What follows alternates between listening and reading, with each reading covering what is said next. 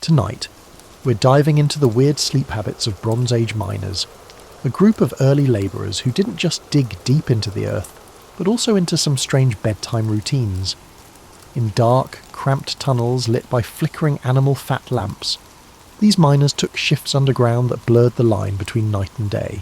Naps came in bursts, and sleep often happened in hammocks or makeshift straw beds tucked beside the very walls they carved. So before you get comfortable, as always, take a moment to like the video and subscribe to the channel if you love what we have built all around. Also, please let us know where you're watching from and what time it is for you. As we continue to build and expand our brand even further, we have taken your feedback on many things, so be on the lookout for those changes soon. Now dim those pesky lights, grab your blanket, and let's learn about sleep while we sleep, shall we? You're settling in for the night, probably checking your phone one last time, adjusting your pillow just so, maybe wondering if you remembered to set your alarm.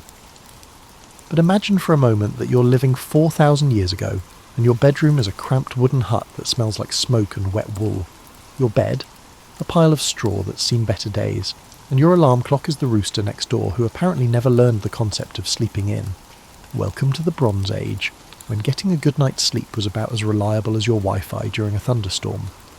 You'd think that after a long day of hacking away at copper veins deep underground, these ancient miners would collapse into bed like exhausted teenagers. But here's where things get interesting, and a little weird. These weren't your typical 9-to-5 workers.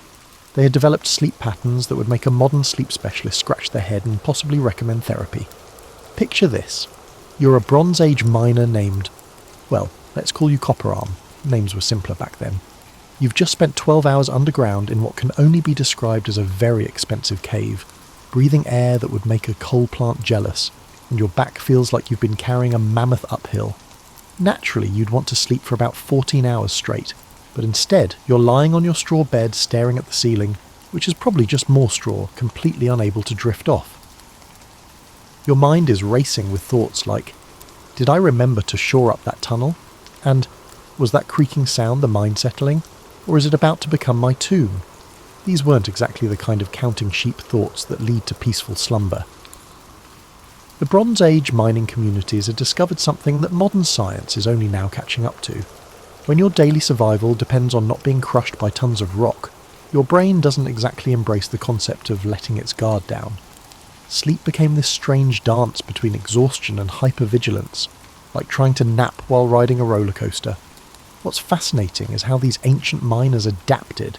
They didn't have sleep studies or melatonin supplements, or those white noise machines that sound like gentle rain but somehow cost more than your monthly coffee budget. Instead, they developed their own peculiar strategies that were part practical, part superstitious, and entirely human. Some miners would sleep in shifts, not because they were working around the clock, but because they'd discovered that sleeping alone made every little sound feel like impending doom. So they'd rotate who was on watch, even while sleeping, taking turns being the designated light sleeper. It was like having a buddy system for unconsciousness. Others developed what we might call preparation rituals that would make your bedtime routine look minimalist. They'd spend an hour arranging their tools in specific patterns around their sleeping area, not for easy access, but because the familiar ritual helped calm their overactive minds. Imagine explaining to your spouse that you need to arrange your laptop, coffee mug, and reading glasses in a perfect triangle before you can possibly fall asleep. But perhaps the most intriguing adaptation was how these miners learned to embrace what we'd now call fragmented sleep. Instead of fighting their tendency to wake up every few hours in a panic, they built their rest around it. They'd sleep for a few hours, wake up naturally, usually convinced something terrible was about to happen, spend an hour or two doing quiet activities like mending tools or planning the next day's work, then settle back down for another sleep cycle. This wasn't insomnia, it was evolution in action. Their bodies and minds were adapting to a lifestyle that required constant alertness, even during rest. They were literally rewiring their sleep patterns to match their dangerous profession, creating a survival strategy disguised as a sleep disorder. And you thought your habit of checking your phone at 2 a.m. was problematic. Now here's where the story takes a turn that would make your afternoon coffee break look like child's play. You see, these Bronze Age miners had discovered something that modern workplace efficiency experts are still trying to figure out: the strategic underground nap. Picture yourself back in Copper Arm's well-worn boots, deep in a mine shaft that's lit by oil lamps that flicker more than your grandmother's old television. The air is thick, your muscles ache, and you've been swinging that bronze pickaxe for hours. Logic would suggest that the last thing you'd want to do is fall asleep surrounded by unstable rock walls and toxic fumes. But logic, as you're about to discover, wasn't exactly the miner's strong suit. These crafty underground workers had figured out that a well-timed 20-minute nap in the depths of the mine could be the difference between productive afternoon digging and accidentally pickaxing your own foot. But here's the catch, and this is where things get delightfully weird. They couldn't just curl up anywhere. Oh no, that would be too easy. Underground napping had rules, serious rules. The kind of rules that would make your office handbook look like a grocery list. First, you had to find what they called a singing spot, a place in the mine where the acoustics were just right. Not too echoey, which meant unstable rock, not too muffled, which could mean dangerous gas pockets, but just right, like some sort of geological Goldilocks situation. These spots were highly coveted, and miners would actually trade shifts and rations for access to the premium napping locations. Imagine the workplace politics. Listen, Tinbeard, I'll give you my extra bread ration and cover your morning shift if you let me have the Tuesday 2 p.m. slot in the good sleeping alcove. It was like booking a conference room, except the stakes were your sanity, and the conference room could potentially collapse on you. But the weirdness doesn't stop there. These miners had developed a buddy system for underground napping that was part safety protocol, part superstition. One person would sleep while another kept watch, not for cave-ins or dangerous gases, but for what they called the dream thieves. Now, before you start picturing some sort of Bronze Age sleep bandits sneaking around stealing dreams, let me explain. The miners believed that sleeping underground could lead to prophetic dreams about the location of rich ore veins. These dreams were considered so valuable that there were actual cases of miners trying to steal each other's sleeping spots to intercept these geological visions. It was like corporate espionage, but with more dirt and fewer PowerPoint presentations. The watching partner had a specific job. If the sleeping miner started mumbling about copper or tin or gold in their sleep, the watcher was supposed to memorize every word. Some watchers even developed their own shorthand for recording these drowsy proclamations. Imagine waking up from your nap to find your coworker frantically scribbling notes about your sleep-talking session. You said something about shiny veins near the singing water, your partner would whisper urgently. Do you remember what that means? And you'd be standing there, still groggy, trying to figure out if you'd just solved the mine's productivity problems or if you'd simply been dreaming about your lunch again. The really fascinating part is that this system actually worked, not because the dreams were genuinely prophetic, but because the process of sleeping underground had actually trained these miners to be incredibly observant about subtle geological signs. Their subconscious minds were processing details they'd noticed during their waking hours, slight changes in rock colour, variations in airflow, unusual sounds or echoes. So when they dreamed about promising locations, they were actually accessing a kind of intuitive knowledge they'd built up through months or years of underground experience. It was like having a geological GPS system powered by REM sleep and Bronze Age intuition. But here's the mildly stressful part that would keep you on edge. Not everyone's dreams were welcome. If a miner's underground naps consistently led to dry holes or dangerous cave-ins, they'd be banned from the good sleeping spots. Imagine the pressure of knowing that your dream quality could affect your career prospects. Performance reviews were literally based on your subconscious performance. Sorry, Copper Arm, but your last 3 dream tips led us to solid rock and a small flood. You're relegated to the noisy alcove near the ventilation shaft until further notice. It was like being demoted for your sleep performance. Talk about workplace stress following you into your dreams.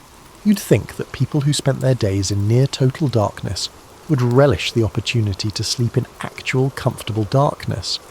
But Bronze Age miners, as you're beginning to understand, weren't exactly conventional in their approach to rest and relaxation.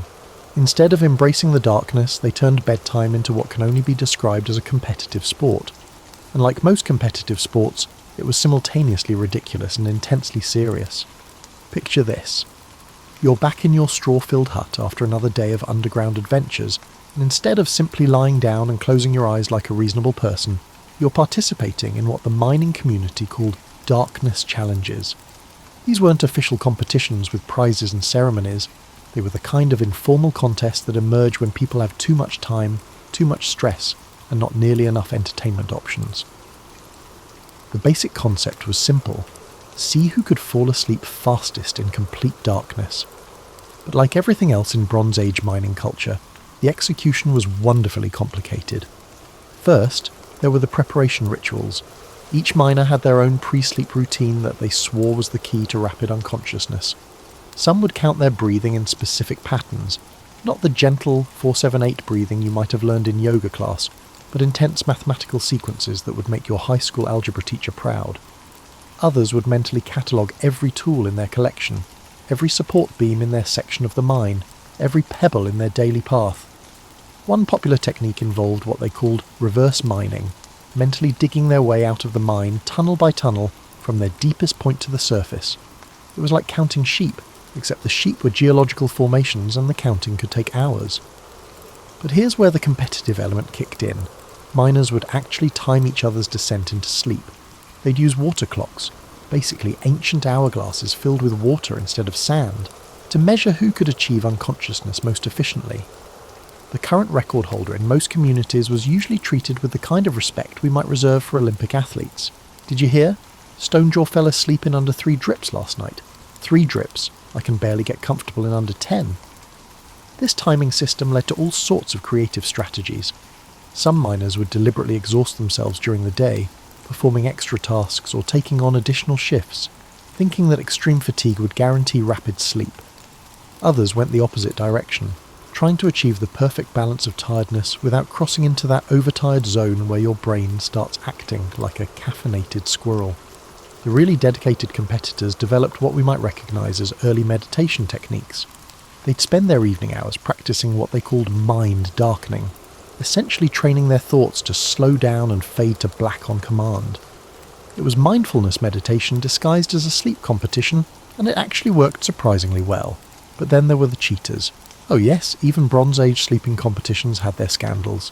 Some miners would secretly consume fermented beverages before the challenge, figuring that alcohol-induced drowsiness should count as legitimate sleep speed.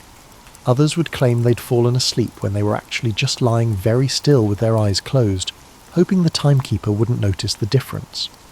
There were heated debates about whether these tactics were within the spirit of the competition. That's not real sleep, Copper Arm. Real sleep means dream activity. You were just pretending. Prove it, Bronzetooth. You can't measure dreams with a water clock. These arguments would sometimes go on for hours, which kind of defeated the entire purpose of a rapid sleep competition. The most elaborate cheating scheme involved miners who would practice falling asleep during their lunch breaks, essentially training for the evening competitions like athletes preparing for the Olympics. They'd find quiet spots in the mine, set up their own timing systems, and work on perfecting their sleep-onset technique during work hours. This led to the somewhat stressful situation where supervisors had to watch for miners who were too good at falling asleep. If you could doze off too quickly during the day, you might be suspected of practicing for the evening competitions instead of focusing on your actual job. Why were you able to fall asleep so fast during lunch break, Tin Hand? Are you training for tonight's darkness challenge when you should be thinking about copper extraction? Imagine having to defend your natural sleepiness as evidence that you weren't being competitive about bedtime. It was like being too good at relaxation for your own good. The competitions also created an unexpected side effect. Miners became incredibly sensitive to sleep disruption. A snoring neighbour, a creaking roof beam, or an unusually active mouse could completely ruin your competitive sleep time. This led to elaborate pre-competition rituals involving soundproofing attempts, neighbour negotiations, and what can only be described as Bronze Age white noise machines, usually involving controlled water dripping or rhythmic tool tapping. And just when you thought it couldn't get more complicated, the communities started developing seasonal variations of the challenges, with different rules for winter sleeping versus summer sleeping, new moon versus full moon nights, and pre-mining versus post-mining sleep sessions. It was the kind of thing that started as simple fun and evolved into a complex subculture with its own rules, strategies, and social hierarchies. Because apparently, even sleep needed to be optimized for maximum efficiency and competitive advantage. Who knew Bronze Age miners were the original life hackers? Just when you thought Bronze Age sleep habits couldn't get any stranger, we encounter what might be the most peculiar phenomenon of all, the singing sleepers. And no, this isn't about miners who hummed lullabies to help themselves drift off, though that would be charmingly normal compared to what actually happened. You're lying in your Bronze Age bed. Remember, it's still that pile of straw that's definitely seen better days. And from somewhere in the darkness comes a sound that's part melody, part moan, and entirely mysterious. It's your neighbour, Bronzebeard, engaging in what the mining community called sleep singing, a phenomenon that was part medical condition, part social ritual, and entirely fascinating to everyone who witnessed it. Sleep singing wasn't like the occasional snoring or sleep talking that you might be familiar with. These weren't random mumbles or unconscious vocalizations. The singing sleepers produced elaborate melodic compositions while completely unconscious, often lasting for hours and featuring complex harmonies that they couldn't reproduce while awake. The weird part, as if it wasn't weird enough already. The songs seemed to follow the rhythm of mining. The melodies matched the tempo of pickaxe swings. The harmonies echoed the sounds of copper being separated from stone, and the overall compositions had a distinctly geological quality that somehow made perfect sense if you'd spent enough time underground. Imagine trying to explain this to your modern sleep specialist. Well, doctor, I seem to be composing symphonies in my sleep, but only ones that sound like mining equipment, and I can't remember any of it when I wake up. The mining communities didn't treat this as a medical oddity to be cured. They embraced it as a form of entertainment and in some cases divine communication. Families would actually adjust their sleeping arrangements to be closer to their household sleep singer, and neighbours would sometimes request specific songs by leaving symbolic objects near the singer's bed. Want to hear the copper vein discovery song? Leave a small piece of copper ore by the sleeper's head, hoping for the safe journey underground melody. A mining tool placed just so might do the trick. It was like having a prehistoric jukebox that operated on unconscious request fulfillment. But here's where things got mildly stressful for the sleep singers themselves. They started feeling performance pressure even while unconscious. Some singers reported anxiety dreams about not producing good enough nocturnal concerts, or nightmares about forgetting the melodies their communities had come to expect. Bronzebeard might wake up feeling exhausted, not from physical labour, but from the psychological pressure of being the neighbourhood's primary source of nighttime entertainment. Imagine the responsibility of knowing that your sleep quality directly affected everyone else's enjoyment of their evening. Did you hear Bronzebeard's performance last night? Usually his underground flooding song is much more dramatic. I hope he's not coming down with something. The phenomenon created its own social dynamics. Sleep singers became informal community leaders, their unconscious musical choices influencing group decisions about mining locations, safety protocols, and even interpersonal conflicts. If the sleep song featured harmonies about avoiding a particular tunnel, the mining crew might genuinely consider changing their plans. It was like having a focus group that operated entirely through dream state musical compositions. The practical challenges were considerable. Sleep singers couldn't control their nocturnal performances, which meant they might launch into a rousing mining anthem, just when everyone else was trying to fall asleep. This led to the development of singer schedules, informal agreements about when different sleep singers would be allowed to perform. Bronzebeard gets the first part of the night, Copper Voice takes the middle shift, and Tin Throat handles the pre-dawn slot. That way everyone gets some quiet sleep time and some musical entertainment. But scheduling unconscious performers is about as reliable as predicting the weather using tea leaves. Singers would sometimes sleep through their designated performance windows, leaving their audiences disappointed. Other times they'd have particularly energetic nights and sing right through someone else's scheduled quiet time. The communities developed surprisingly sophisticated ways to manage these challenges. Some groups appointed sleep conductors, people whose job was to gently influence the singers' performances through subtle, environmental cues. They'd adjust the temperature, introduce specific scents, or create gentle background sounds that might encourage certain types of songs. It was like being a DJ for unconscious performers, trying to create the right atmosphere for the kind of musical dreaming that would benefit the entire community. The most talented sleep conductors could allegedly influence not just the style of the songs, but their content. Want songs about successful mining ventures? Create an environment that feels prosperous and secure. Need melodies that would calm pre-mining anxiety? Focus on comfort and safety cues. Of course, this system was about as reliable as you'd expect when dealing with unconscious minds, environmental manipulation, and Bronze Age technology. Sleep conductors would spend hours preparing the perfect conditions for inspiring mining-themed lullabies, only to have their featured singer produce 3 hours of what sounded like rocks falling down a mountain. I specifically arranged everything to encourage the peaceful underground journey composition, and instead we got 4 hours of avalanche in a copper mine. What am I doing wrong? The pressure on both singers and conductors led to the development of backup entertainment systems, storytellers, musicians and other performers who could fill in when the sleep singing didn't meet community expectations. Because apparently even unconscious entertainment needed understudies. By now you've probably realised that Bronze Age miners had turned sleep into something resembling a complex logistical operation. But just when you think you've got a handle on their nocturnal peculiarities, we encounter what might be their most ambitious sleep-related innovation, the Great Sleep Migration. Picture this. You're copper arm again, and you've just discovered that your usual sleeping spot, that carefully chosen corner of your hut where the straw is just the right density and the roof doesn't leak too much, is no longer providing quality rest. Maybe the sleep-singing neighbour has changed their repertoire to something that sounds like rocks having an argument. Maybe the local mouse population has decided your sleeping area is prime real estate. Or maybe you've simply outgrown your current sleep environment the way you might outgrow a favourite coffee shop that suddenly starts playing music that makes your teeth hurt. The logical solution would be to adjust your sleeping arrangements within your existing space. Add more straw, negotiate with the neighbour, declare war on the mice. But Bronze Age miners, as you've learned, weren't particularly interested in logical solutions when creative ones were available. Instead, they developed a system of seasonal sleep migration that would make modern minimalists weep with envy and digital nomads nod with understanding. The concept was beautifully simple. Instead of trying to perfect one sleeping location, why not rotate through multiple sleeping spots throughout the year, following optimal sleep conditions the way birds follow favourable weather patterns? This wasn't just about comfort, though comfort was certainly part of it.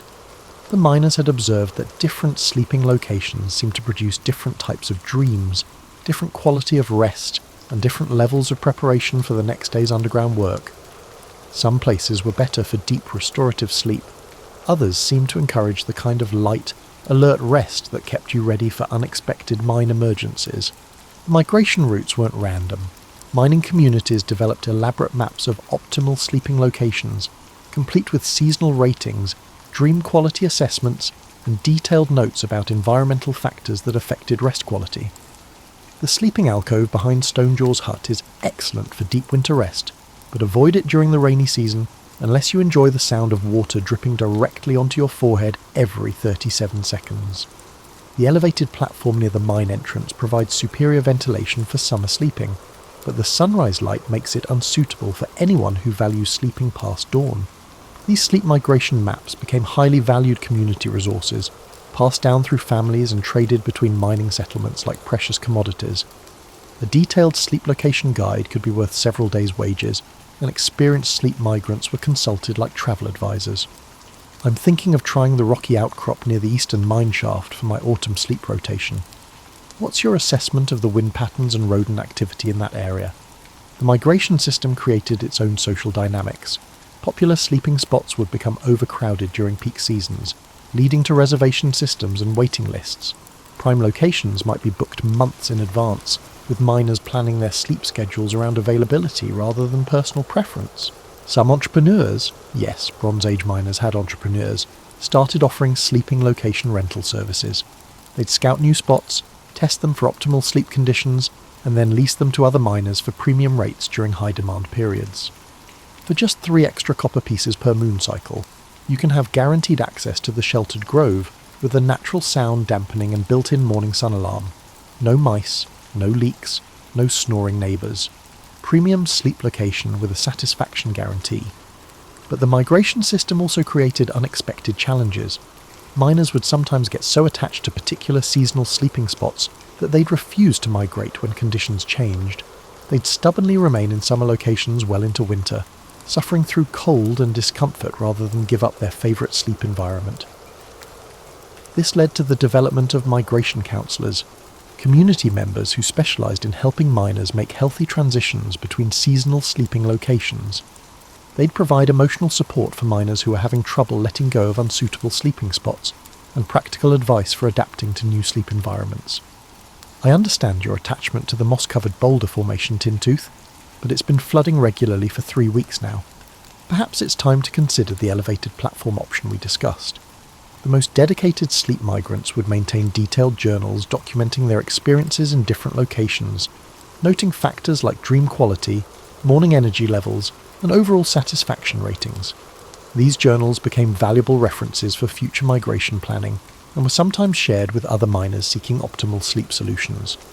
According to my records, the Hollow Tree sleeping spot provides excellent dream recall but poor neck support. The cave entrance location offers superior protection from weather, but tends to produce anxiety dreams about cave-ins. The meadow area is perfect for summer but becomes completely unsuitable once the seasonal flooding begins. Some miners took the migration concept so seriously that they'd spend more time travelling between sleeping locations than actually sleeping in them. They'd become so focused on finding the perfect sleep environment that they'd exhaust themselves with constant relocation logistics. The communities eventually had to establish migration limits to prevent miners from wearing themselves out with excessive sleep location optimization. Too much time spent searching for perfect rest could actually cause worse sleep quality than just settling for good enough. It was like the Bronze Age version of analysis paralysis, except instead of endless research about mattress types and thread counts, it involved geographical surveys and seasonal weather pattern analysis. And just when the system seemed to be working smoothly, some innovative miners started experimenting with micro-migrations, changing sleeping locations multiple times within a single night to optimize different phases of their sleep cycles. Because apparently even migration needed to be optimized for maximum efficiency. Now we're approaching what might be the most extraordinary aspect of Bronze Age mining sleep culture, the systematic attempt to industrialize dreaming. Yes, you read that correctly. These ancient miners tried to transform their dream lives into a kind of underground think tank, and the results were equal parts brilliant and completely bonkers.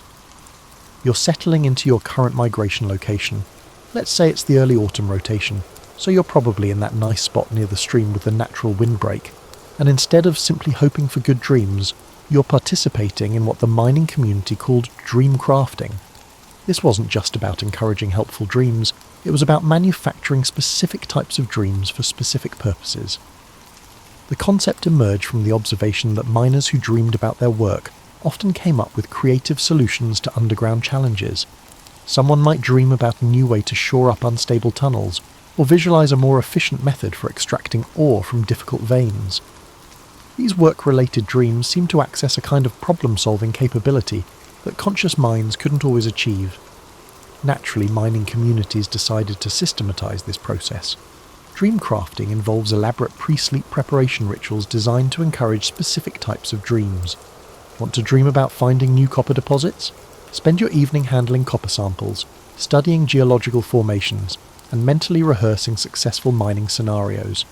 Hoping for dreams that would solve structural engineering problems? Focus your pre-sleep attention on support beams, tunnel design, and architectural challenges.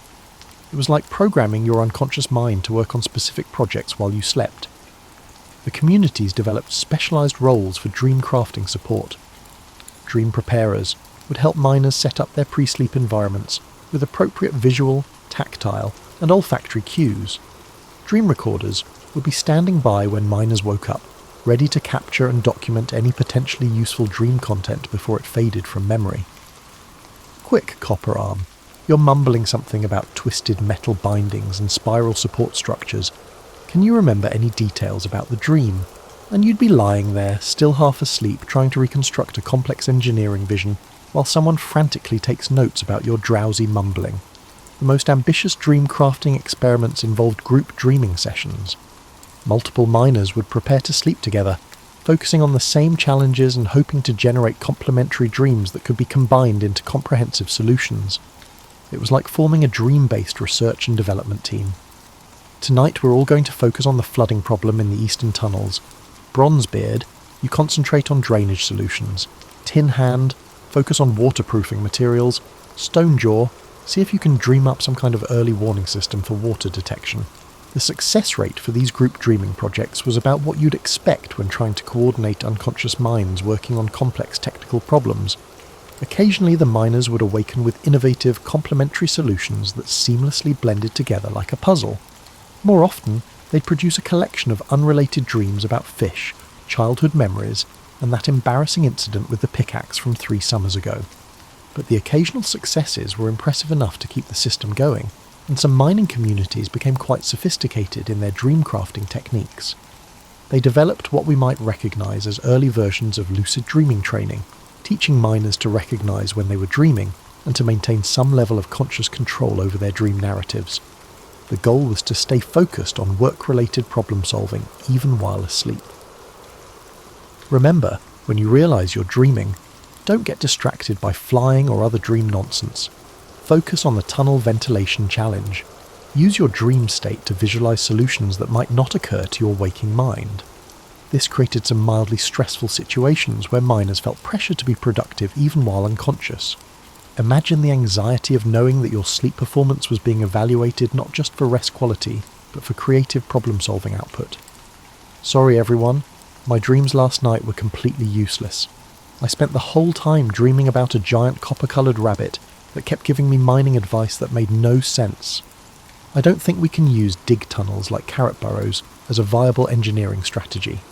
The communities eventually had to establish dream failure forgiveness policies to prevent miners from developing sleep anxiety that would actually reduce their dream productivity. Some of the most dedicated dream crafters started keeping detailed dream journals, documenting not just the content of their dreams, but the pre-sleep preparation techniques that seemed to produce the most useful results. These journals became valuable community resources, like recipe books for generating specific types of dreams. For dreams about ore quality assessment, I recommend spending the evening examining different metal samples while thinking about colour variations and density testing. Avoid eating fermented foods before sleep, as they seem to introduce random elements that distract from metallurgical focus. The most successful dream crafters developed personal specializations, becoming known for their ability to generate specific types of problem-solving dreams. Some became specialists in structural engineering dreams, others focused on geological survey dreams, and a few became known for their uncanny ability to dream about workplace safety solutions. These specialists would sometimes be consulted by other mining communities facing similar challenges. They'd travel to different settlements, learn about local mining problems, and then attempt to dream up solutions that could be implemented by the visiting community. It was like having Bronze Age consulting services powered by REM sleep and unconscious creativity. But the system also produced some wonderfully unexpected results. Miners who were trying to dream about technical solutions would sometimes come up with innovations in completely unrelated areas. Someone focusing on tunnel support might dream up new food preservation techniques. A miner concentrating on ore extraction might wake up with ideas for improved textile manufacturing. The community started maintaining unexpected innovation logs to capture these accidental discoveries, leading to a kind of Bronze Age cross-pollination of ideas between different industries and crafts. And just when the dream crafting system seemed to be reaching peak sophistication, some innovative miners started experimenting with dream trading, attempting to share their dreams with other people through detailed storytelling and visualization exercises. This suggests that even unconscious creativity required optimization for maximum distribution and collaborative efficiency. As you're drifting towards sleep in your modern bed, with your climate control and blackout curtains and probably a dozen different apps designed to optimize your rest, it's worth considering what happened to all this Bronze Age sleep innovation. Did these elaborate systems simply disappear when mining techniques evolved, or did they leave traces that still influence how we think about rest and dreams? The answer, as you might expect, is wonderfully complicated. Some of the Bronze Age sleep practices evolved into traditions that persisted for thousands of years. The concept of sleep migration, for instance, influenced the development of seasonal living patterns in many cultures.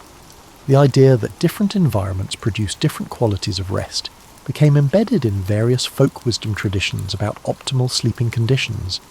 Dream crafting techniques found their way into religious and spiritual practices where directed dreaming became associated with divine communication and prophetic vision.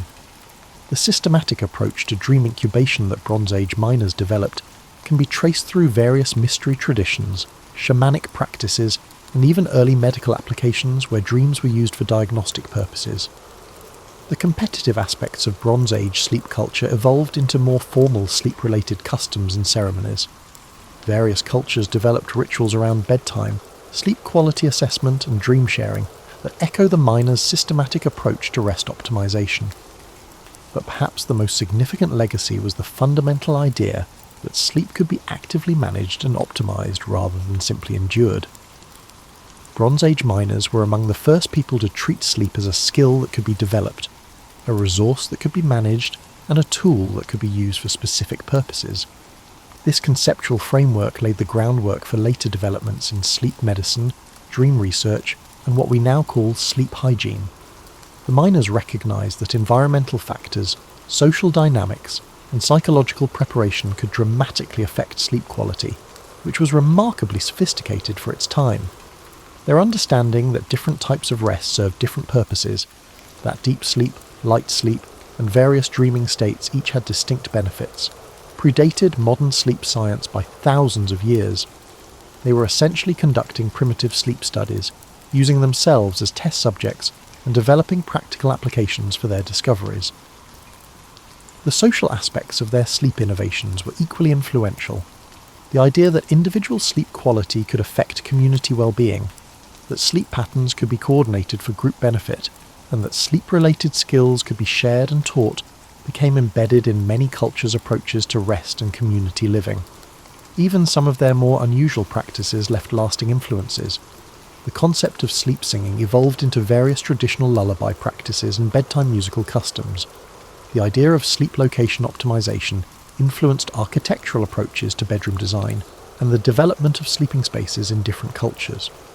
Their systematic approach to managing sleep-related anxiety, recognizing that worry about sleep quality could actually interfere with rest, became a cornerstone of later therapeutic approaches to sleep disorders. Bronze Age miners were essentially practicing primitive cognitive behavioral therapy for sleep problems, but perhaps most importantly, they established the precedent that sleep was worth paying attention to, worth investing effort in, and worth treating as a serious aspect of human health and productivity. This wasn't just about getting enough rest, it was about getting the right kind of rest, in the right environment, with the right preparation and support systems. Modern sleep research continues to confirm many intuitive findings. We now know that sleep environments do significantly affect rest quality, that social factors can influence sleep patterns, that pre-sleep routines can improve sleep onset and quality, and that different types of sleep serve different physiological and psychological functions. The contemporary interest in sleep optimization, sleep tracking, and sleep-related wellness products reflects the same basic impulse that drove Bronze Age miners to develop their elaborate sleep management systems. We're still trying to solve the same fundamental challenge: how to get the kind of rest that sustains our demanding, often stressful lives. Of course, we have advantages that Bronze Age miners couldn't have imagined. We understand sleep physiology, we have effective treatments for sleep disorders, and we can create sleep environments that are safer and more comfortable than anything available 4,000 years ago. But we may have lost some of their wisdom about the social and psychological aspects of sleep. Their recognition that rest is not just an individual activity, but a community resource, that sleep quality affects not just personal performance but group well-being, and that the journey towards sleep can be as important as the sleep itself, offers insights that remain relevant today. As you settle into your sleep routine tonight, you're participating in a tradition that stretches back to those ancient copper miners who refused to accept poor sleep as an inevitable part of difficult work. They understood something that we're still learning: that good sleep is not a luxury but a necessity, not a passive experience, but an active skill, and not just about rest, but about preparing for whatever challenges tomorrow might bring. Their legacy lives on in every person who takes time to create a comfortable sleep environment, who develops bedtime routines that work for their individual needs, and who recognizes that rest is an investment in productivity and well-being rather than time lost from more important activities. So tonight, as you adjust your pillow and settle into your carefully chosen sleep position, you're honoring thousands of years of human innovation in the art of rest. You're the beneficiary of countless generations of people who refused to accept that sleep was simply something that happened to them, rather than something they could actively improve.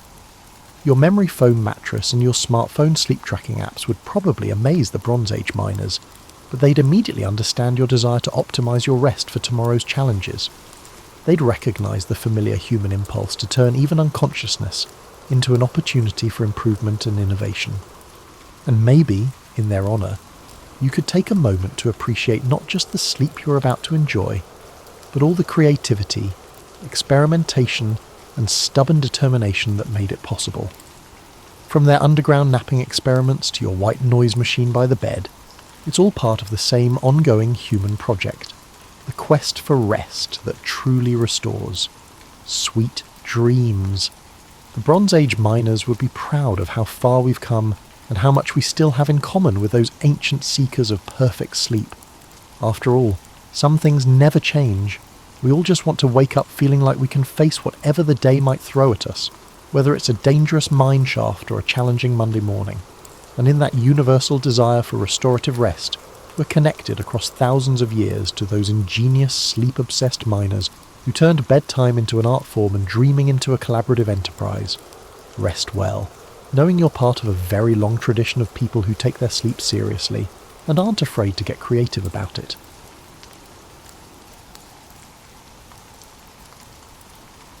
So with that being said, friends, if you're still struggling to sleep because of insomnia, don't worry, because we place other stories here, old and new, to help you sleep regardless.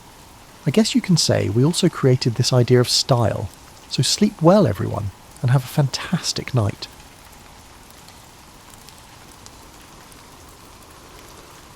I remember the day I first came to court, a half-starved jester with bells on my hat jangling and dread in my belly.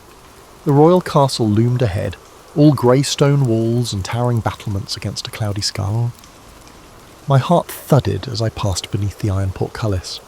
A pair of guards snickered at the sight of me in my threadbare motley. I clutched my lute and fool's bauble tightly, praying I wouldn't end the day in the stocks. Inside, torchlight flickered on tapestries and armoured knights. Servants rushed by with steaming platters of meat and trenchers of bread. The air smelled of wood smoke, spiced wine, and a hint of something foul from the stables. I followed a steward into the enormous hall, my shoes scuffing over rushes strewn on the floor. At the far end, on a raised dais, sat King Edward of England, my new master. He wore a fur-lined mantle and no crown, yet he radiated authority. He fixed his keen grey eyes on me as the gathered courtiers announced me as the evening's entertainment. Every gaze in the hall turned my way. I felt naked despite my motley tunic and jingling bells. I swept a deep bow, arms splayed comically, nearly losing my balance for effect. A few chuckles broke the silence. "Welcome, fool," called the king, his voice echoing off the rafters. "What do they call you?" "Tom, your majesty." "Tom Fool," I answered brightly, hiding my nerves under a grin. In truth, my Christian name was William, but a new life warrants a new name. My answer earned an approving smirk. "Very well, Tom. Let us see if your humour is as sharp as your tongue is quick," said King Edward. He gestured for me to begin. I started with a jaunty tune on my lute, a bawdy tavern song about a tipsy friar losing his robe to the wind. My fingers trembled on the strings, but the melody came out merry and bright. Laughter rose from the tables at the chorus's naughty twist. Emboldened, I launched into a comic tale, peppering it with jabs at castle life, a joke about the cook over-salting the stew, a quip about a knight's rusted armour creaking like an old ox. The courtiers guffawed, and even the queen hid a smile behind her hand. Warm relief spread through my chest. They were laughing. Finally, I decided to make a bold joke aimed at the most significant target. Balancing on one leg in an exaggerated pose, I lowered my voice conspiratorially. "Lords and ladies," I announced, "I've heard a wondrous secret about our sovereign." A hush fell. I flashed an impish grin at King Edward. "It's said His Majesty has a unique blessing from St. Peter himself. Only the king can sit on his throne and make the angels sing, especially after he's enjoyed a hearty dinner." I patted my backside and widened my eyes innocently. For a heartbeat, silence. Some lords looked scandalised that I'd joked about the king's royal behind. The king's eyebrow arched. My pulse pounded. Had I gone too far? Then King Edward threw back his head and laughed, a deep roaring laugh that shattered the tension. The court followed suit, laughter rippling through the hall. The king mimicked sternness by waving a finger at me.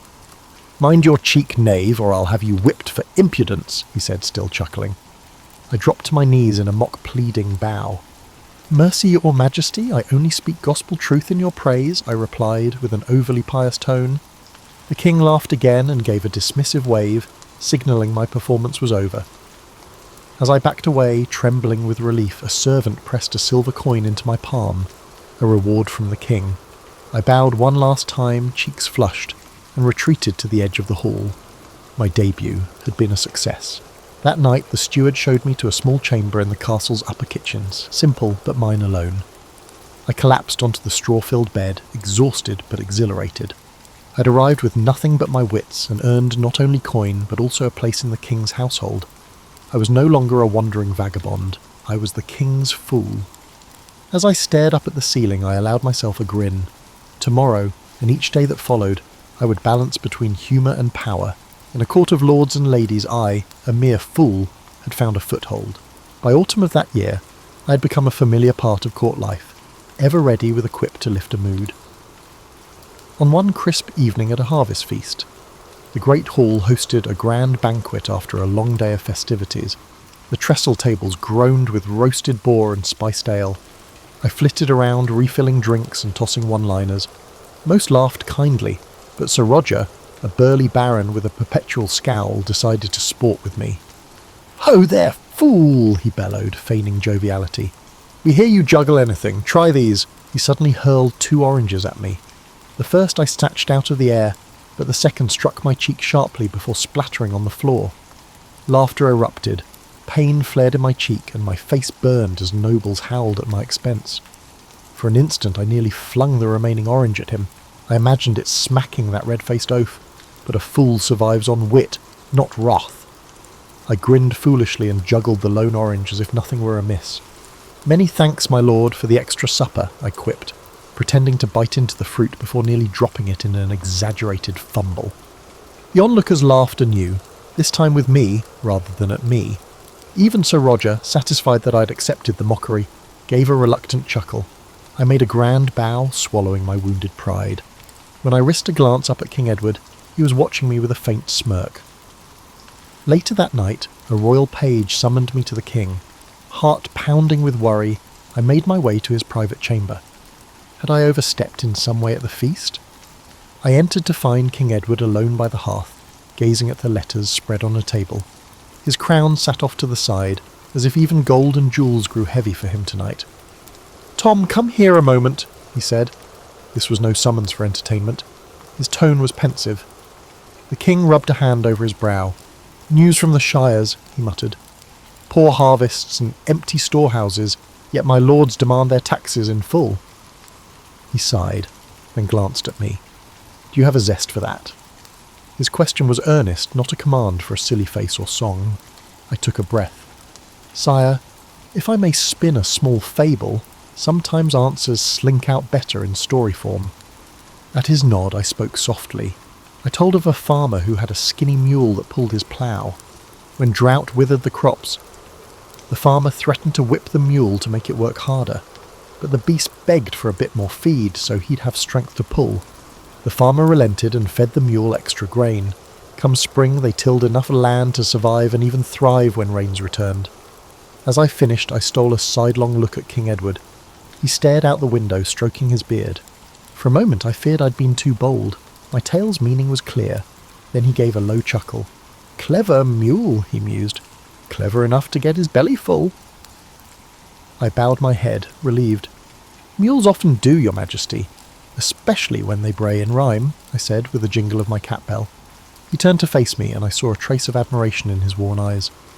"You've a sharper wit than many in silk, Tom. You wrap wisdom in nonsense." I felt a warmth in my chest. However, I responded lightly, saying, "It's but a fool's simple fable, sire." King Edward managed a slight smile. "On the contrary, I will consider what you have implied." He clapped a hand on my shoulder, a gesture of trust and thanks. "That will be all. Get some rest." I bowed deeply.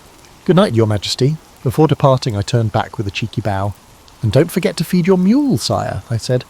King Edward barked a brief laugh and waved me away. I slipped out with a grin. Walking back to my quarters through the dim corridors, I felt nearly weightless. Tonight I had stepped beyond mere entertainer.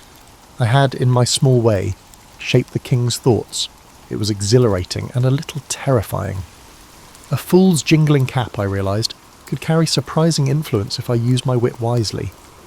Although favour can change quickly for the time being, the king relied on the hidden truths within my pranks.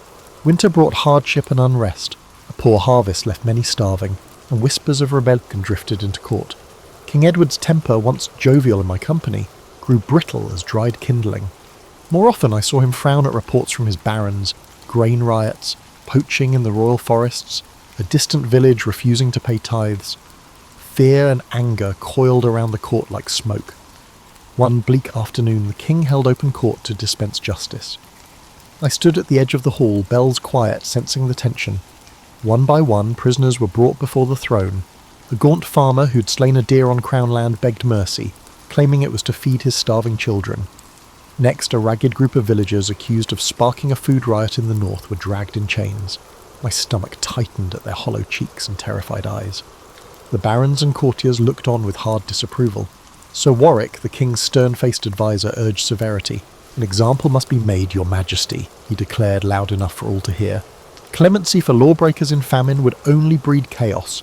Show them the cost of defiance." I watched King Edward's face as Warwick spoke. A muscle in his jaw twitched. The king's eyes, usually so keen and alive, were clouded with worry. He would rather not seem weak. The farmer was up first for judgment. King Edward announced that the farmer would receive a public whipping as punishment. The poor man broke down in tears, grateful that he had avoided the noose. I let out a breath I hadn't realised I was holding. But then came the villagers. A guard read out their crime, leading a mob to raid a granary owned by the crown. An old woman among them cried out, "We only took the grain because our children were dying." Her voice echoed in the hall. Sir Warwick shook his head in disgust. The courtiers murmured angrily about treason and thievery. I bit my tongue, 1,000 thoughts clashing in my mind. These folk had broken the law, yes, but out of desperation. I glanced toward the king.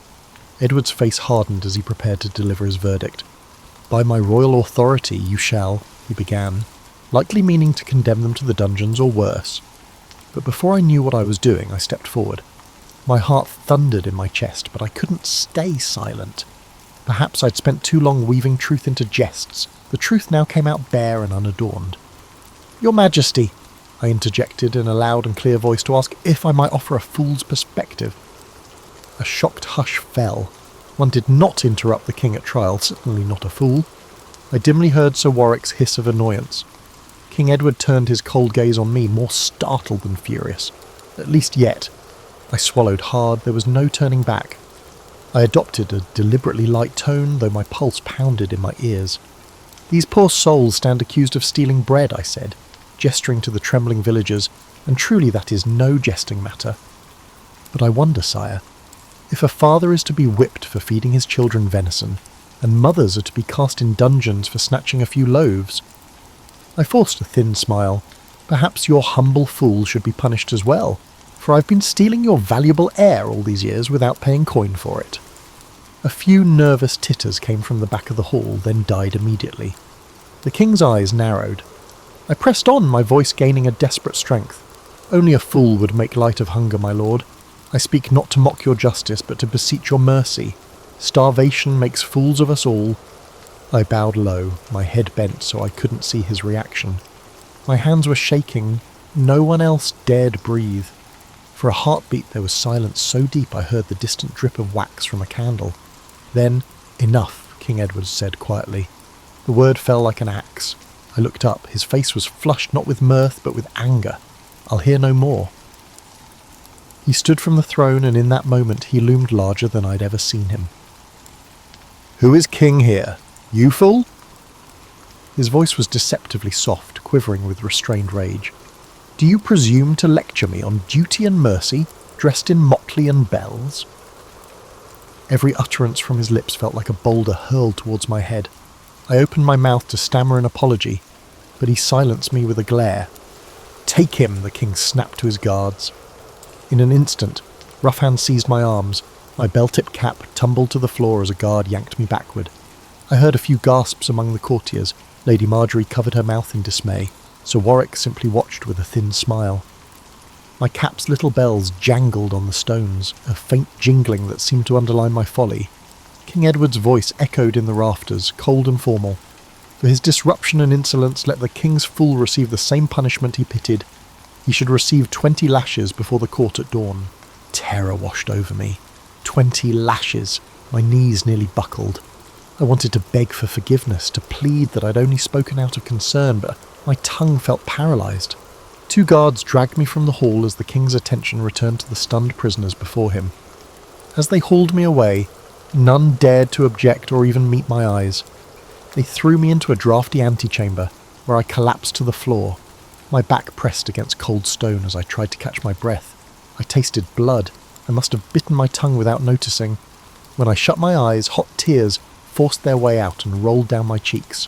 Fool, fool, fool, I cursed myself silently. What had I done? I had wanted to save a few peasants from the king's wrath. Instead, I had only intensified the king's wrath and burned myself in the process. In my mind, I saw the king's face again, enraged and unyielding. That image stabbed at my heart more sharply than any whip could. Not long ago, I had sat by that same man's hearth trading fables and easing his burdens. Now he looked at me as just another disobedient subject. Toward midnight, the guards came to escort me to the pillory in the courtyard. The sentence was to be carried out at first light. They locked my wrists and neck in the wooden stocks. I stood hunched in that cruel device for endless hours, shivering in the winter cold alone under the stars. Snow began to fall, thin, icy flakes catching in my hair. The pain had not yet begun, but a dread deeper than any wound gnawed at me. As darkness deepened, a lone figure approached through the torchlit yard. I squinted through frozen lashes to see Master Robert, the king's old chamberlain, carrying a cloak. Without a word, he draped it over my shoulders. His eyes were sad as he met my gaze. "You were brave, Tom," he whispered, just loud enough for me to hear. He was indeed brave, if not a little foolish. A bitter laugh escaped me. What other thing could I be? He shook his head and pressed a small flask of ale to my lips. Gratefully, I drank a burning mouthful that chased some of the chill from my bones. "Is His Majesty—" I croaked, my throat raw from the cold night air as I struggled to hold back sobs. Master Robert sighed. He was alone in his chambers. He's unlikely to change his mind by morning. "I am sorry," he hesitated. "Some of us perceive the truth in your words, but the king, he's under enormous strain." I nodded as best I could with my neck trapped. A tear slipped down my face, hot against my numb skin. "Thank you," I managed to whisper. The chamberlain squeezed my shoulder gently and departed, leaving the cloak as my only comfort. I spent the remaining hours in silent prayer that the king's heart would soften, that dawn would never come, and that I might endure what was to come. I was not a warrior or a martyr, just a fool who had flown too close to the sun. The strange freedom I'd had to speak truth had shown its price. At sunrise they flogged me. I bit down on a leather strap to keep from screaming as each lash tore across my back. Fiery pain exploded with every stroke. By the 10th blow my vision blurred. By the 20th I hung limp in the restraints, unable to stand. I dimly heard an official read out my crime of insolence to the gathered courtiers as the punishment was delivered, as if it were some theatre, and I was the main spectacle. When it was mercifully over, they released the pillory's lock, and I crumpled to the snow. The world spun for a moment as I lay there with my cheek against the white, trampled ground. I could hear distant applause from 1 or 2 nobles, an ugly mockery. Warm blood trickled under my shirt. 2 guards lifted me to my feet and carried me away as if I were worthless trash. I drifted in and out of consciousness. Once, through a blur of tears, I thought I saw the king watching from a high window. I couldn't discern his expression. They dumped me in my little chamber and left without a word.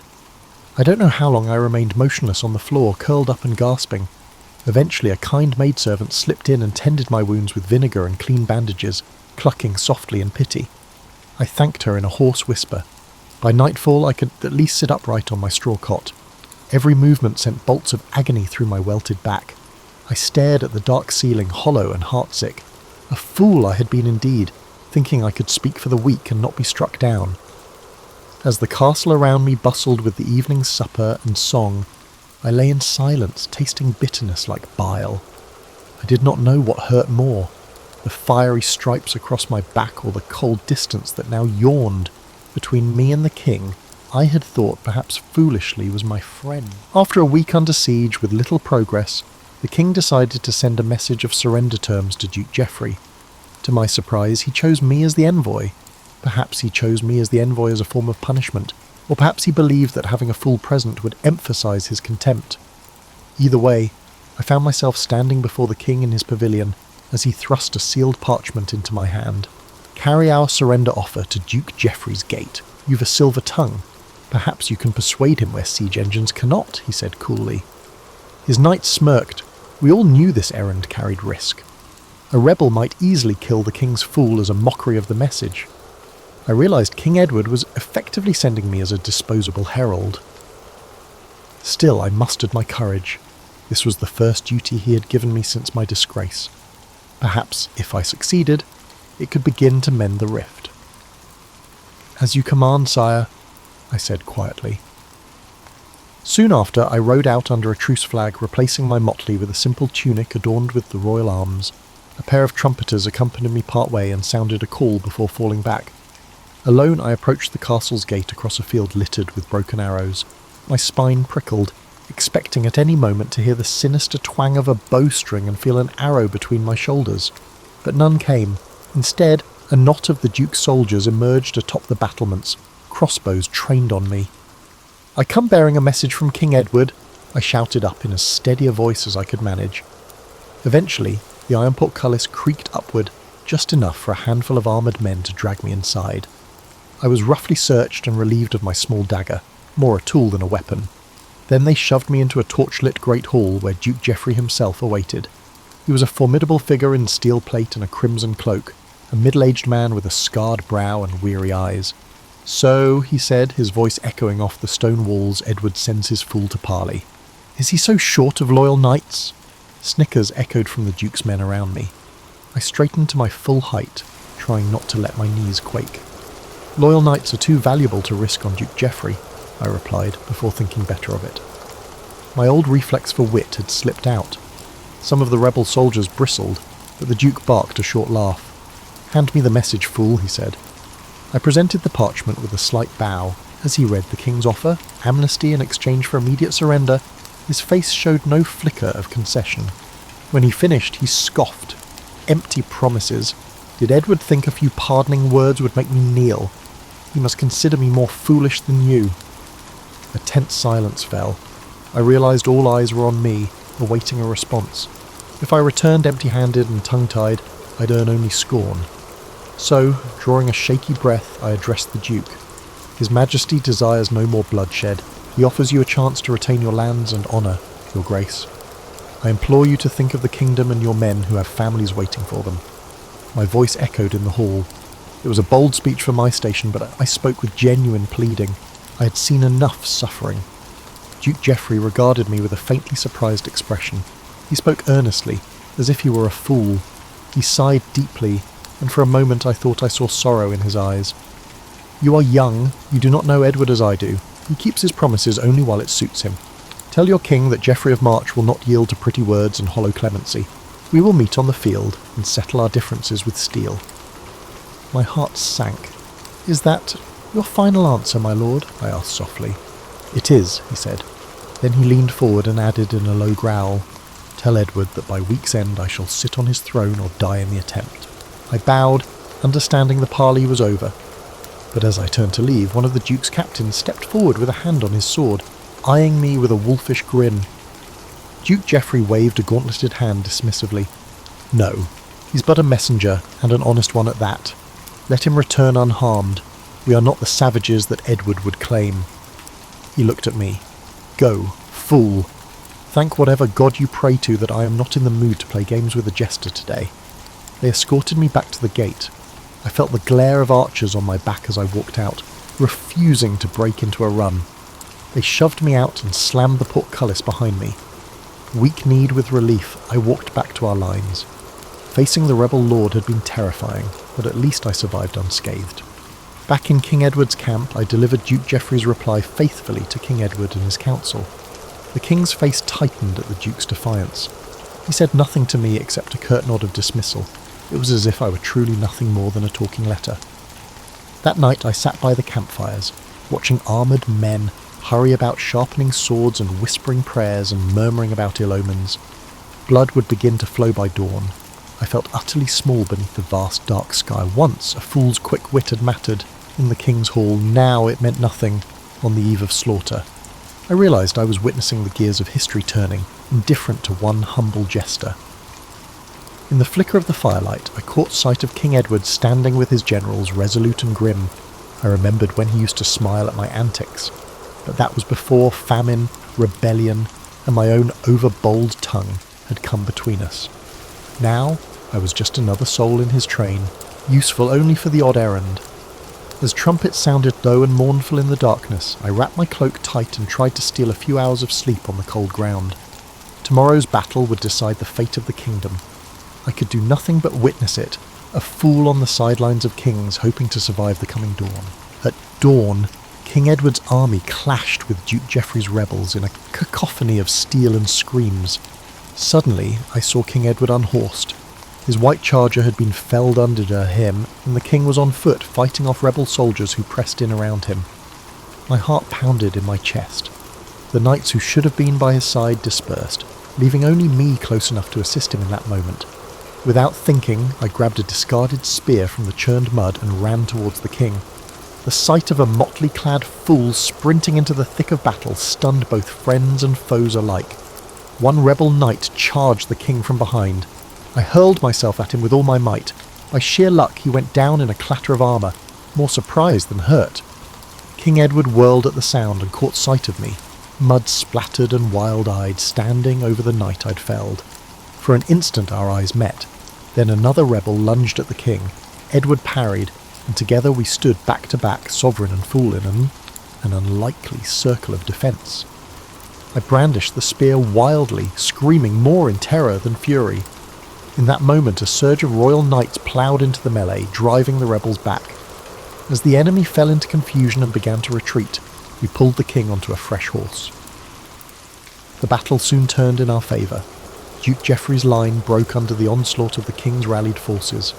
By noon it was over. The rebels threw down arms or fled. Victory belonged to King Edward, but it came at a terrible cost. Bodies carpeted the field, and the cries of the wounded echoed in the smoky air. In the aftermath I slumped, exhausted, on a fallen log, my hand still trembling from adrenaline. Blood spattered my once colourful attire, some of it from a shallow cut on my arm. As the king moved among the living and dead, tending to the wounded and gazing sorrowfully over the carnage, I watched in a daze. When at last the king approached me, I struggled to my feet and bowed unsteadily. I expected perhaps a reprimand for plunging into the fight unbidden. Instead, King Edward dismounted and stepped forward. For a long moment he simply regarded me, taking in the spear still clenched in my hand and the drying blood on my cheek. Then, to my shock, he knelt slightly and placed a hand on my shoulder. "You saved my life today," he said quietly. There was an openness in his face I had not seen since my earliest days at court.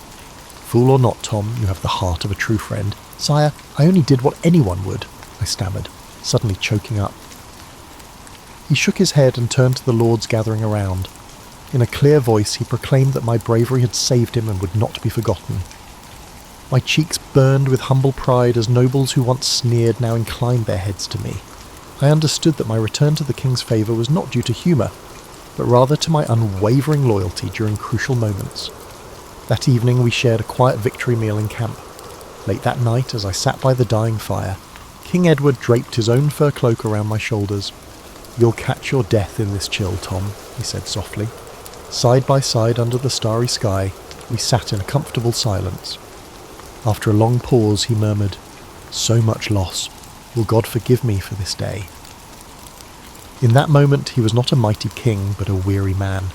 I found the courage to answer gently that he had done his duty and even shown mercy. "If a king can be merciful," I said, "surely God can too." He managed a worn smile and gripped my arm. "Thank you, Tom," he whispered. By the time I crawled into my small tent, I felt lighter than I had in a long while.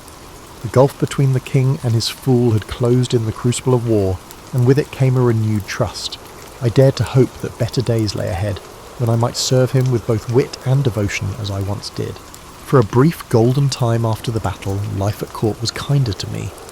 King Edward kept me close, and though I still donned caps and bells to amuse him, I also became something of a confidant again.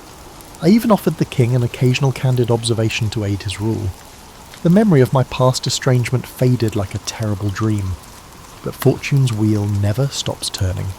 Some years later, a harsh winter illness swept through the land. The illness affected both the upper and lower classes equally. King Edward, vigorous in battle, succumbed in his bedchamber after a week of fever. I sat at his bedside near the end, holding his hand as the fever took him on a frigid February night. When he breathed his last, I lost not only my king, but also my truest friend. The court mourned, and then the power shifted. King Edward's heir was a boy of 12, so a council of regents took control. Almost overnight, the atmosphere at court changed. The new rulers had little use for the old king's fool. To them I was a remnant of Edward's era, at best irrelevant, at worst a nuisance with too many of the late king's confidences. In the weeks after the funeral I became increasingly unwelcome. The boy king, guided by stern advisors, showed no interest in my antics. I used to sit near the throne, but now I found myself standing at the back of the hall. One grey morning I was summoned before Lord Warwick, the very adviser who had urged my flogging years ago, and now one of the prince's regents. He regarded me with cold disdain. "The Crown has decided your services are no longer required," he said flatly. He pushed across the table a small purse of coins, perhaps meant as a gesture of compensation. "You are to leave the palace by sundown." I felt a pang of disbelief. I dared to ask if I had given offence or could make amends, but Warwick silenced me with a glare. "The young king was too busy to indulge a fool's prattle," he said. They didn't require a jester to interrupt them. For an instant anger flared.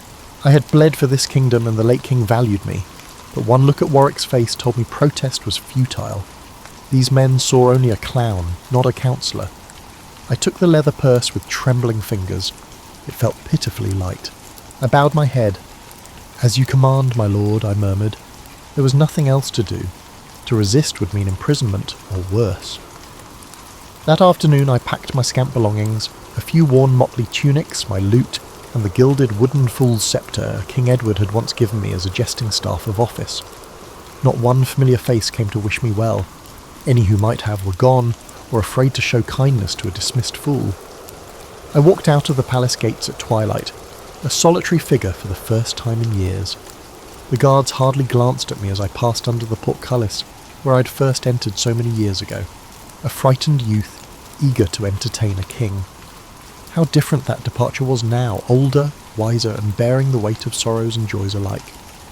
As I left the royal court behind, I paused on a hill overlooking the capital. The sun was sinking in a cold purple sky.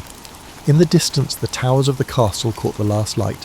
Standing in that same spot on happier days alongside King Edward, I recalled listening to him confide his worries.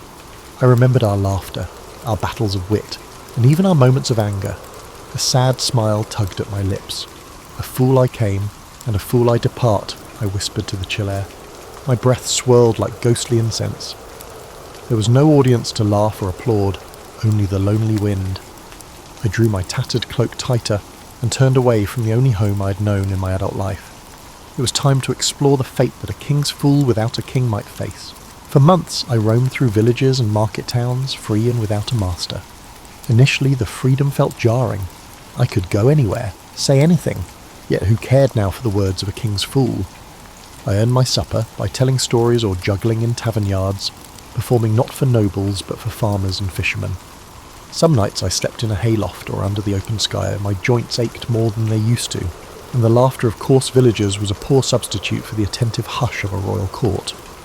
One autumn evening I found myself in a small country inn, entertaining a handful of locals by the hearth. I narrated humorous stories about court life, taking care not to mention specific names, and managed to elicit a few chuckles from the audience. Afterward, as the patrons drifted off, the innkeeper pressed a mug of ale into my hand, pity or payment, perhaps both, and asked, "Were you truly the king's fool once?" I nodded with a faint smile. "I was," I replied. He shook his head in wonder and went to lock up, leaving me alone with the dying fire.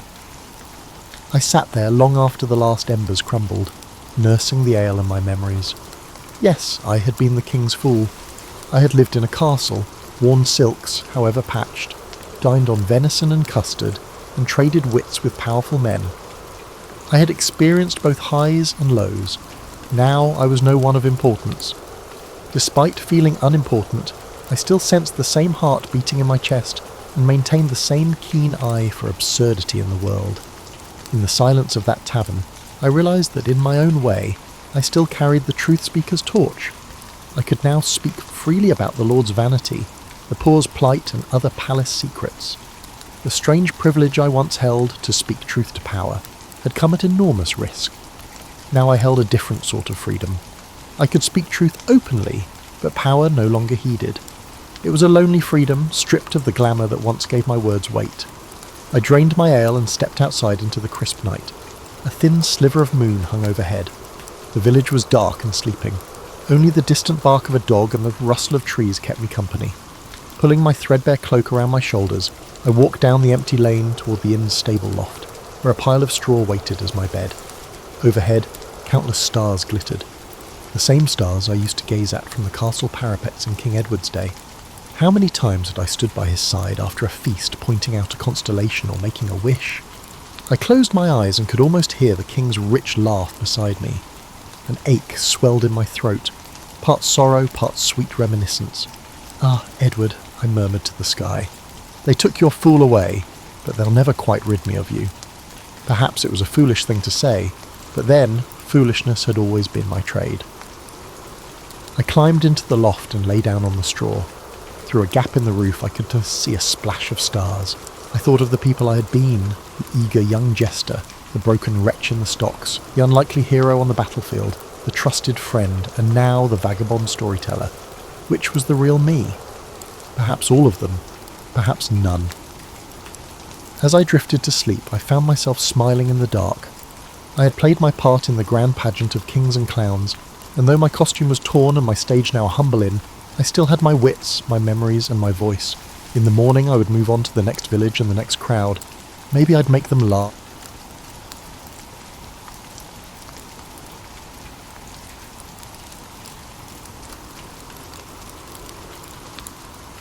The story of the Oregon Trail typically begins with wagons rolling west in the 1840s, but its true origins reach back much further, to pathways trodden by indigenous peoples for millennia.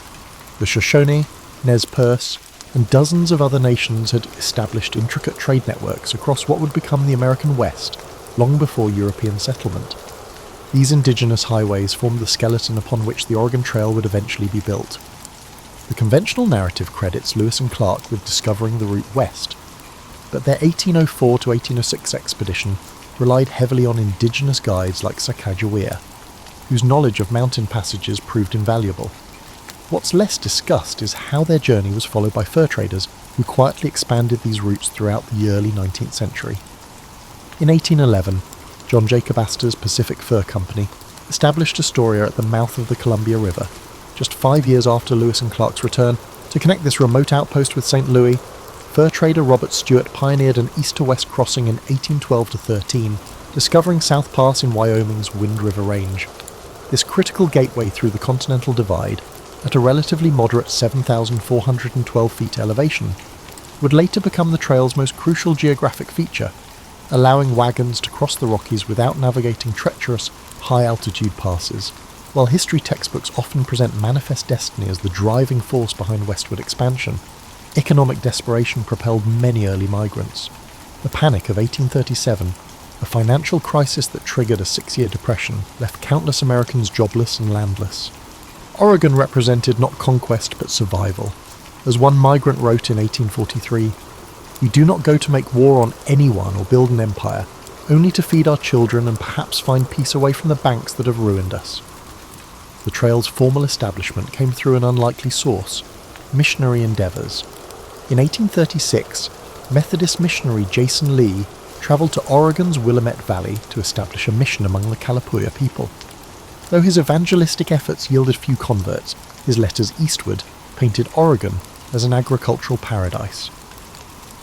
Presbyterian missionaries Marcus and Narcissa Whitman made the journey the same year, with Narcissa becoming one of the first white women to cross the continent overland. The Whitmans established their mission among the Cayuse people near present-day Walla Walla, Washington. Their letters home, describing fertile valleys and a moderate climate, caught despite downplaying the complex diplomatic negotiations necessary to maintain peace with indigenous nations whose land they occupied. Their letters captivated the nation's imagination. The Whitman's mission would later become a landmark stop on the Oregon Trail, and the site of tragedy when deteriorating relations with the Cayuse resulted in violence. Perhaps the most overlooked aspect of the trail's formation was the role of free black settlers in establishing Oregon country. Though later Oregon legislation would shamefully prohibit black settlement, early pioneers included black Americans seeking freedom from the restrictions of eastern states. Moses Black Harris, a former slave-turned-mountain man, became one of the trail's most respected guides in the 1830s, leading multiple groups to Oregon and returning east to guide more. George Washington Bush, successful Pennsylvania businessman, led one of the first large wagon parties in 1844, eventually establishing a prosperous farm in what would become Washington state. The trail's preliminary routes were mapped by government surveyor John C. Fremont between 1842 and 1844. His meticulous reports, widely published in eastern newspapers, transformed vague knowledge about Oregon country into practical guidance. While Fremont is remembered as the Pathfinder, his expeditions relied heavily on the expertise of Kit Carson and other seasoned guides who had already travelled these routes extensively. By 1843, when the first major wagon train of approximately 1,000 people departed Independence, Missouri, the Oregon Trail wasn't a sudden inspiration, but the culmination of decades of exploration, indigenous knowledge, economic necessity, missionary zeal, and careful mapping. These pioneers weren't venturing into an unmapped wilderness, but following an increasingly well-documented route toward what they hoped would be better lives. The story of the Oregon Trail's origins reveals how great migrations rarely spring fully formed from a single catalyst, but develop through complex interplays of geography, economics, politics, and human determination, a theme that would continue as the trail evolved from a hazardous journey into America's most consequential migration route. Popular culture has reduced the Oregon Trail to covered wagons and oxen, but the 2,170-mile journey spurred remarkable technological adaptations that changed American transportation forever. The challenges of traversing a continent necessitated practical innovation at every stage, establishing a mobile laboratory for 19th century ingenuity. The prairie schooner, the iconic covered wagon, was itself a specialised adaptation of the larger Conestoga wagon used in eastern freight hauling. These wagons, specifically designed for the western journey, it weighed approximately 1,300 pounds when empty, compared to the Conestoga's 3,000 pounds. Their beds were sealed with tar to float across rivers, while their white canvas covers were treated with linseed oil for waterproofing. The hooped canvas cover wasn't merely for protection from the elements. Its shape was deliberately designed to create air circulation, reducing interior temperatures on scorching prairie days. Inventors built fortunes supplying specialized equipment to emigrants.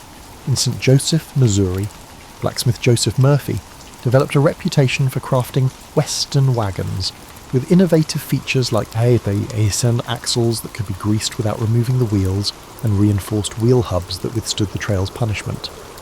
By 1850, Murphy's wagon factory employed over 200 workers producing trail-specific designs. Similarly, gunsmith Horace Dimmick created the Plains rifle, a hybrid firearm combining the accuracy of a rifle with the easy loading of a smoothbore musket, perfect for travellers who needed reliable hunting capabilities without specialised expertise. Contrary to romantic notions, pioneers weren't self-sufficient isolationists, but participants in a sophisticated supply chain. Entrepreneurs established outfit registries in departure towns, essentially early information bureaus where travellers could register their skills, blacksmithing, medical knowledge, carpentry and equipment, extra wagons, tools, draft animals. These registries matched complementary parties to mutually beneficial travelling companies. One registry operator noted in his 1849 records that he had matched 17 parties with needed physicians and 11 with wheelwrights, greatly improving their prospects for safe arrival. The Oregon Trail drove innovation in food preservation beyond the familiar pemmican and hardtack. Sylvester Graham, creator of the Graham cracker, developed specialised journey cakes, fortified with additional nutrients specifically for Western travellers. More significantly, witnessing trail deaths from contaminated milk inspired Gale Borden to develop condensed milk, which he patented in 1856 after years of experimentation. His innovation, motivated by British trail hardships, would later save countless lives during the Civil War and transform food preservation globally. River crossings presented some of the trail's greatest technological challenges. At major crossings, entrepreneurs established ferry services using innovative flat-bottomed craft with guide ropes. By 1850, Cornelius Oregon Smith had built a remarkable pontoon bridge across the Kansas River, constructed of empty sealed barrels as flotation devices, demonstrating how the trail spurred practical engineering.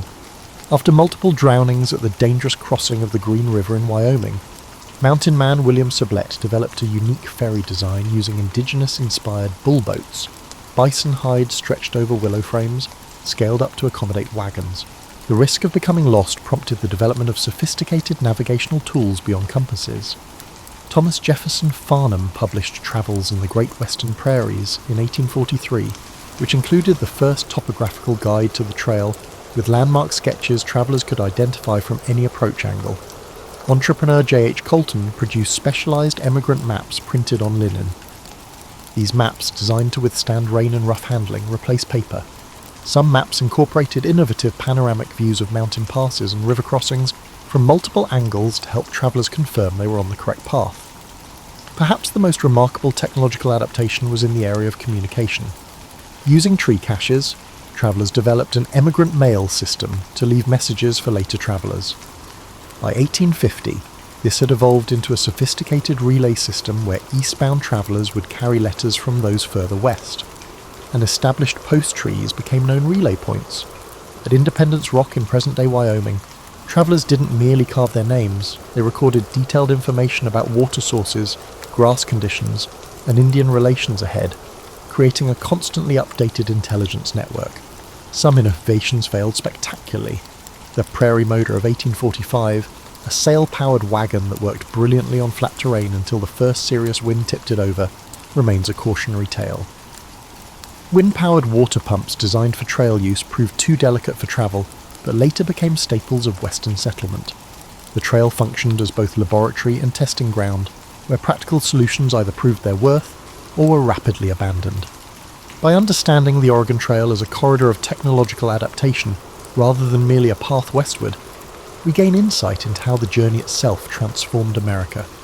The pragmatic innovations it demanded, from specialised transportation to food preservation, laid the groundwork for industrial developments that would reshape the nation in subsequent decades. The Oregon Trail wasn't just a geographic link connecting east and west. It was an incubator for practical problem-solving that accelerated American technological development far beyond the journey itself. While school lessons typically frame the Oregon Trail as a pioneering adventure, it was fundamentally an economic endeavour of staggering proportions. The financial realities of the migration represent one of history's most overlooked aspects of this pivotal American journey. Preparing for the Oregon Trail required substantial capital investment. By the mid-1840s, outfitting a family of 4 for the journey cost approximately $600 to $800, equivalent to about $22,000 to $30,000 in today's currency. The cost included a wagon, $85, oxen teams, $50 per yoke, food supplies, $150, tools, weapons, and numerous specialised items. Consequently, the Oregon Trail was not primarily travelled by the destitute, but by middle-class farmers and tradespeople with significant resources to invest in relocation. Economic preparations often began years before departure. Families sold farms and businesses, called in debts, and liquidated non-essential possessions. Many worked additional jobs for several years to accumulate the necessary funds. Meticulous financial planning became a hallmark of successful emigrants.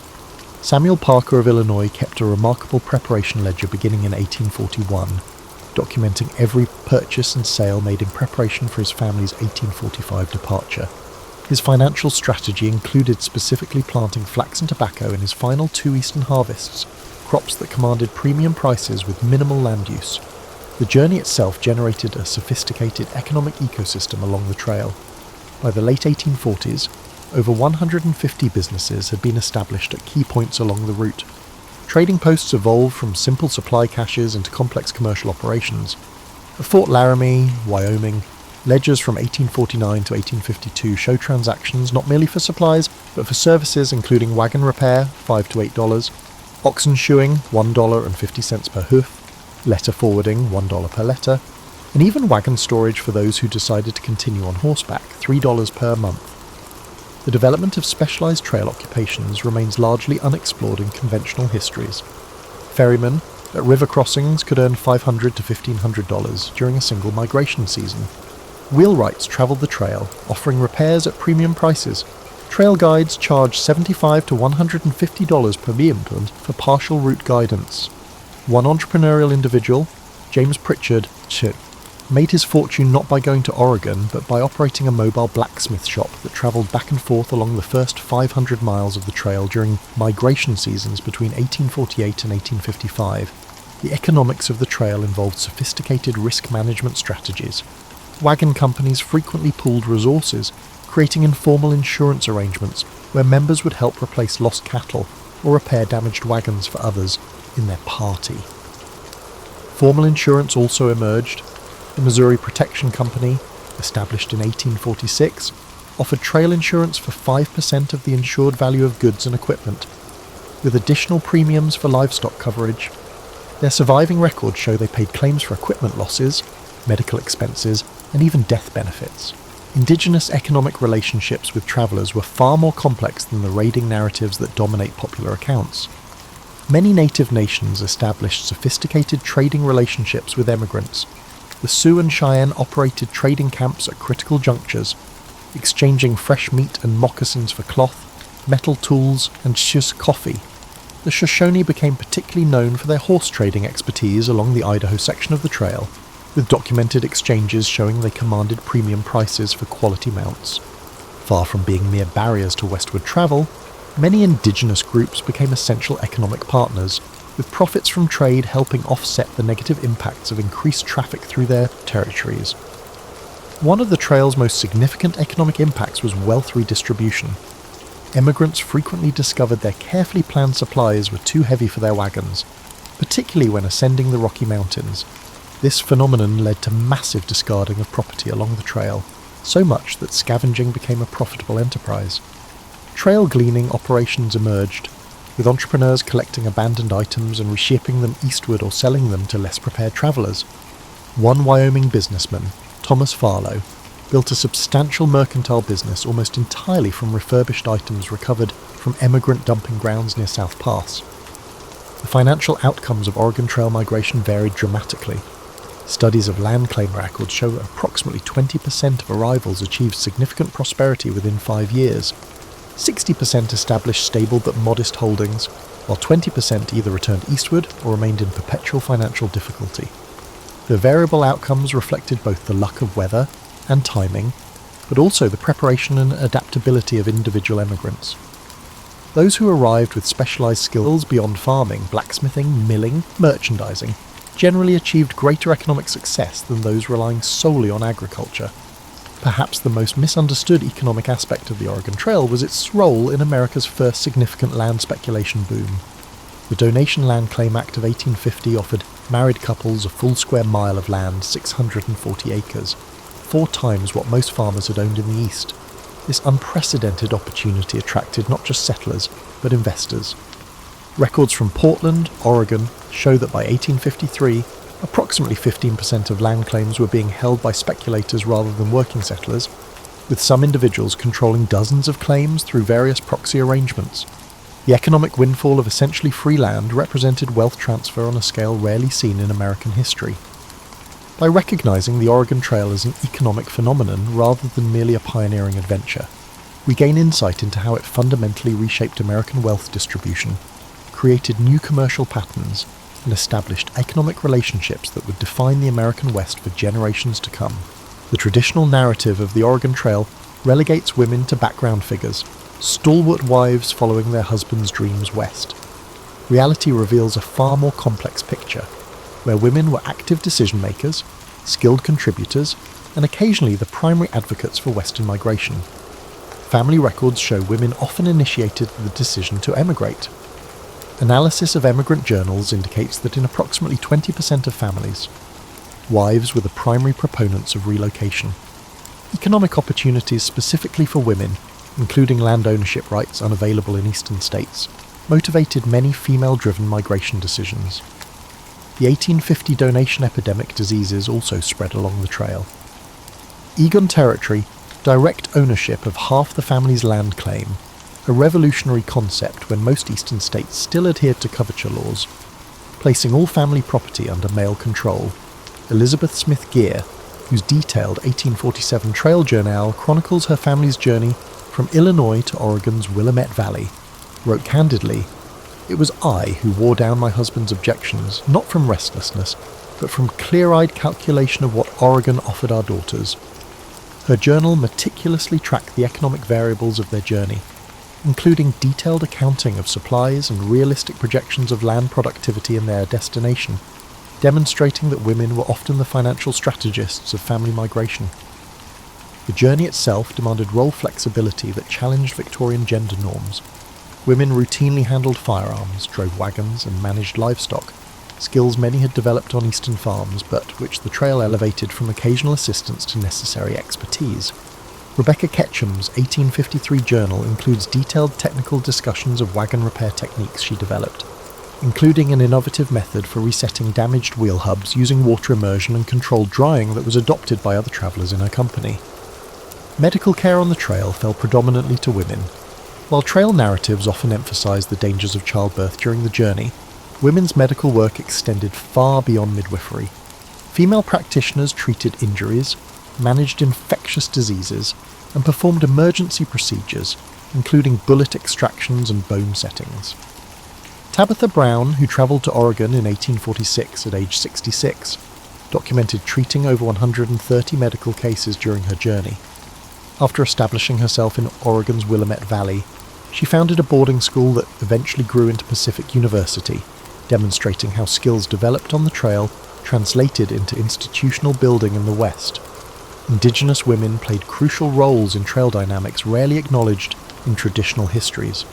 Many served as cultural intermediaries, facilitating trade and diplomatic relations between travellers and native nations. The Sioux woman, known in records only as Mary, operated a trading post at the Platte River crossing from 1847 to 1851, where she not only exchanged goods, but also provided emigrants with critical information about trail conditions ahead. Sacagawea's famous role with Lewis and Clark established a pattern of indigenous female guides that continued throughout the trail era.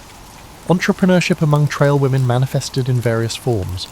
Some operated mobile businesses during the journey, with journals referencing women who offered laundering services, baked goods, or tailoring at evening encampments.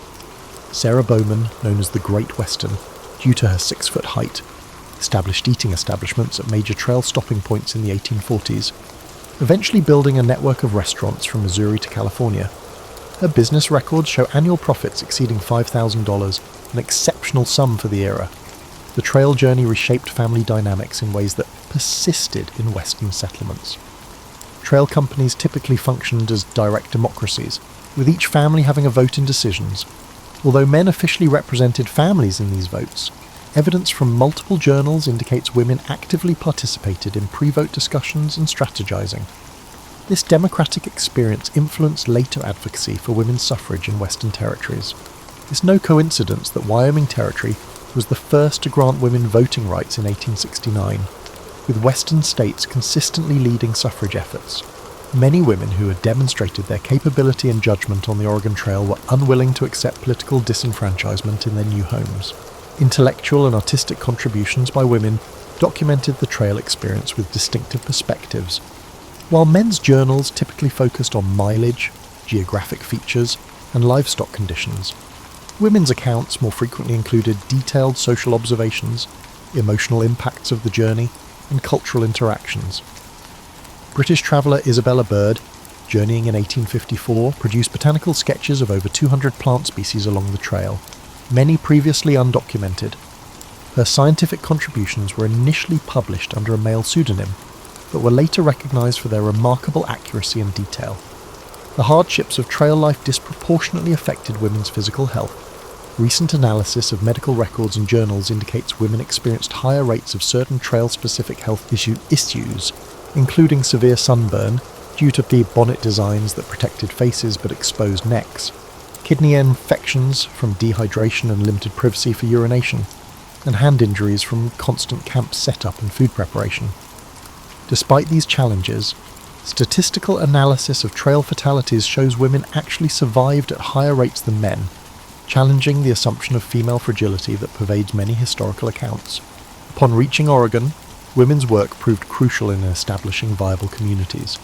Beyond domestic responsibilities, women established schools, founded mutual aid societies, and created economic cooperatives. The Aurora Colony in Oregon's Willamette Valley, founded in 1856, operated largely through women's collective management of agriculture and textile production. Their communal approach to childcare and food preparation allowed for specialised labour development that significantly enhanced the colony's productivity compared to individual family settlements. By centering women's experiences and contributions, we gain a more accurate understanding of the Oregon Trail as not merely a male-driven conquest of territory, but a complex social. The success of migration hinged on the full participation and leadership of women at every stage, from the initial decision to depart to the establishment of sustainable Western communities. The environmental history of the Oregon Trail extends far beyond picturesque wagon trains crossing pristine landscapes. The migration corridor became one of the 19th century's most significant zones of ecological transformation, creating environmental changes that remain visible today. The physical imprint of the trail itself constituted an unprecedented alteration of the Great Plains landscape. By 1850, the main route had been travelled by approximately 55,000 people driving 30,000 wagons and 350,000 livestock animals. This concentrated traffic created a road averaging 10 feet wide, but expanding to nearly 100 feet wide in places as travellers sought untrampled grass. Wagon wheels cutting through prairie sod created permanent troughs that channeled rainfall, eventually carving gullies that altered local hydrology. Modern remote sensing technologies have identified over 3,000 miles of permanent trail-caused erosion features that continue to affect water flow patterns across the Great Plains and Intermountain West. Animal ecology along the corridor experienced dramatic disruption. Bison herds, which had traditionally migrated across the plains in predictable patterns, altered their movements to avoid the trail corridor. Naturalist John Townsend observed in 1847 that bison were rarely seen within 5 miles of the main trail, creating what he called a road-shaped vacancy in their distribution. This redistribution of keystone herbivores triggered cascading ecosystem effects, altering vegetation patterns and predator distributions throughout the region. The trail's most significant and rapid environmental impact came through plant community changes. Wagon wheels functioned as remarkably efficient seed dispersal mechanisms. Studies of trail corridor vegetation show approximately 145 to 175 European and Eastern plant species were introduced along the route between 1840 and 1860. Some introductions were deliberate, as emigrants carried familiar herbs and vegetables. Others were accidental seeds caught in wagon wheels, animal hooves, or clothing. By 1855, distinct corridors of non-native vegetation clearly marked the trail's path across the plains. Not all ecological exchanges moved westward. Eastern nursery operators actively sought western plant specimens from returning travellers. The Llewellyn Nursery of Philadelphia offered financial bounties for viable seeds of western flowers and trees, receiving over 200 species from Oregon Trail returnees between 1847 and 1853. Many ornamental plants common in eastern gardens today, including several varieties of penstemon and Oregon grape holly, entered commercial horticulture through these trail-enabled exchanges. The trail's most devastating ecological impact involved water resources. Immigrant parties typically travelled in spring and summer, precisely when western water sources were most vulnerable to contamination. Each evening, hundreds of animals and humans would concentrate around limited water sources. Diaries describe streams and springs becoming muddy, trampled, and contaminated with animal waste. Epidemic diseases also spread along the trail. Cholera outbreaks in 1849 and 1850 led to infected waste contaminating water sources used by subsequent travellers and indigenous communities, creating disease vectors that reached far beyond the trail corridor. Timber resources faced particular pressure from trail travel. Each wagon party required wood for cooking and warmth, creating zones of deforestation around major camping areas. At Fort Laramie, historical photographs from 1845 show substantial cottonwood groves along the North Platte River. By 1857, these riparian forests had been reduced to scattered individual trees, fundamentally altering the riverine ecosystem and causing accelerated bank erosion. Similar deforestation occurred at all major stopping points, with ecological effects that persisted for generations. Indigenous ecological management systems, developed over centuries to maintain productive landscapes, were disrupted by trail traffic. The Pawnee practice of controlled prairie burning, which maintained optimal grass composition for both bison and human food plants, became impossible to implement safely with constant wagon traffic. The annual hunting migrations of mounted Lakota and Cheyenne bands were interrupted by the need to avoid or engage with emigrant trains. As these traditional landscape management practices diminished, ecosystem composition began shifting toward less productive arrangements. Wildlife population changes occurred with surprising rapidity. Wolves and bears, initially common along the eastern portions of the trail, retreated from the corridor within a decade of heavy traffic. Beaver populations, already depleted by the fur trade, faced additional pressure as emigrants trapped them for food and pelts at critical water crossings. Meanwhile, opportunistic species, including ravens, coyotes, and certain rodents, thrived in the modified environment, expanding their populations along the trail corridor. The trail's impact extended to climate perception and expectations.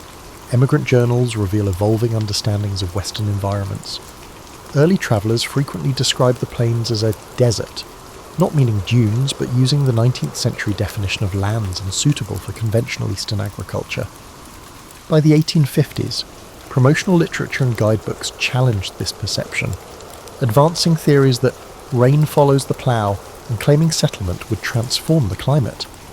These optimistic misconceptions would later contribute to the Dust Bowl when farming expanded into regions with inadequate rainfall. The environmental legacy of the Oregon Trail persists in subtle but measurable ways. Modern botanical surveys reveal distinct patterns of non-native vegetation still following the historic route. Genetic studies of trout populations in streams crossing the trail show evidence of historic transplantation, as emigrants occasionally transported live fish in water barrels. Remote sensing reveals persistent changes in soil composition and hydrology along the corridor, creating what scientists now term a landscape legacy that remains visible nearly 2 centuries later. By understanding the Oregon Trail as an environmental event rather than merely a human migration, we gain insight into how 19th century population movements created lasting ecological transformations. The journey wasn't simply through nature, but represented a fundamental reworking of environmental relationships that would define the American West for centuries to come. Traditional narratives of the Oregon Trail often portray indigenous emigrant relations through a simplistic binary, either romanticize peaceful encounters or sensationalize conflicts. The reality reveals a complex spectrum of cultural exchanges, diplomatic negotiations, and evolving relationships that transformed both native and Euro-American societies. Language development along the trail corridor illustrates the depth of these cultural interactions. By the 1850s, a distinct trail pidgin had emerged, a simplified trade language combining English with Lakota, Shoshone, and other indigenous language elements. This practical communication system facilitated trade and diplomacy between travelers and various native nations. Phrases documented in emigrant journals show linguistic borrowing in both directions. Lakota words for geographic features entered emigrants' vocabulary, while indigenous traders incorporated English terms for trade goods.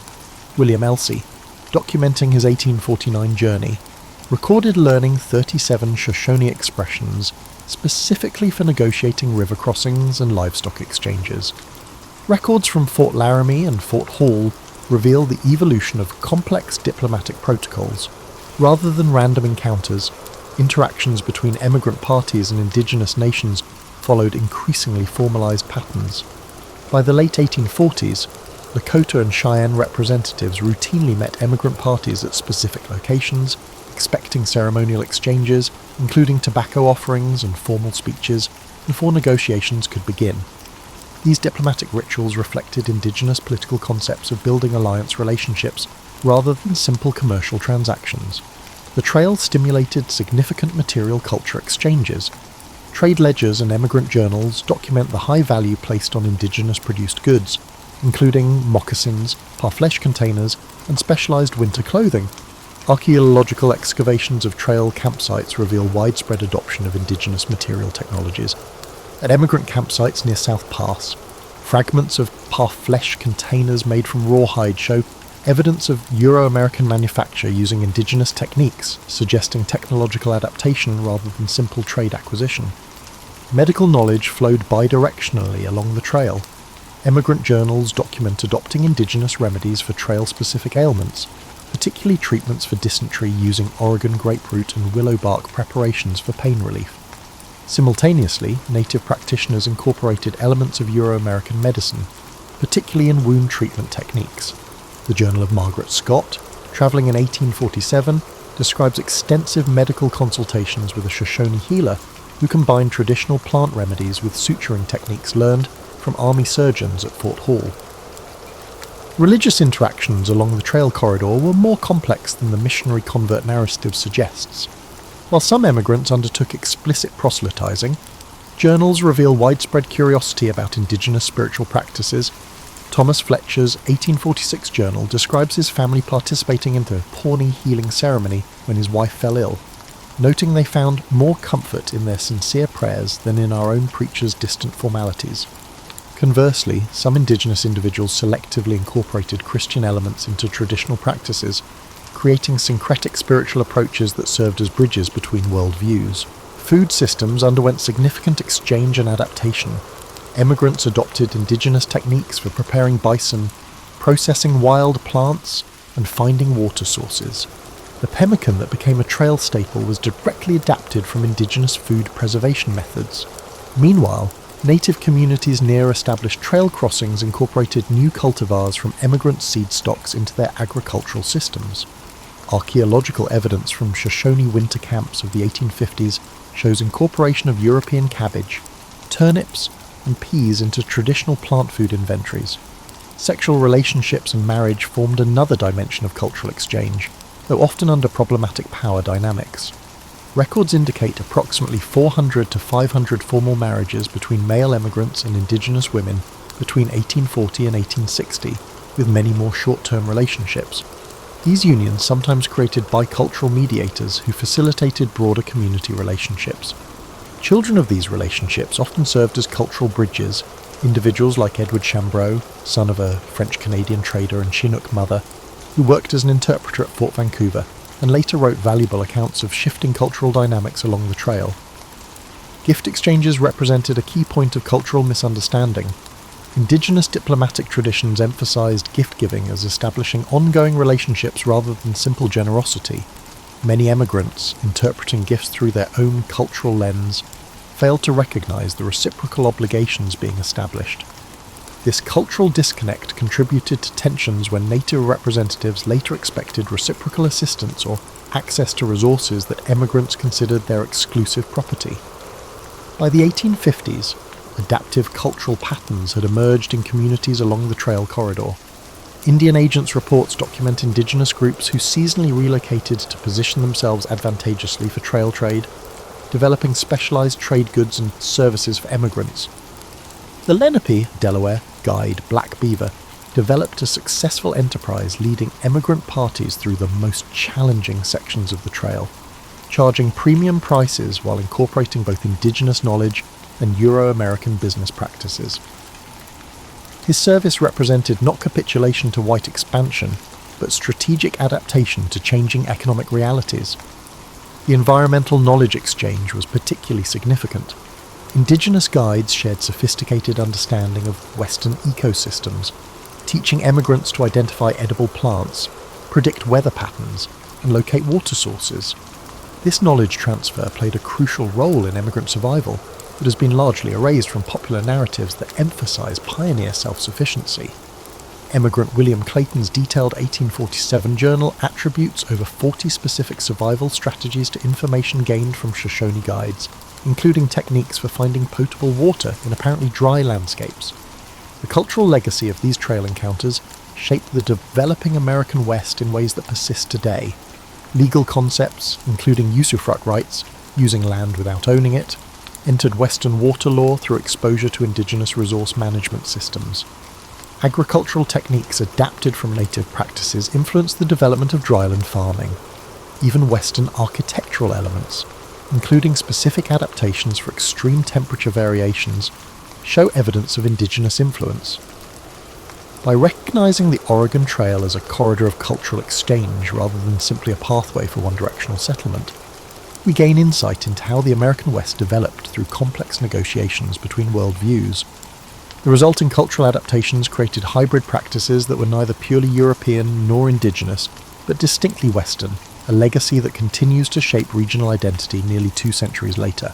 The Oregon Trail ended for most emigrants in the Willamette Valley, but its impact on American identity and geography continues. How we remember and misremember this exodus reflects our current ideals as much as it does historical events. Land modification continued after the last wagons arrived. Early environmental historian William Least Heat Moon described how path features shaped settlement patterns. About 85% of major trail campgrounds became towns, with their positions established by a 19th century wagon transit. Rather than geographic advantage, route logistics determined the locations of Scotts Bluff, Nebraska, and Baker City, Oregon, showing how a transient migrant corridor permanently changed Western human geography. After the Transcontinental Railroad opened in 1869, the trail was abandoned, but its cultural significance changed immediately. Local historical organizations began erecting monuments and markers in the 1870s, starting America's most remembered migration path. Early commemorations focused on conquest and civilization, ignoring indigenous presence and the environmental costs of westward development. The 1897 Salt Lake City Pioneer Monument, with its triumphant masculine figure atop a classical column, reflected this heroic framing. One of the first instructional computer games introduced the path to American education. Minnesota instructors Don Ravitch, Bill Heineman, and Paul Dillenberger created the 1971 Oregon Trail computer simulation, which has taught generations of pupils a simplified version of the migration. Although popular for its "you have died of dysentery" moments, the game oversimplified myths of rugged individualism and eliminated complicated social institutions that permitted successful migration. The Oregon National Historic Trail was one of the original National Historic routes constructed by the National Park Service during the 1970s American Bicentennial celebrations. Over 300 miles of trail ruts and landmarks were preserved in this operation. The first interpretive frameworks emphasized pioneer experiences while downplaying indigenous perspectives and environmental repercussions. Modern archaeology has changed trail dynamics. Material remains from important camping places show intricate cultural interchange patterns. At Oregon Trail Crossing, sites along the Snake River, archaeological assemblages include both modified indigenous implements and European artifacts reused utilizing indigenous methods, demonstrating bidirectional cultural influence lacking from traditional narratives. These material culture studies have emphasized women's perspectives, whose household artifacts offer insights not found in male-authored writings. Genetic legacy is one of the trail's biggest yet least discussed effects. Based on population studies, 11 to 14% of Oregon, Washington, and Idaho inhabitants are Oregon Trail descendants. More interestingly, genetic markers associated with Oregon Trail pioneer families are statistically significant in Western indigenous communities, indicating extensive marriages and interactions despite societal taboos. This biological legacy undermines conventional theories of separate development and shows how intertwined these groups became. Trail environmental impacts are receiving more scientific study.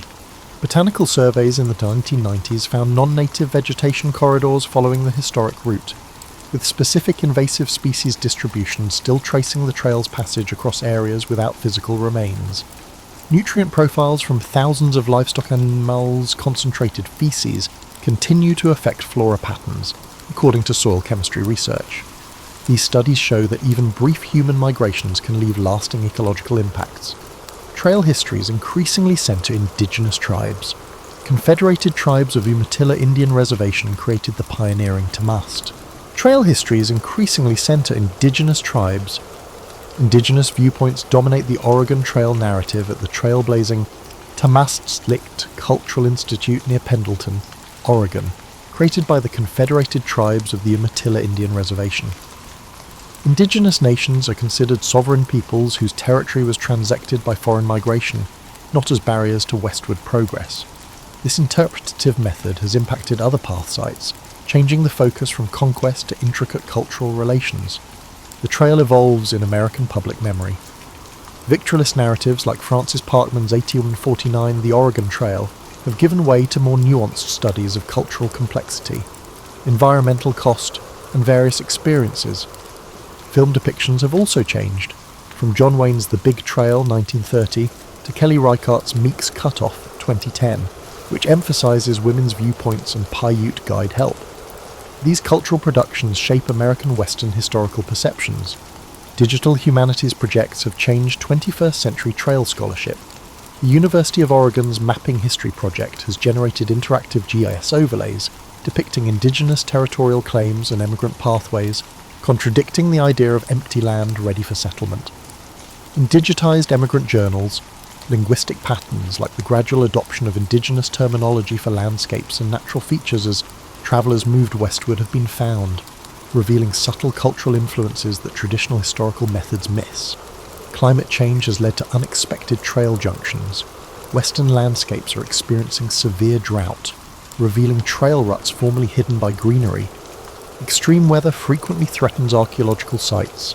The Oregon-California Trails Association is working with climate scientists to identify vulnerable historic places and prioritise restoration before priceless physical evidence is lost.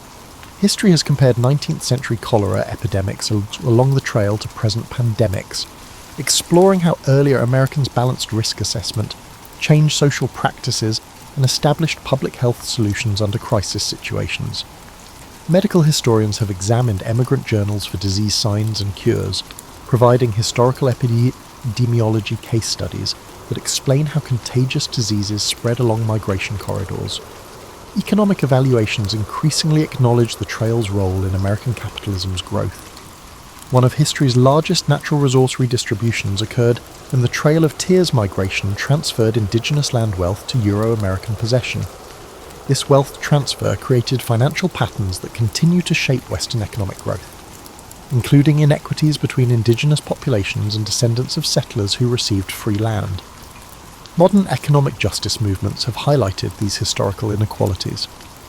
The Oregon Trail's legacy is confusing for modern Americans. It symbolises inspiring determination and unsettling displacement, incredible cooperation and cultural misunderstanding, and environmental adaptability and ecological destruction. In an era of global migration and environmental change, its most important lesson may be how it shows how human movements are intertwined with natural and cultural systems. The trail's physical remnants are progressively vanishing due to the development and natural processes, but its influence on American West settlement patterns, ecology, genetics, and culture persists. These numerous aspects help us comprehend how a transient migratory corridor permanently changed a continent and continues to shape American identity nearly 2 centuries after the first wagons went westward.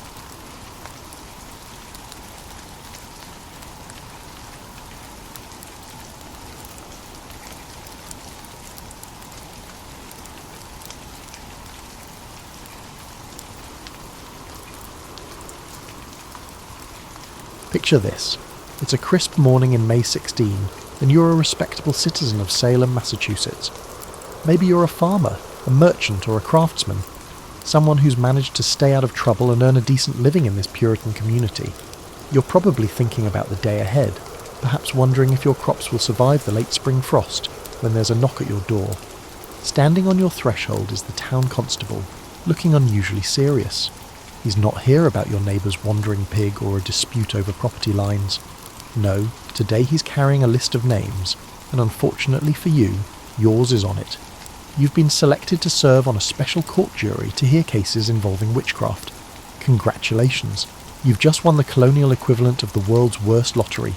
Now, you might think jury duty sounds like a civic honour, a chance to serve your community and uphold justice. After all, you're a God-fearing person who believes in doing what's right. But as the constable explains your duties, a knot begins forming in your stomach. This isn't going to be like deciding whether someone stole a chicken or failed to pay their debts.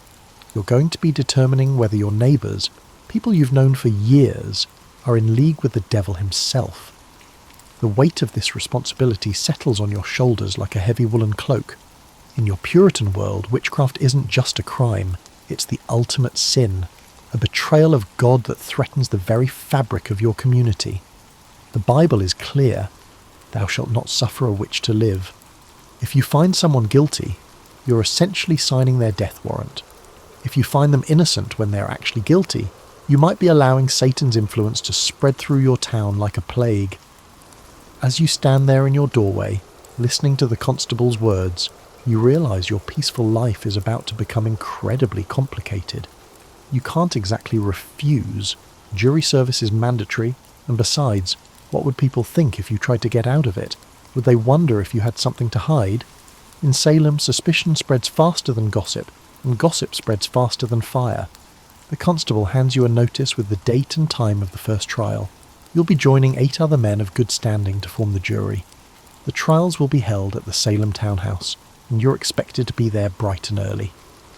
As he walks away, you can't help but notice how his shoulders seem tense, how he avoids making eye contact with the neighbours who peek out from behind their curtains. You close the door and lean against it, trying to process what just happened. Your wife looks at you with concern, and you have to break the news that your summer is about to become very, very interesting. She doesn't say much, but you can see the worry in her eyes. Everyone in Salem knows that strange things have been happening. Young girls having fits, accusations flying, arrests being made. What started as whispers has grown into a full-blown crisis. The irony isn't lost on you. Here you are, chosen to help determine the truth about witchcraft, and you're not even entirely sure what witchcraft looks like. Sure, you've heard the stories. People flying through the air, turning into animals, making pacts with the devil. But you've never actually seen any of this yourself. Most of what you know comes from sermons, gossip, and the occasional pamphlet that makes its way to Salem from Boston or Europe. As you prepare for bed that night, you can't shake the feeling that your life has just taken a turn into uncharted territory. Tomorrow, you'll begin a journey that will test not just your judgment, but your courage, your faith, and your ability to sleep soundly at night. Because once you've looked into the eyes of an accused witch and decided their fate, there's no going back to the simple certainties of your old life. The morning of your first trial arrives with an unseasonable chill that seems to seep into your bones. You've barely slept, tossing and turning as you wondered what the day would bring. As you walk toward the Salem townhouse, you notice other jury members making their way through the streets. Some walk with purpose, others seem to drag their feet. Everyone looks a bit pale, and you wonder if you look as nervous as they do.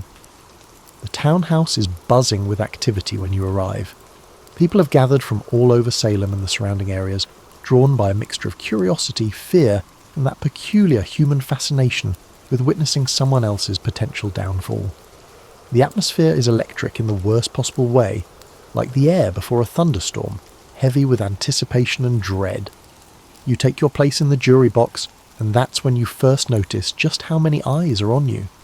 It's not just the spectators, it's the judges, the ministers, the town officials, and most unnerving of all, the accusers themselves. These are the young women and girls whose strange afflictions started this whole mess, and they're watching you with an intensity that makes your skin crawl. The first case is called, and you're shocked to see it's someone you know. Sarah Good, a woman you've seen around town for years. She's never been popular, admittedly. She's poor, she begs for food, and she has a sharp tongue when people refuse her. But a witch. The accusation seems almost surreal as you watch her being led into the courtroom in chains. What strikes you immediately is how the whole process feels like theatre, but theatre where the audience participation might get you killed. The accusers begin their performance, and it really does feel like a performance. They writhe, they scream, and they claim to see Good Spectre tormenting them right there in the courtroom. The judges nod gravely, the ministers quote scripture, and the crowd murmurs with a mixture of horror and fascination. You find yourself in an impossible position. On one hand, you're supposed to be an impartial juror, weighing evidence and seeking truth. On the other hand, everyone in that courtroom seems to have already decided that witchcraft is real, that these accusers are legitimate victims, and that your job is simply to confirm what everyone already believes. The pressure is suffocating. The worst part is the way the accusers react to your very presence. When you shift in your seat or lean forward to hear testimony better, they sometimes cry out that you're affecting them somehow. Are you in league with the accused? Are you a witch yourself? The paranoia in the room is so thick you could cut it with a knife, and you realise that even as a juror, you're not safe from suspicion. As the day wears on, you begin to understand that this isn't really about evidence in any conventional sense. The main proof being offered is spectral evidence, testimony that the accused person's spirit or spectre was seen committing malicious acts. But here's the problem. Only the accusers can see these spectres. You're being asked to convict someone based on testimony about invisible actions that only certain people claim to witness. The judges seem convinced that spectral evidence is valid, citing learned treatises and theological arguments. But you can't shake the feeling that something is fundamentally wrong with this logic. If only the accusers can see the evidence, how can you verify it? How can you cross-examine a ghost? How can you determine if what they're seeing is real or imagined?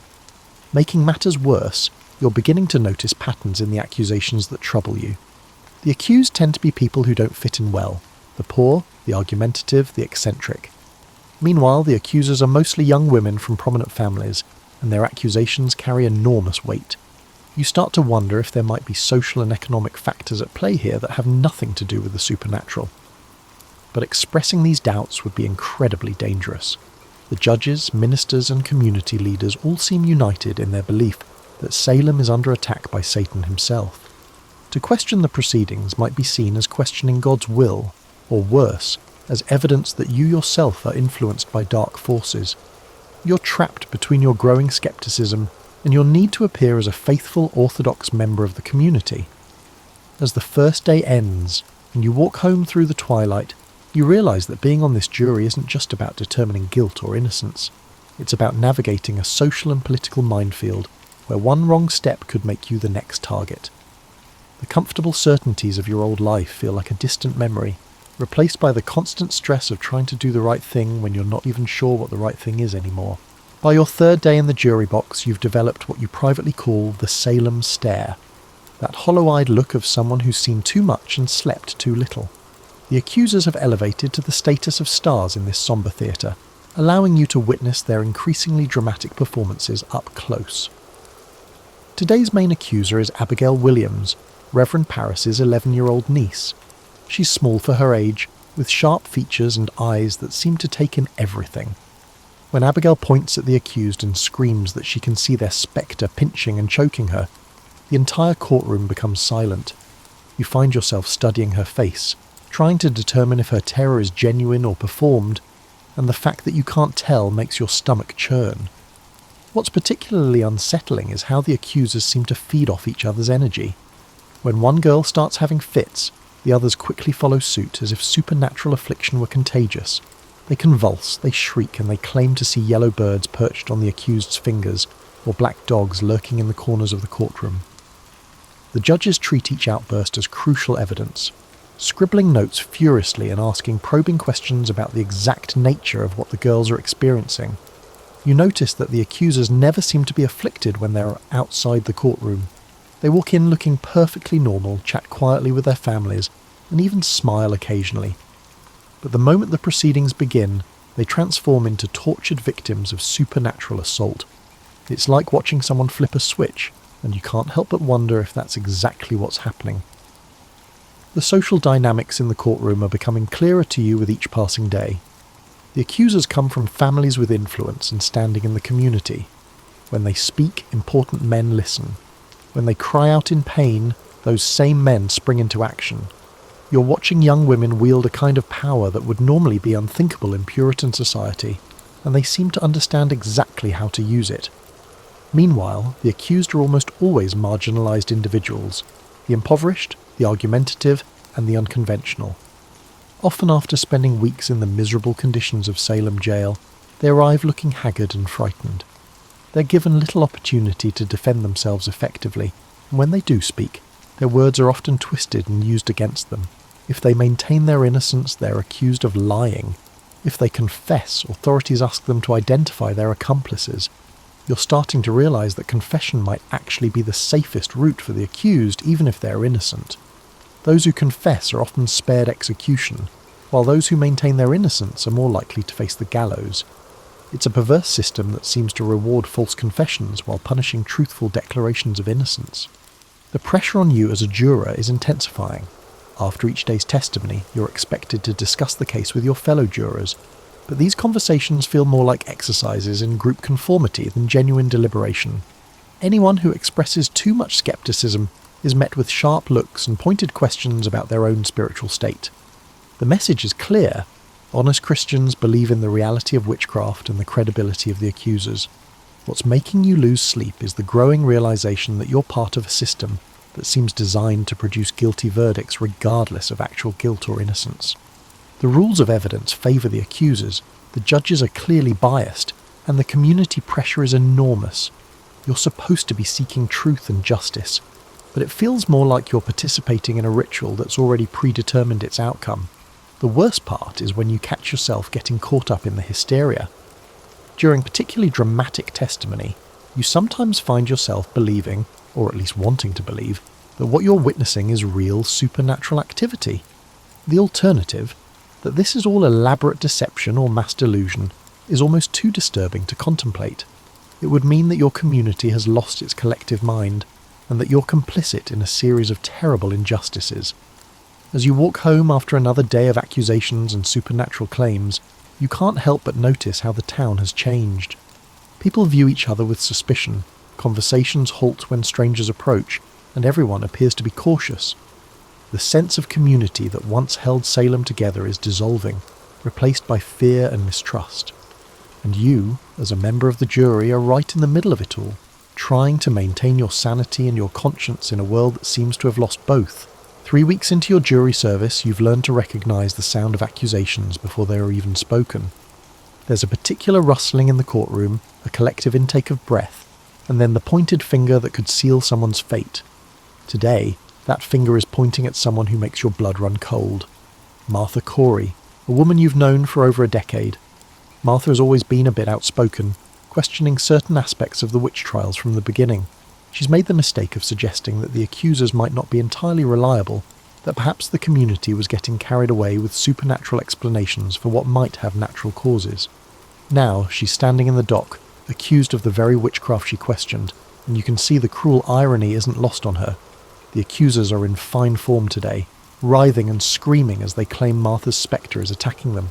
But you remember Martha from church, from community gatherings, and from the time she's helped neighbours during illness or hardship. She's sharp-tongued, yes, and not always diplomatic, but evil. A servant of Satan. The disconnect between the woman you know and the monster being described in court is so jarring it makes you dizzy. What's particularly disturbing is how the accusers seem to know exactly which buttons to push. They claim Martha's spectre appeared to them in clothing that matches what she's wearing in court. Details they couldn't possibly have known unless they'd seen her that morning. They describe her house, her habits, and her relationships with neighbours. You're also noticing how the accusations seem to follow patterns of social tension. Martha Corey had disagreements with some of the accusers' families over church matters. She'd been critical of Reverend Parris, questioning his salary and his methods. She'd spoken out against the witch trials themselves. Now she's being accused by the very people she criticised. The coincidence is too convenient to ignore, but pointing it out would be incredibly dangerous. The evidence against Martha is the same spectral testimony you've been hearing for weeks, but today it feels different. Maybe it's because you know her personally, or maybe it's because you've been watching this process long enough to see the patterns. But the whole thing feels like an elaborate performance designed to eliminate someone who's become inconvenient. During the lunch break, you overhear conversations among the spectators that chill you to the bone. People are discussing Martha's guilt as if it's already been proven, debating whether she should be hanged or pressed to death. Some are even wondering aloud about her family members, suggesting that witchcraft might run in bloodlines. The presumption of innocence, a cornerstone of justice, seems to have been completely abandoned. When court resumes, you watch Martha attempt to defend herself, and it's heartbreaking. Every word she says is twisted against her. When she maintains her innocence, she's accused of lying. When she questions the accuser's credibility, she's accused of trying to undermine God's work. When she grows frustrated with the proceedings, her anger is cited as evidence of her evil nature. It's like watching someone drown while being told their struggles are proof they can't swim. The other jurors are watching you as much as they're watching the proceedings. You can feel their eyes on you during the most dramatic moments, gauging your reactions, checking to see if you're displaying the proper level of horror and conviction. The social pressure is enormous, not just to find defendants guilty, but to be seen as someone who finds them guilty for the right reasons, with the right level of religious fervour. You're beginning to understand that the witch trials aren't really about witchcraft at all. They're about power, social control, and the settling of old scores. The accusers have stumbled onto a method of wielding enormous influence, and the community leaders are using the crisis to reinforce their authority and eliminate troublemakers. The supernatural elements provide perfect cover for what's essentially a political purge. As Martha is led away to await sentencing, you catch her eye for just a moment. There's no evil there, no malice, just confusion and sadness. She looks like what she is, a middle-aged woman who spoke her mind once too often and now faces death for it. The weight of your responsibility as a juror feels crushing. You hold this woman's life in your hands and you're beginning to realise that the system you're part of is designed to take that life, regardless of her actual guilt or innocence. Walking home that evening, you can't shake the feeling that Salem has become a place where being different, being outspoken, or simply being unlucky can be a death sentence, and you, whether you like it or not, are one of the people making those sentences possible. Fast forward 5 weeks in, you've now developed a nervous habit of checking your own behaviour for anything that might be construed as suspicious. Do you react appropriately when the accusers have their fits? Are you asking the wrong questions? Have you engaged in any questionable conversations? Salem's paranoia is beginning to consume you, a realisation nearly as terrifying as the trials themselves. Today's case involves a man named John Proctor, and his situation perfectly illustrates the impossible logic that's taken over your community. Proctor made the mistake of publicly criticising the accusers, calling them frauds, and suggesting that they should be whipped for their lies. His wife, Elizabeth, has already been accused and arrested. Now John himself is in the dock, and the accusers are claiming he's been tormenting them for months. The evidence against Proctor is particularly absurd, even by Salem standards. The accusers claim his spectre has been visiting them, forcing them to sign the devil's book and torturing them when they refuse. But here's the thing that makes your head spin. Proctor has been in jail for weeks. If the accusers are still being tormented by his spectre, and he's locked in a cell, what exactly is preventing this alleged supernatural activity? The judges seem untroubled by this logical inconsistency, but it's keeping you awake at night. What's worse is watching how Proctor's attempts to defend himself are twisted into evidence of his guilt. When he points out the contradictions in the accuser's testimony, he's accused of trying to confuse the court with Satan's logic. When he maintains his innocence, he's accused of prideful stubbornness. When he shows anger at the injustice of the proceedings, his anger is cited as evidence of his evil nature. It's like watching someone try to prove they're not wet while being pushed deeper underwater. The accusers have refined their performance to an art form. They've learned exactly how to time their outbursts for maximum effect, how to coordinate their afflictions to support each other's claims, and how to direct their accusations toward the most vulnerable targets. Today, they're putting on a particularly elaborate show, claiming to see Proctor's spectre right there in the courtroom, mimicking their movements and mocking their pain. You find yourself studying the faces of the other jurors, trying to read their thoughts. Some seem genuinely convinced by what they're seeing, others look troubled but stay silent. A few appear to be going through the motions, saying what they think they're supposed to say while keeping their real thoughts hidden. The atmosphere of fear and suspicion has made honest communication almost impossible. The judges continue to treat spectral evidence as if it were as reliable as fingerprints or DNA. They ask detailed questions about the appearance and behaviour of spectres that only the accusers can see, recording their answers as if they were documenting observable facts. You keep wanting to ask the obvious question. If the devil can create false spectres to deceive people, how do we know these visions are real? But asking that question would be tantamount to confessing your own lack of faith. During a particularly intense moment of testimony, one of the accusers suddenly points directly at you and screams that she can see your spectre, whispering to the accused. The courtroom falls silent and you feel every eye in the room focusing on you. Your heart pounds so hard you're sure everyone can hear it. For a terrifying moment you realise you could be next, that your position as a juror provides no protection against the machinery of accusation. The judge quickly intervenes, suggesting that the accuser must be mistaken, that the devil is trying to confuse her by creating false visions. But the moment has shaken you to your core. If you, a member of the jury, can be accused, then literally no one is safe. The realisation that you're sitting in judgment of others while being potentially one accusation away from the dock yourself is almost too much to bear. The worst part is that you're starting to understand why some people confess to witchcraft, even when they're innocent. The pressure is so intense, the logic so twisted, and the alternatives so terrible that false confession begins to seem like the only rational choice. If maintaining your innocence means facing death, while confessing means survival, What would you choose? The question haunts you because you don't know the answer. You glimpse Elizabeth in the gallery as they lead Proctor away to await his verdict. She's pregnant, which has temporarily saved her from execution, but you can see the desperation in her eyes. Her husband is probably going to die for the crime of speaking truth to power, and there's nothing she can do to save him. You're part of the system that's destroying this family, and that knowledge sits in your stomach like a stone. 2 months into your service, you've stopped counting the number of people you've helped condemn. The exact number feels less important than the weight of their collective presence, which seems to follow you everywhere. You see their faces when you close your eyes, hear their final words when the house is quiet, feel their absence in the spaces they used to occupy around town. Today brings a particularly difficult case. Rebecca Nurse, a woman so universally respected that her accusation has sent shockwaves through the community. She's 71 years old, deeply religious, and known for her charitable works and gentle nature. If Rebecca Nurse can be a witch, the logic goes, then anyone can be. The accusation has forced Salem to confront the possibility that evil can hide behind the most innocent faces, which somehow makes everyone seem more dangerous. The accusers seem to understand the significance of this case, and they're pulling out all the stops.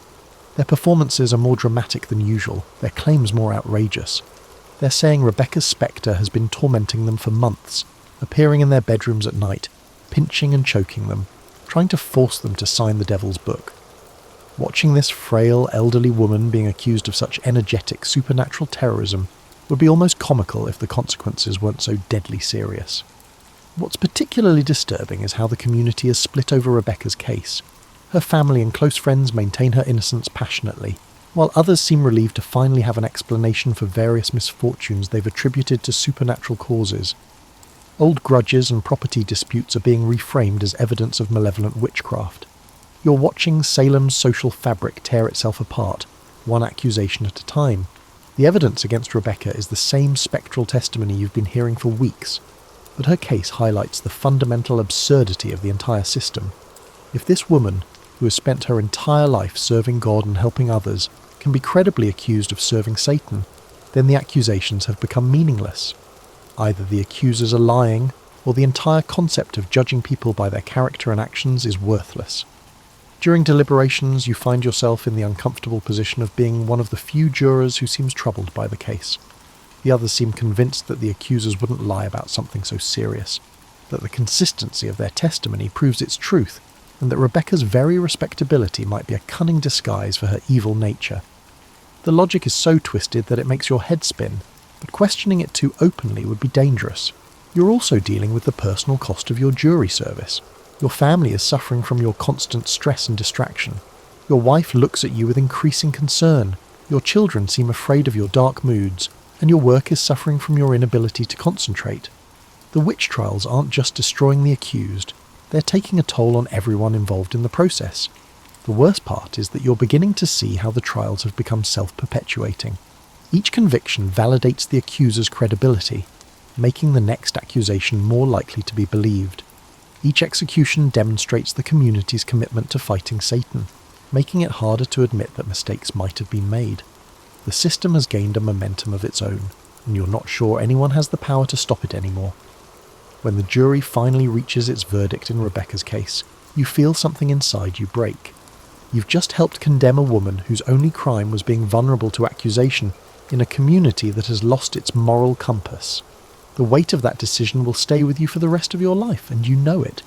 You've crossed a line that can never be uncrossed and participated in an injustice that can never be undone. As you watch Rebecca receive her sentence, you see something in her eyes that will haunt you forever. Not anger or fear, but pity. She gazes at you and the other jurors with the same compassion she might show to lost children, and you realise she knows something you're just starting to grasp. The witch trials haven't just claimed innocent victims, they've corrupted everyone involved in them. You came into this believing you were serving justice, but you've become complicit in its opposite. Walking home through the Salem streets, you notice how empty they've become. People hurry past each other without making eye contact, afraid that any interaction might be misinterpreted, any conversation might provide ammunition for future accusations. The community that once held you together has dissolved into a collection of frightened individuals each trying to avoid becoming the next target, and you've helped create this atmosphere of terror, one verdict at a time. 3 months have passed since you first took your seat in the jury box, and Salem barely resembles the town you once knew. The witch trials have transformed into a mechanism that consumes individuals, relationships, and sanity with equal efficiency. You've lost count of how many verdicts you've delivered, but your body keeps score in sleepless nights, stress-induced headaches, and a persistent knot in your stomach that never seems to loosen. The most recent case concerns Mary Eastie, the sister of Rebecca Nurse, whose circumstances encapsulate all the negative aspects of the trials. Mary has maintained her innocence throughout the proceedings, but she's also done something that shows remarkable courage and wisdom. She's written a petition to the court not asking for her life, but pleading for the trials to be conducted more carefully to prevent future injustices. Her petition haunts you because it's so reasonable, measured, and obviously correct. Mary acknowledges that witchcraft exists but questions whether the current methods of detecting it are reliable. She points out the inconsistencies in spectral evidence, the dangers of mass hysteria, and the possibility that innocent people are dying for crimes they didn't commit. It's everything you've been thinking but haven't dared to say aloud.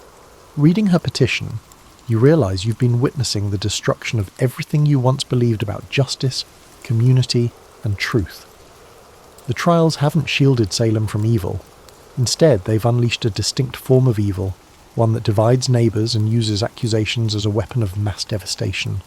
The very people who are supposed to be fighting Satan have become instruments of a different kind of darkness. You're not the only one who's beginning to see the truth. Some of the other jurors are showing signs of doubt, though they're careful not to express it openly. There are whispered conversations about the growing implausibility of the accusations, quiet concerns about the accuser's motivations, and troubled questions about the reliability of spectral evidence. But by now, you're all so deep in the system that backing out seems impossible. The social cost of changing course would be enormous. Admitting the trials are wrong would mean acknowledging that innocent people have died, that the community has been deceived, and that everyone involved in the proceedings has been complicit in a massive injustice. It's easier to keep moving forward, to maintain the fiction that what you're doing is necessary and right, than to confront the alternative. But Mary Eastie's petition has forced you to confront that alternative. She's going to die. You can see it in the judges' faces, hear it in the accuser's testimony, and feel it in the courtroom's atmosphere. But she's using her final moments to try to prevent others from suffering the same fate. Her courage makes your complicity feel even more shameful. As you deliberate Mary's case, you're struck by the realization that you've become part of a system that values conformity over truth, fear over justice, and accusation over evidence. You came into this believing you were serving God and community, but you've instead served the darker impulses of human nature, the desire to blame others for our problems, to find simple explanations for complex issues, and to maintain social order through fear rather than justice. The verdict in Mary's case is predetermined, just like all the others. The jury's role has become purely ceremonial, a way of legitimizing decisions that have already been made by judges who believe in the accuser's infallibility and the reality of spectral evidence. You're not engaging in a deliberative process. Instead, you are merely validating a system that is completely disconnected from actual justice. When Mary Eastie is finally executed, something in Salem's collective consciousness seems to shift.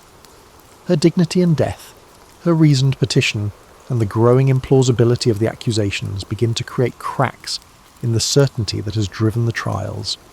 People start asking questions they should have asked months ago, noticing inconsistencies they should have seen from the beginning. However, you come to this realization too late. You've already been part of condemning at least 20 people to death, and no amount of later wisdom can undo that fact. You'll spend the rest of your life knowing that when your community lost its mind, you went along with the madness. When justice needed defenders, you were too frightened to speak up.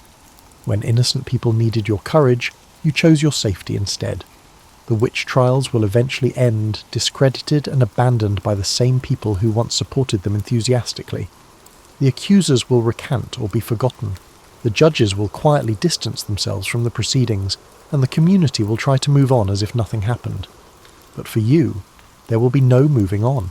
You'll carry the weight of those verdicts forever, a reminder of how easily ordinary people can become complicit in extraordinary evil. Years later, when historians study the Salem witch trials, they'll focus on the accusers, the judges, and the victims. But you know the real story includes people like you, ordinary citizens who are swept up in events beyond their control and forced to make impossible choices. You were just trying to do your civic duty, to serve your community and uphold justice. Instead, you found yourself embroiled in one of the most tumultuous periods in American history, serving as a stark reminder that good intentions can lead to dire consequences. The trials taught you that courage isn't just about facing physical danger. It's about standing up for truth when everyone around you has abandoned it. Justice isn't just about following procedures. It's about questioning those procedures when they produce unjust results. Community is about protecting the vulnerable, even when it's inconvenient or dangerous. You failed those tests, and Salem failed them too. The witch trials succeeded in their stated goal of rooting out evil, but the evil they found was in the hearts of the accusers and the complicity of people like you. That's a lesson worth remembering, even if it's one you learned too late to do any good.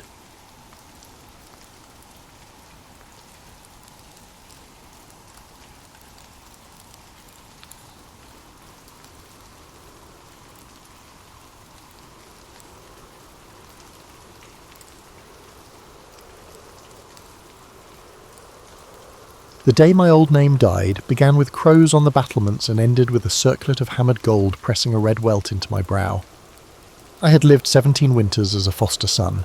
Arthur was fit only to muck stalls at Sir Ector's holdings in the Welsh marches.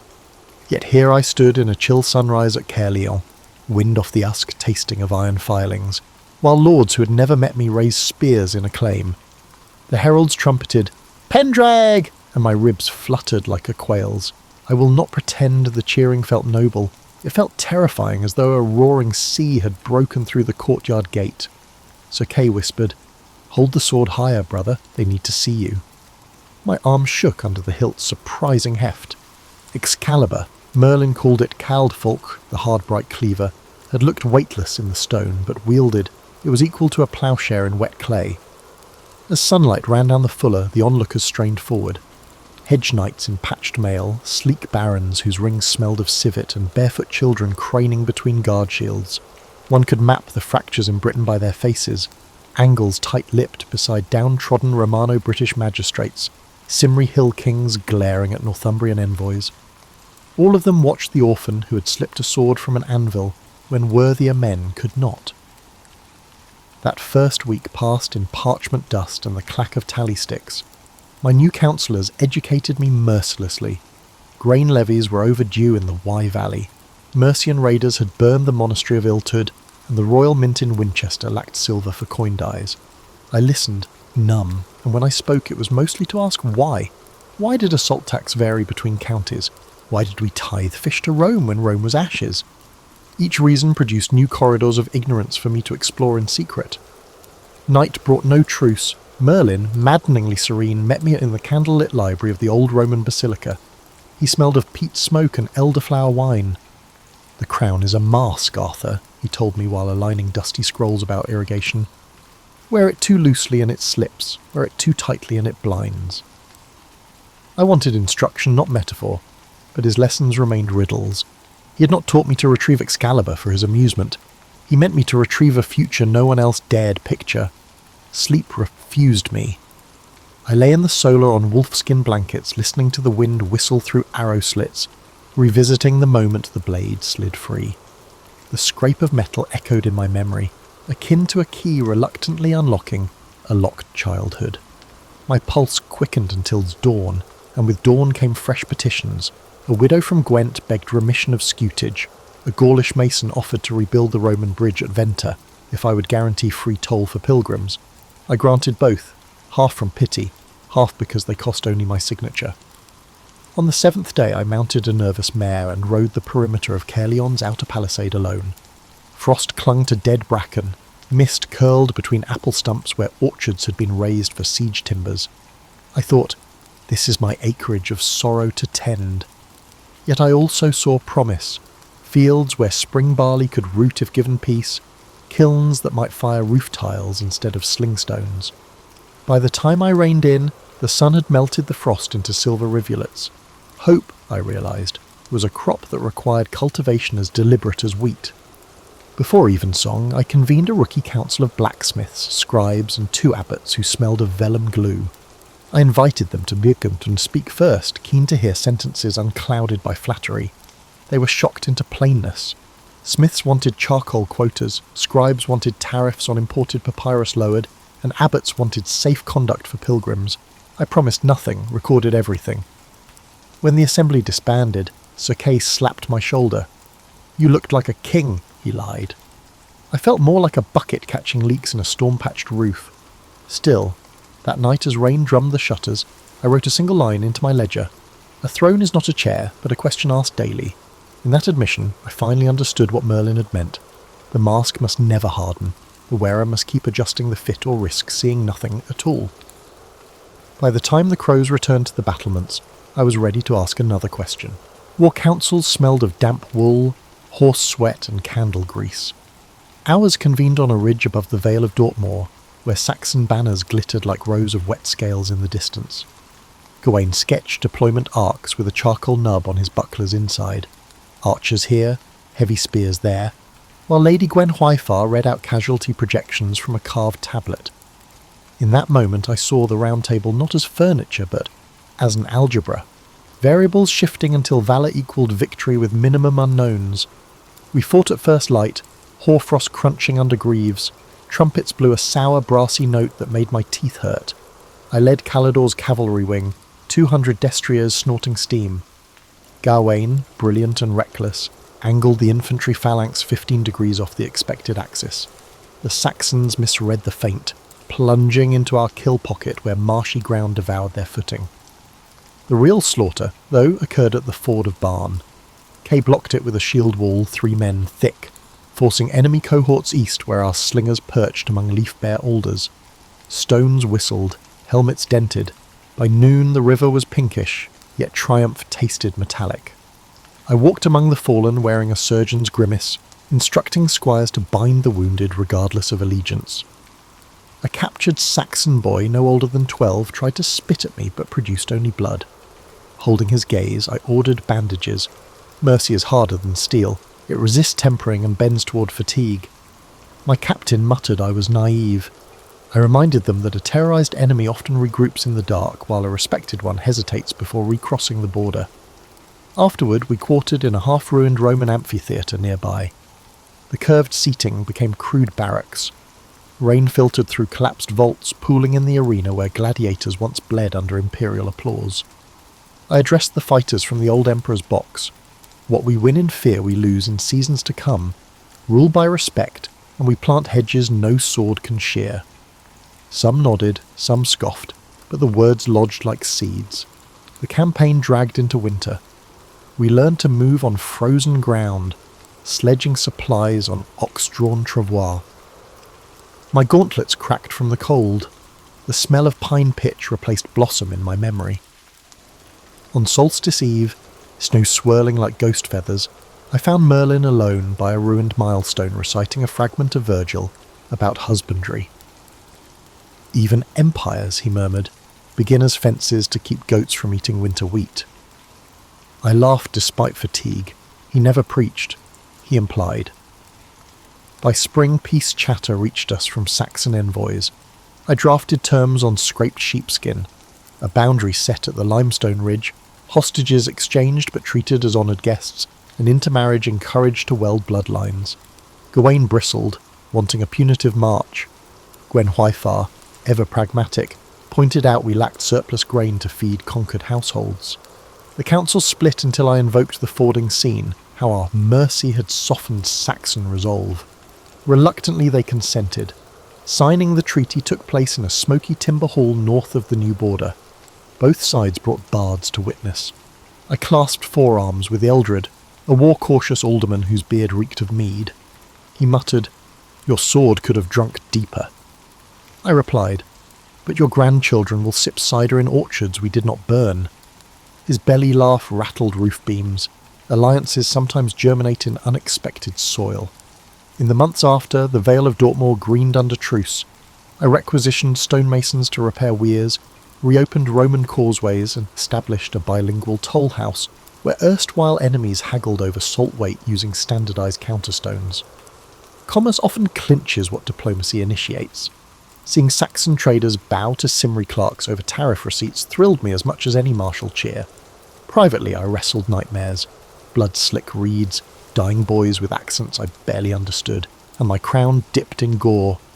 Gwen Wyfar found me pacing ramparts and urged prayer. I preferred ledgers. I tallied war costs, lost ploughshares, orphan stipends, and forced the numbers to speak. They said moderation was cheaper than triumph. They never lied. One damp morning, while Oliver the quartermaster complained about dwindling pitch reserves, a courier arrived bearing a wreath of river reeds from Ildred, to the king who waters peace. I pinned it in the council chamber above our campaign map. Some mocked the rustic token, others touched it like a relic. For me, it represented both a reminder that swords end battles and a recognition that agreements end wars. Thus, my second year of kingship closed not with a coronation feast, but with an accounting ledger and a wreath made by a former foe. I slept soundly that night for the first time since lifting the blade. Camelot was never marble. It was coarse sandstone sweating lichen, scaffolds creaking like old knees. Yet visitors entering its magnificent hall felt something rare, a geometry of fellowship. Round tables, contrary to gossip, are terrible for hierarchy and perfect for candour. My smiths forged a 30-seat monster from oak and riveted iron bands. It smelled of resin and rain on the day we slid it into place. The crack it made across the flagstones felt like a knell tolling for privilege. Within a month, debates at that board ranged from maritime tariffs to whether owls could predict frost. Sir Bedivere cited alder ring thickness charts. Dame Rhiannon cross-checked shipping dockets from Cornish ports. Laughter flared, daggers flashed into tabletops for emphasis, but each voice found equal purchase. I learned to moderate like a choirmaster, coaxing melody from opinion. Court politics, I discovered, is less duel than duet. Themes offered, harmonies tested, discord resolved or embraced as counterpoint. Social experiments, however, breed social consequences. My barons grumbled that Franklin farmers now supped alongside them during harvest councils. One sneered that peasants stank of manure. I replied sweetly, "So does the earth we all depend upon." The retort earned silent respect and silent enemies. Soon, anonymous leaflets with still tacky ink accused me of hobnobbing with swineherds while I neglected noble bloodlines. I left the pamphlets tacked to gateposts. Nothing defangs slander like daylight. Domestic alliances formed in subtler currents. Gwen Wyfar established a guild of herbalists, recruiting peasant women whose willow bark tinctures outperformed monastic leechcraft. Knights wounded in jousts found themselves dosed with poultices prepared by hands they once dismissed. Healing, unlike war, proved indifferent to pedigree. Watching the Queen kneel beside a tanner's daughter, grinding sage into salve, reminded me governance can bloom at ground level. Evenings rippled with softer intrigues.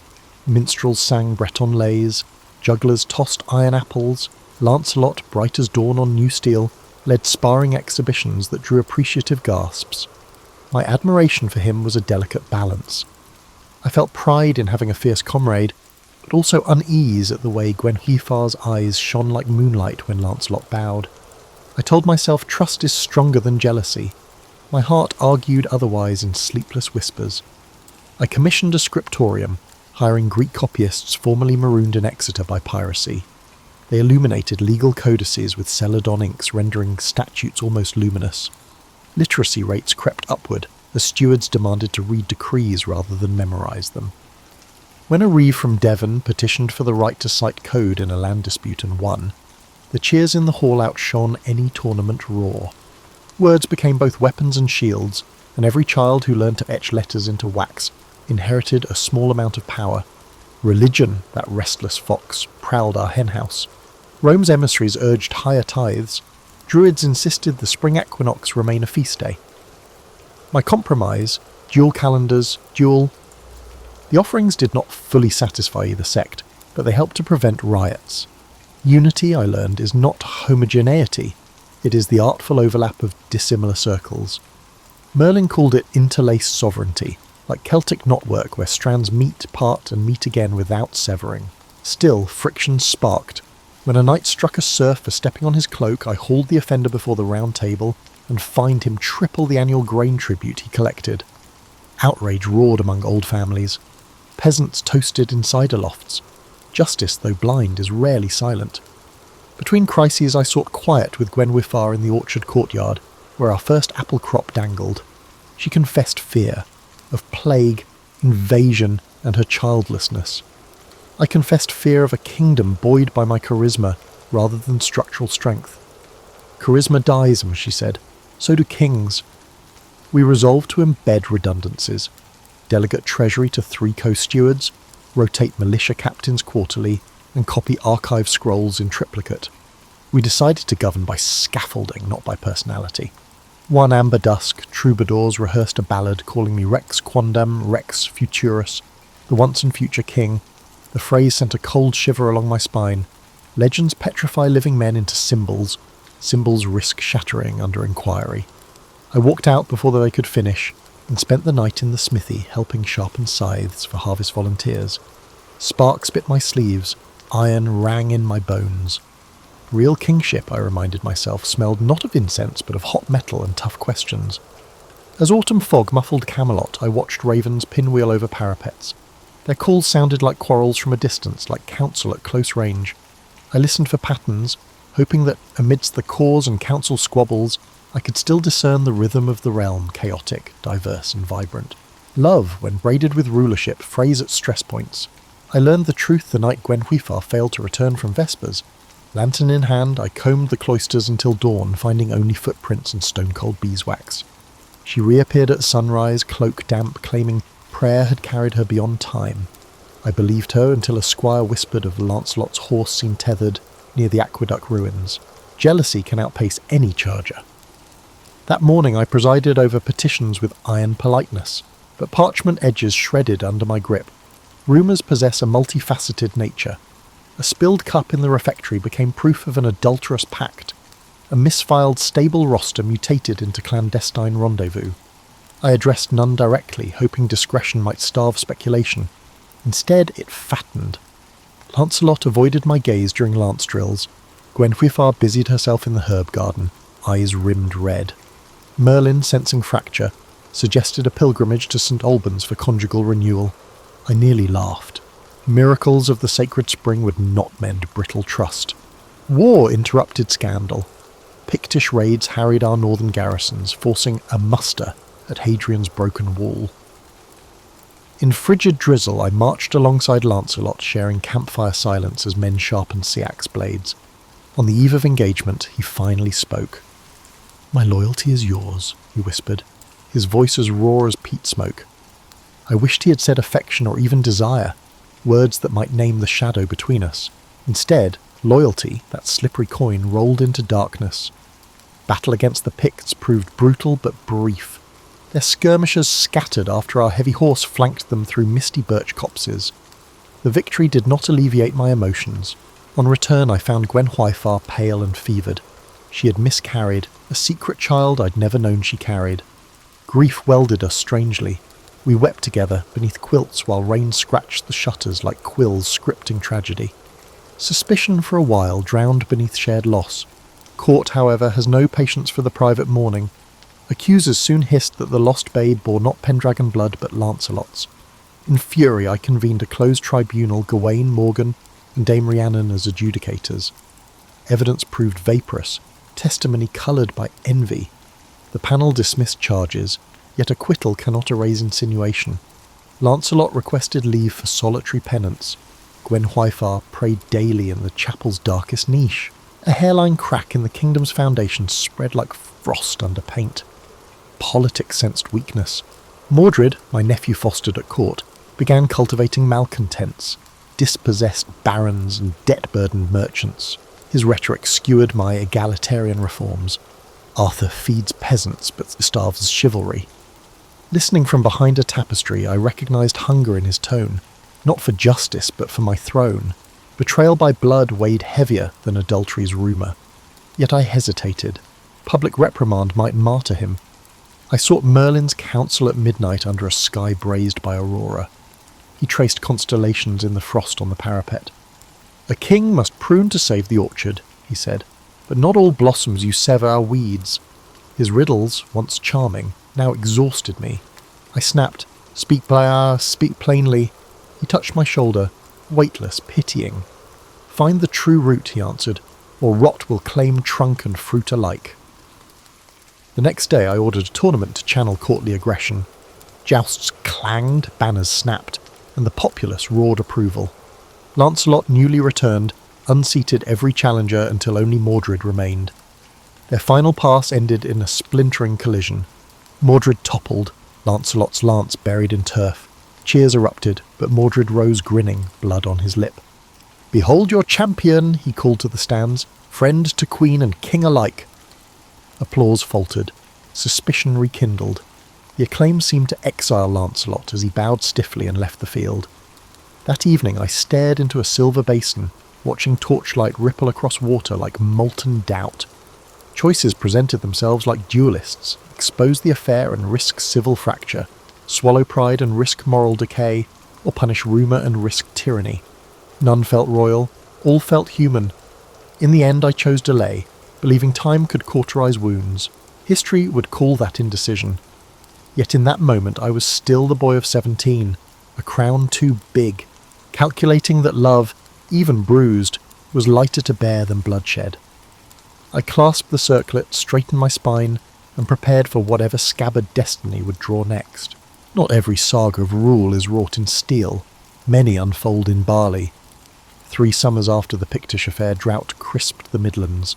Streams shrank to pebble staircases, and sheep nibbled dust.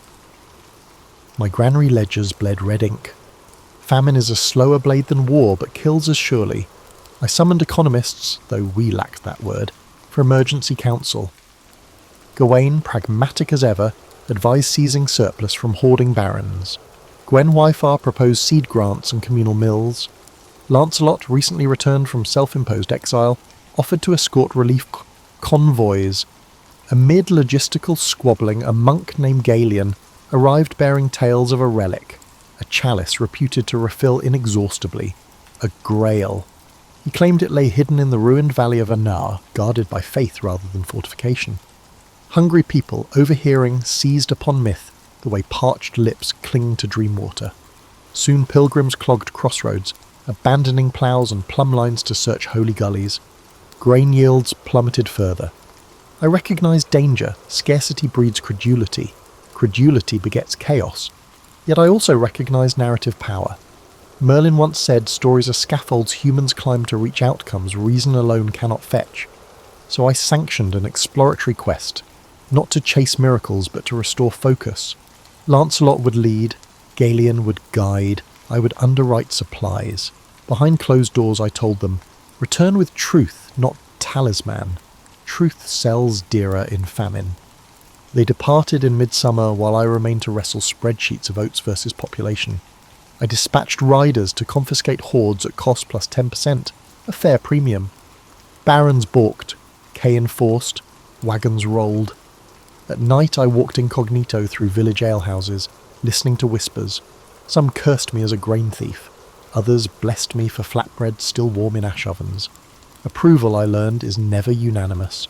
Effective policy courts equal praise and scorn. Meanwhile, Gwenwyfar organised spinning circles where idle hands produced linen to trade for imported rye.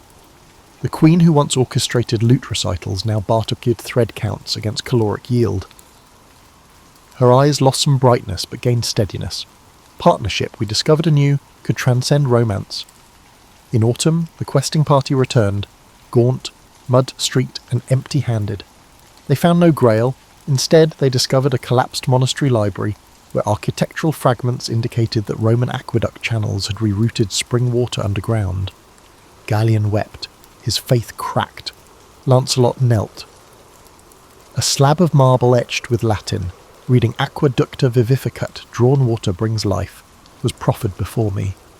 We found an engineering marvel, he murmured, not a miracle. I hugged him publicly, declaring the inscription a holy message directing us to practical salvation. We mobilised masons to rehabilitate those subterranean channels. When water surfaced again in frost-stiff fields, Galien proclaimed it sign enough. Pilgrims returned to ploughs. Barley germinated in resurrected soil.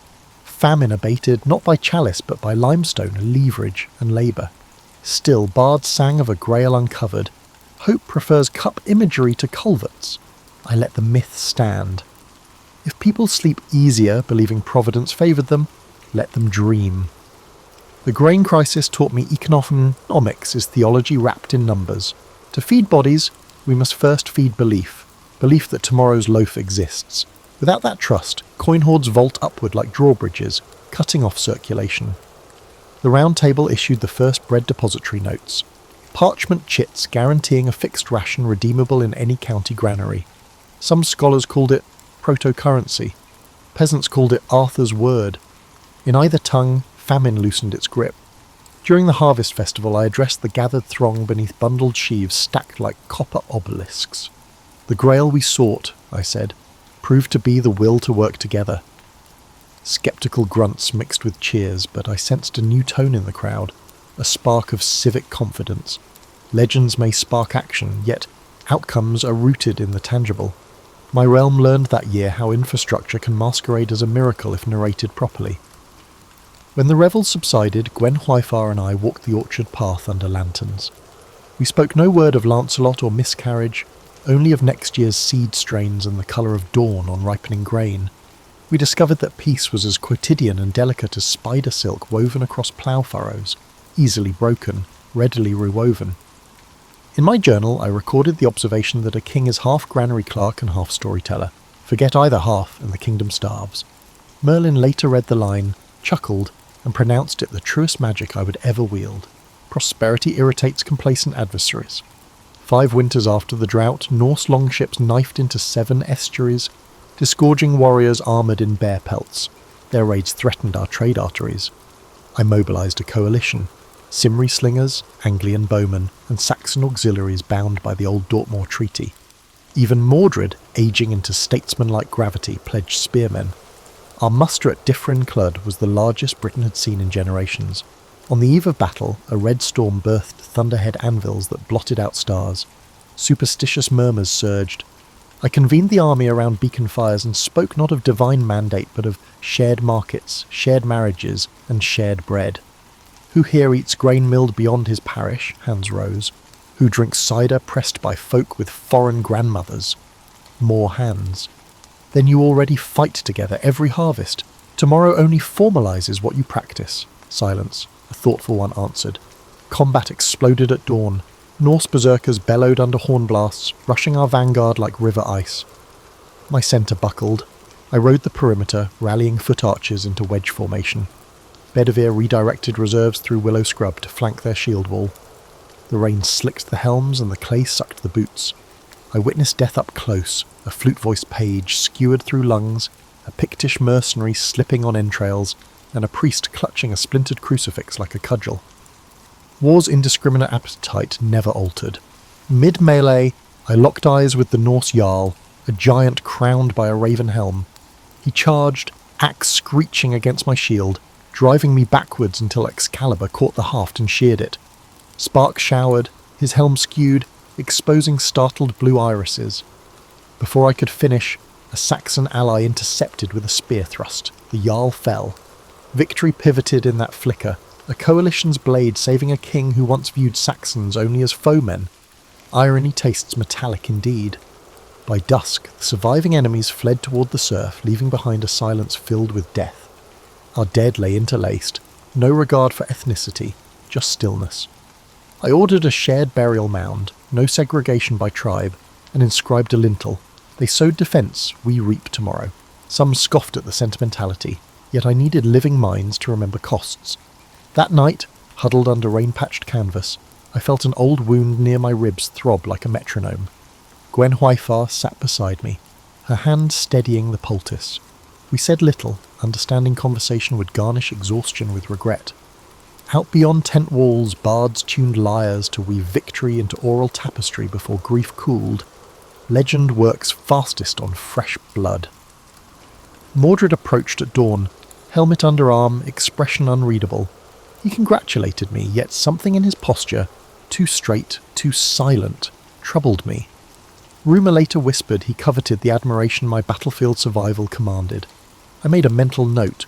Watch the nephew whose smile revealed more teeth than warmth. We returned to Camelot trailing wagons of wounded. Cheers greeted us, but eyes quickly flicked to casualty carts. Triumphs age rapidly when widows count absences. I declared a fortnight of mourning before any celebration, and the court accepted this decision. However, merchants were concerned about the potential loss of revenue. In council, we moved to fortify estuary beacons, create river patrols, and negotiate neutrality pacts with Danish settlements. Strategy matured. Not conquer, but discourage. The kingdom's fabric, now densely woven, discouraged single-thread repairs. Weeks later, Merlin, gaunt, cough-ridden, visited my solar. He traced campaign maps with a shaking finger, pronouncing the realm near its zenith. I asked, "What follows zenith?" He answered, "Shadow, unless vigilance burns like a second dawn." He then placed a raven feather on my desk. "Ravens remember kindness but feast on complacency," he said, departing before I framed a response. I stared long at that feather. Had complacency already nested in my council? Mordred's stiff congratulations replayed. Gwen Hwyfar's lingering sadness remained unresolved. Lancelot's loyalty persisted yet felt fragile. Victory, paradoxically, highlighted the fractures that success had only partially sealed. Victory, similar to forged steel, is hard yet susceptible to hidden cracks caused by the quenching process. Still, I slept that night, content that the realm endured. On the window ledge, the raven feather quivered in the breeze. I dreamt I planted it in soil, and it sprouted into a black-leaved tree, casting complicated shade. When I woke, dawn pulled gold on the horizon, indifferent yet generous. The kingdom breathed for now. Peace unravelled 3 years later, not by foreign sail, but by domestic ambition. Mordred, bolstered by disaffected nobles and whispers of my failing vigour, declared the realm should move from sentimental roundness to firm straight lines. His manifestos, crisp vellum, gold ink, decried my tolerance as weakness and my mixed counsels as corruption of lineage. Older knights shrugged, younger captains listened. Momentum tilts kingdoms. I confronted Mordred in the council hall. The air smelled of damp rushes and old tallow. He argued succession law, claiming Pendragon blood entitled him to regency, while I convalesced from battle fatigue. My anger sharpened my voice, leading me to label him as an oathbreaker. Yet I hesitated to order an arrest. Family and precedent tangled my judgment. That hesitation granted him nightfall to abscond north with 300 lancers, the treasury's reserve gold, and a captive, Gwen Hwyfar. The pursuit culminated at Camlan's mist-shrouded plain. The rain fell heavily. Our armies formed up under a slate sky, transforming the round table ideal into a geometric horror. Before the charge I attempted parley. I offered exile and a stipend in Armorica. Mordred laughed, calling me a relic. We clashed. Battle consumed vision and hearing until only pulse remained. I found Mordred amid briar thickets, red plumes soaked. Words failed. Swords spoke. His style mirrored mine, tempered by resentment. We traded blows until Excalibur cleaved his shield. He lunged at me, wielding iron in both fists, and stabbed my thigh. Pain detonated behind my eyes, but I pivoted Excalibur upward into his cuirass. The sword lodged in bone, his breath exited like extinguished bellows. He whispered, "Round ends here," then collapsed, pulling my balance with him. I tore the blade free, but I staggered as my thigh wound gushed warmth into the mud. Chaos ebbed by dusk. Both armies, leaderless, withdrew in wounded whimpers. I lay under thorny hawthorn, rain stinging the wound. Gwen Hwyfar found me hours later, face streaked with ash. She pressed linen, tears mixing with blood. Lights blurred, her voice sounded like surf on a distant shore. I felt softness, perhaps Lancelot's cloak cover me. Someone wept the old Breton lament reserved for harvest deaths. They ferried me to Avalon's marshy isle, accompanied by Merlin and 3 cloaked priestesses. Night herons shrieked overhead. In a reed-roofed hospice I hovered between sleep and echo. Merlin murmured, "Kings do not die, they redistribute into stories." I wanted to ask about grain reserves and treaty renewal, mundane legacies, but speech faltered. Gwen Hwyfar squeezed my hand, the first uncomplicated gesture in years. At dawn's haze I instructed Bedivere to return Excalibur to the lake. Twice he balked, unwilling to discard legend. The third time he hurled the blade into the mist, a silver arm, they say, rose to claim it.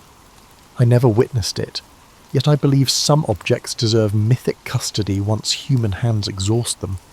Breath thinned, I recalled frost on my first crown morning, the wreath of reeds from Eldred, the grain vouchers, children's scribbling letters, Saxon traders bowing at toll houses, Gwen Hwyfar's herb guild, and Lancelot's spear snapping on Mordred's shield. None of it is perfect, but all of it is real. I hoped history would keep at least fragments intact. As the skylight brightened, I released Gwen Hwyfar's fingers. She kissed my temple, murmuring forgiveness neither of us fully understood. Merlin whispered the final riddle. The once and future king. Not a promise of bodily return, but a warning that any generation may need to wear responsibility anew. I exhaled, tasting apple blossom carried on a salt breeze. When consciousness lifted, I saw not gates of paradise, but a vast round table of faceless figures debating drought relief and treaty clauses. I smiled. Work continues. The vision receded. Silence arrived. Coda, chronicle of the Ledger King monks who recorded the Camlan ruin, would later puzzle over the scarcity of gold loot. Gwen Hwyfar had secretly donated treasury bars to rebuild the hamlets that had been displaced. Lancelot vanished into hermitage, copying agricultural treatises for posterity. The Round Table burned in a later siege, yet charcoal shards discovered centuries later bore scratches of early property law. Legends took shape in other places, transforming my identity into a romantic ideal. That is acceptable.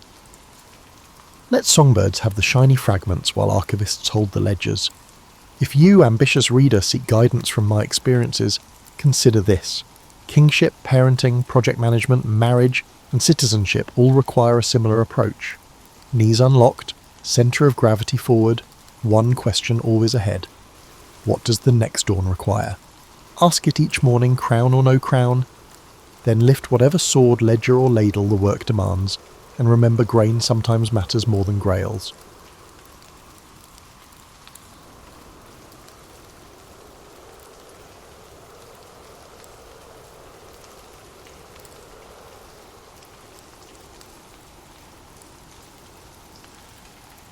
We uncover the surprising story of how André Michelin tricked the world, turning a tyre company into the arbiter of fine dining.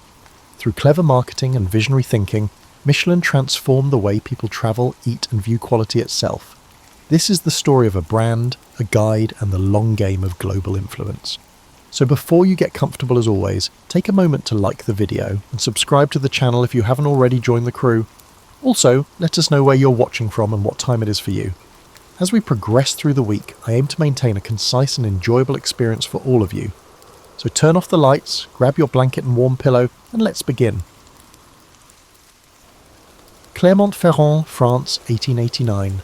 In a modest rubber factory teetering on the edge of bankruptcy, brothers André and Édouard Michelin took charge with one goal: to reinvent their family's failing business. The company, Michelin Essier, had been selling farm equipment and vulcanized rubber goods since 1832, but by the late 19th century it needed a new direction. André, a trained engineer, and Édouard, an artistic soul-turned-industrialist, believed that the future lay on the roads, specifically in providing the tyres for France's nascent automobile age. The trouble was that in 1889, even bicycles, which were exploding in popularity, were constantly waylaid by punctures on rough, primitive roads. Their first breakthrough came unexpectedly, courtesy of a weary cyclist. One day a man trudged into their workshop with a bicycle tyre punctured beyond quick repair. At the time, most tyres were glued tightly to the wheel, making flats an hours-long ordeal to fix. Such punctures were a very common occurrence given road conditions of the day. Horseshoe nails, broken glass, and sharp stones were the more natural enemies of early cyclists. Édouard Michelin saw an opportunity. He experimented tirelessly and by 1891 had patented a revolutionary removable pneumatic tyre that could be mended in minutes. This invention built upon John Dunlop's earlier pneumatic tyre concept, but Michelin's detachable design was far more practical and quickly proved itself in action. The brothers tested their new tyre in the longest bicycle race of the day to demonstrate its superiority. Fitted with Michelin's quick-change tyres, cyclist Charles Terron won the grueling 1891 Paris-Brest-Paris race 8 hours ahead of his nearest rival. It was a stunning victory for both rider and tyre, a publicity coup that announced Michelin as a new force in transportation. Emboldened, the Michelins turned their attention to the automobile, contraption still in its infancy. In 1895, they entered a peculiar-looking vehicle nicknamed L'Éclair, Lightning, in the Paris-Bordeaux-Paris competition, one of the world's first long-distance car races. The car ran on Michelin's air-filled tyres, a daring gamble at a time when many observers doubted that fragile air-stuffed rubber could support a motorcar's weight and speed. True, L'Éclair didn't win. It limped in near the back of the pack, but its performance was convincing enough to create a market. Spectators and fellow engineers saw that a car on pneumatic tyres could survive a rugged 732-mile journey. As one report noted, the race virtually launched the market for detachable pneumatic automobile tyres by proving their resilience and practicality. The Michelin brothers had found their calling, making indispensable things that nobody realised they needed, until they did. Edouard reportedly conceived the idea for a mascot at a trade exhibition in Lyon, noticing a stack of tyres that uncannily resembled a human form. Soon he and André commissioned an artist to bring it to life, the Michelin Man, a rotund fellow made of stacked tyres. Debuting in a famous 1898 poster, this jolly character, dubbed Bibendum from the Latin nunc est bibendum, now is the time to drink, was depicted cheerfully raising a goblet brimming with nails and broken glass to your health. The message was witty and clear: Michelin tyres will drink up obstacles on the road. This imaginative ad, showing the tyre man merrily swallowing road hazards, captured the public's attention. It married humour with a practical promise, signalling that Michelin tyres made motoring not only safer, but a bit more fun. The Michelin Man quickly became one of the world's first truly iconic advertising characters, a testament to the brothers' flair for marketing surprises. By 1900, Michelin had established itself as France's premier tyre innovator. Yet the market remained small. Automobiles were still the playthings of the rich or the tinkering enthusiast. There were fewer than 3,000 cars on all the roads of France as the new century dawned. For Michelin to thrive, more people needed to buy cars and drive them far enough to wear out their tyres. André Michelin understood that selling tyres wasn't just about the rubber. It was about selling the adventure of motoring itself. If France's rutted lanes could be transformed into more welcoming pathways, perhaps many more citizens would be enticed to get behind the wheel. With characteristic ingenuity, he began devising a new kind of product. Not a tyre this time, but a booklet that would boost the entire ecosystem of driving. Little did anyone suspect that this next idea would become Michelin's greatest legacy of all. Taking an automobile on a cross-country journey was a daring expedition in the early 1900s. Imagine embarking on a 200-mile drive with no road signs, no reliable maps, and no guarantee you'd find fuel or a mechanic if things went awry. For instance, in 1905, Parisian gentlemen embarking on a journey to the French Riviera would pack extra petrol tins and tools, anticipating the unexpected at every corner.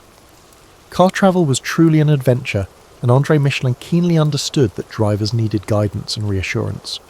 To support their customers' journeys, he and his brother compiled a slim red-covered handbook, the Guide Michelin, filled with everything a motorist might need.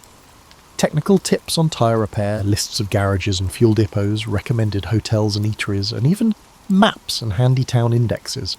Michelin even included a whimsical cartoon in the guide, showing a weary traveller collapsing under an armload of maps and manuals, only to be rescued by an outstretched hand offering a single book, the Michelin Guide. The message: one small volume could replace a trunk full of disparate references. The first Michelin Guide, 1900, was a free booklet for motorists, full of practical information. André Michelin predicted, "This book appears with the century, it will last as long as it does." The first Michelin Guide made its debut in 1900, strategically timed to the Paris World's Fair. At the bustling exposition that year, which drew an astonishing 50 million visitors, attendees could pick up a free copy of this new motorist guidebook, which catalogued hundreds of French towns and advised where to find lodging, meals, gas, and reliable repairs. In an era with no GPS or roadside assistance, the little red book was a godsend. That inaugural edition ran to nearly 400 pages, with some 1,300 hotels among its myriad listings. "This book appears with the century, it will last as long as it does," declared André Michelin, boldly predicting his guide's longevity. Indeed, the guide quickly became more than a directory. It was a passport to adventure, its annual release eagerly awaited by motorists who saw it as essential gear for the open road. Indeed, as automobiles proliferated on Europe's roads, the Michelin Guide emerged as the preferred glove box companion for astute drivers. By the outbreak of World War I, France had embraced the automobile with gusto. In fact, the number of cars in France surged from about 3,000 in 1900 to over 100,000 by 1914, and Michelin's Guide had expanded far beyond its home turf. What started as a local French publication grew into a pan-European phenomenon within a decade. A Michelin Guide for Belgium appeared in 1904, followed by editions covering Algeria and Tunisia, 1907, the Alps and the Rhine regions, 1908, Germany and Spain, 1910, and the British Isles, 1911. In 1910, Michelin also launched a series of 1 to 200,000 scale road maps to complement the guide's directions and make it easier for drivers to find their way. There was even a special English-language guide to France published in 1909 for the benefit of British and American tourists touring the continent by motorcar. This rapid expansion reflected the exploding interest in motor tourism. Wealthy adventurers were now driving through the Alps or motoring down to the French Riviera, and Michelin was right there with them, its guides offering dependable information in unfamiliar lands. If anything, the hardships of early driving only cemented the guide's importance. Cars of that era were finicky machines prone to breakdowns, and roads outside major cities were often little more than rutted mud paths. Pity the traveller who didn't carry a Michelin Guide when his tyre blew out miles from the nearest town. He might not know that a blacksmith in the next village doubled as an auto repairman, or that a certain inn down the road offered clean beds and a hot supper. The guide's detailed listings helped turn chaos into a manageable adventure. As war loomed in 1914, the Michelin Guide had firmly established itself as part of the motoring routine. Publication was suspended during World War I, when Europe's focus turned from leisure travel to survival. But the groundwork was laid. Motoring had arrived as a way of life for the well-to-do, and thanks to Michelin's prescient strategy, a tyre company's giveaway guide had become an authority in its own right. The stage was set for even bigger transformations after the war, not least the guide's evolution from a utilitarian road aid into the venerated culinary Bible we know today. From its inception, the Michelin Guide served as more than just a simple guide for drivers. It represented a brilliant marketing strategy. André Michelin realised that if people drove more, they'd wear out their tyres faster and need replacements, boosting Michelin's sales. So what better way to spur road travel than to give drivers a reason to hit the road? The free guide served as a tyre company's valuable tool, inspiring motorists to make longer and more frequent journeys. In modern terms, Michelin was pioneering content marketing, offering valuable information to customers to stimulate demand for its core product, long before anyone coined that phrase. Nearly 35,000 copies of the inaugural 1900 edition were distributed at no charge, handed out to chauffeurs, garage owners, and anyone who owned, or even aspired to own, an automobile. Before long, drivers considered the Michelin Guide nearly indispensable, as essential as a spare tyre or a road map on any long drive. The message was never buy our tyres, yet every page quietly served that goal by making motoring easier. For 2 decades, Michelin poured resources into this project, printing and updating the guide annually without earning a cent from it. The company stocked petrol stations and repair shops with stacks of the free red guide, confident that every road trip it encouraged would eventually lead to more worn-out tyres in need of replacement. This ploy worked brilliantly, perhaps too well. As motoring moved from fad to mainstream, the guide's distribution soared in tandem. France counted over 230,000 cars on the road by 1920, a huge leap from fewer than 3,000 2 decades earlier, and many new drivers wouldn't dream of setting out without the latest Michelin Guide in the glove box. By 1920, some people had become so accustomed to the guide that they began to take it lightly. According to company law, when André Michelin stopped by a garage one day, he was shocked to see his beloved guide being used to prop up a workbench. Outraged and perhaps a little heartbroken, he immediately declared the end of the free Michelin Guide era. Man only truly respects what he pays for, he reportedly declared.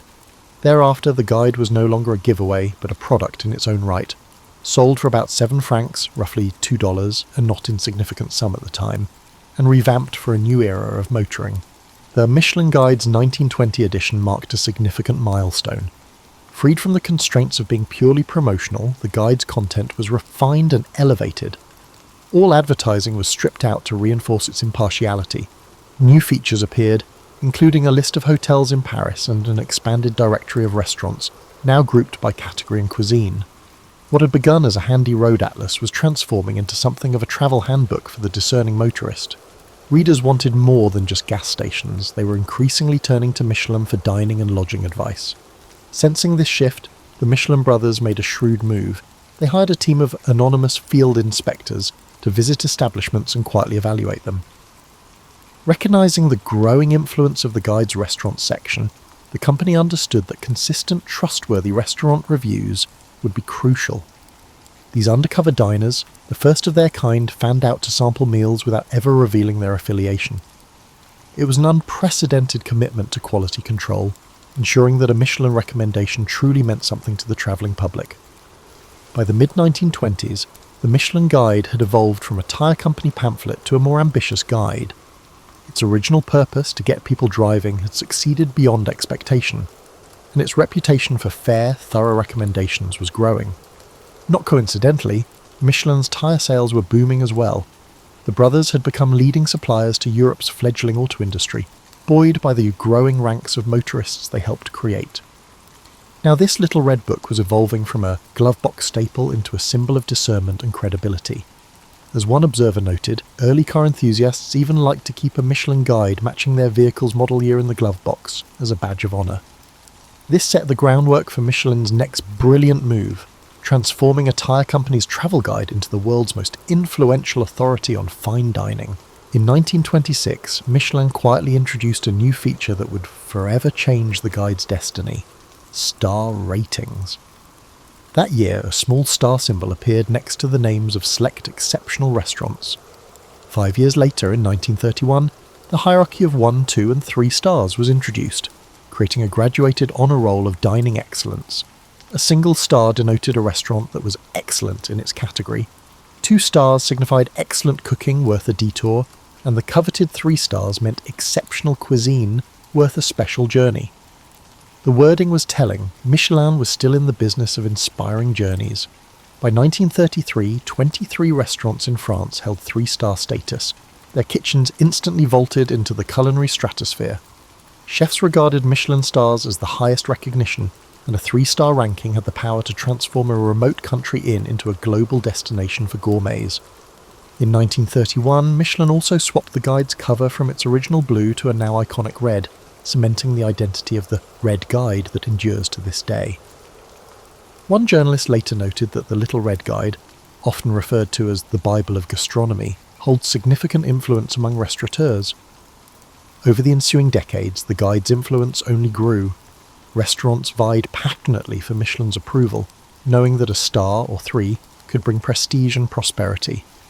The guide's judgments, with their concise descriptions and iconic stars, established a benchmark that profoundly influenced the concept of fine dining. Even war could only briefly interrupt its authority. World War II forced a pause in publication, but in 1944 the Allied forces famously requested a special reprint of Michelin's last pre-war guide because its roadmaps of France were the most detailed and reliable available. After the war, as Europe rebuilt, Michelin cautiously resumed its gourmet guardianship, initially imposing an upper limit of 2 stars given the era's food shortages, before restoring 3-star awards in 1951 as haute cuisine bounced back.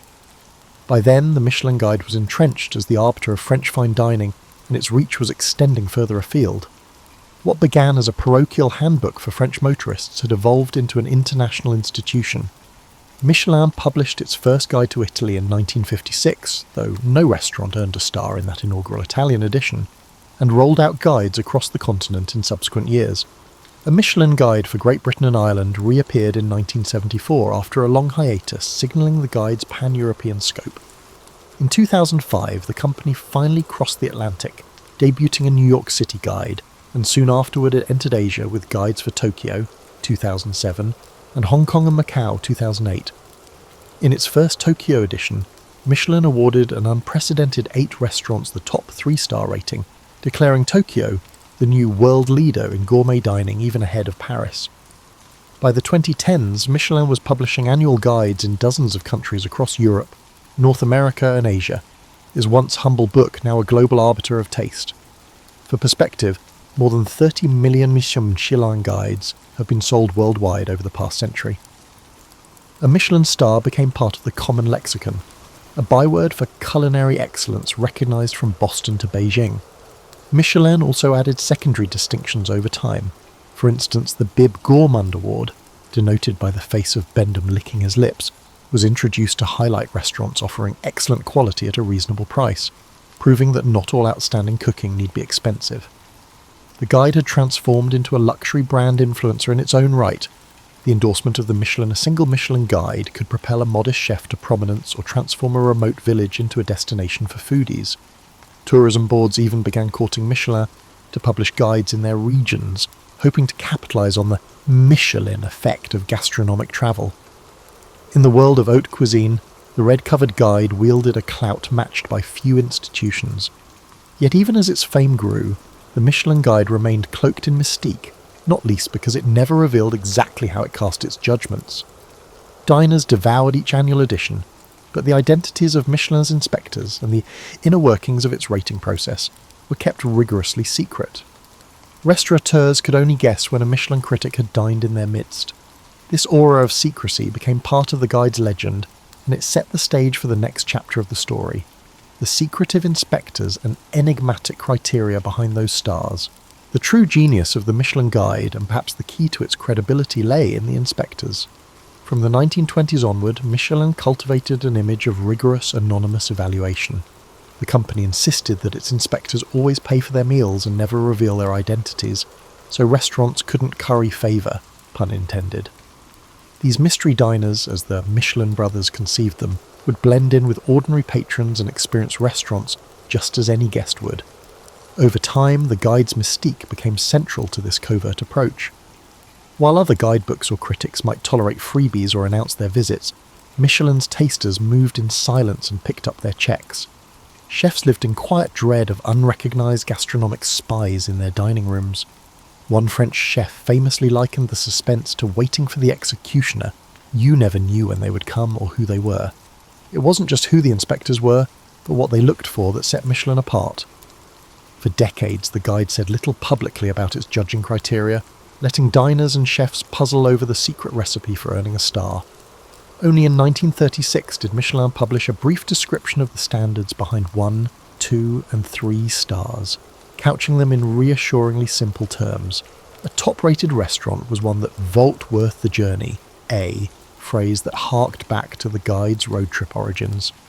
Behind the scenes, of course, the inspectors' palates were finely honed and their expectations exacting. Over time, Michelin quietly established 5 universal criteria to guide their assessments: quality of ingredients, mastery of cooking techniques, harmony of flavours, the personality of the chef in the cuisine, and consistency across the menu and over time. Notably, factors like decor, service, or ambience, things one might assume influence a dining experience, were officially not supposed to affect the rating. It was all about the food on the plate, Michelin would later insist. This obsessive focus on food quality, combined with anonymity, gave the Michelin guide a reputation for integrity. Inspectors often had culinary or hospitality backgrounds, and they ate out nearly every day, sometimes 250 meals a year, meticulously writing up reports on each experience. Their work was, and still is, shrouded in confidentiality. In an age of Instagram and crowdsourced Yelp reviews, Michelin clung to an old-world secrecy.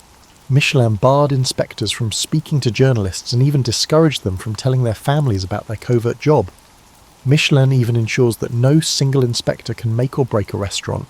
Multiple inspectors visit, and their reports are pooled, with stars awarded only after a collective deliberation by the inspection team and Michelin's directors. The guide leverages this secrecy and rigour as a marketing asset. It is mysterious and methodical, and therefore, in the eyes of its fans, impartial and authoritative. But secrecy has its price. Over the years, Michelin's veil was occasionally pierced by scepticism and controversy. Critics wondered if a handful of inspectors could really cover thousands of restaurants thoroughly, or if biases crept in despite claims of objectivity. A disgruntled ex-inspector in France published a book in 2004 alleging that the rigour of the guide was slipping. He claimed Michelin employed only 5 full-time inspectors for all of France, each paid a humble salary and expected to somehow cover well over 10,000 restaurants. making it a complete myth that the inspector comes around every year to each establishment. He also claimed that 1/3 of the best are not of the standard expected. Michelin vehemently denied the accusations, noting that Remy had been dismissed after allegedly trying to extort money to keep his diary unpublished, and the guide's overseers insisted their standards remained as strict as ever. However, the exposé revealed a hidden organisation. Despite such drama, the guide's prestige proved resilient. Few diners outside the industry remembered the episode for long. The Michelin brand of excellence had decades of trust behind it, and no competing guide managed to unseat its authority. To this day, for most chefs and gastronomes, Michelin's inspectors remain enigmatic figures, wielding power with their pens and forks and keeping alive the allure of an honour that is, at least in principle, purely merit-based. As Michelin's influence grew, so did the stakes for those under its gaze. A Michelin star could make a career, but the pressure to keep it could also break one. The tales of this uneasy love-hate relationship with the Red Guide abounded in the culinary world. In 2003, renowned French chef Bernard Loiseau tragically took his own life, an act widely linked to fears. He was about to lose one of his 3 Michelin stars, a downgrade that ultimately did not occur. His death echoed across France, spurring public debate about the enormous stress placed on chefs. The legendary Paul Bocuse lambasted the culture of "I'll give you a star, I'll take one away," and how critics' ratings toyed with chefs' lives. In the years that have passed, other renowned chefs have acknowledged that meeting Michelin's expectations can be a challenging task, as the same recognition that draws pilgrims to their dining rooms also causes them to experience anxiety at night. Some chefs have even attempted to dethrone Michelin.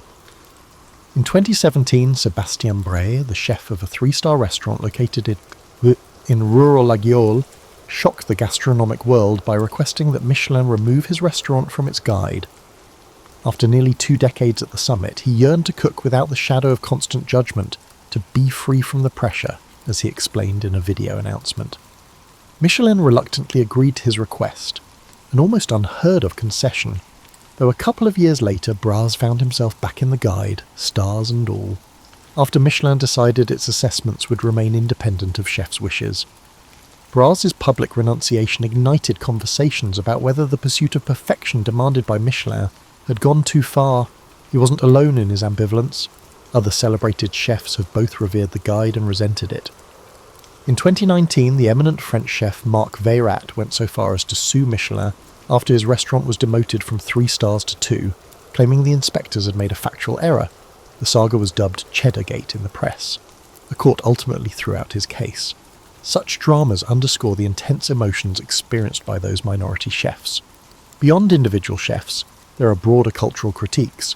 For decades, Michelin was accused of a French and Eurocentric bias, of favouring stiff white tablecloths and classical techniques over more diverse or homey culinary experiences.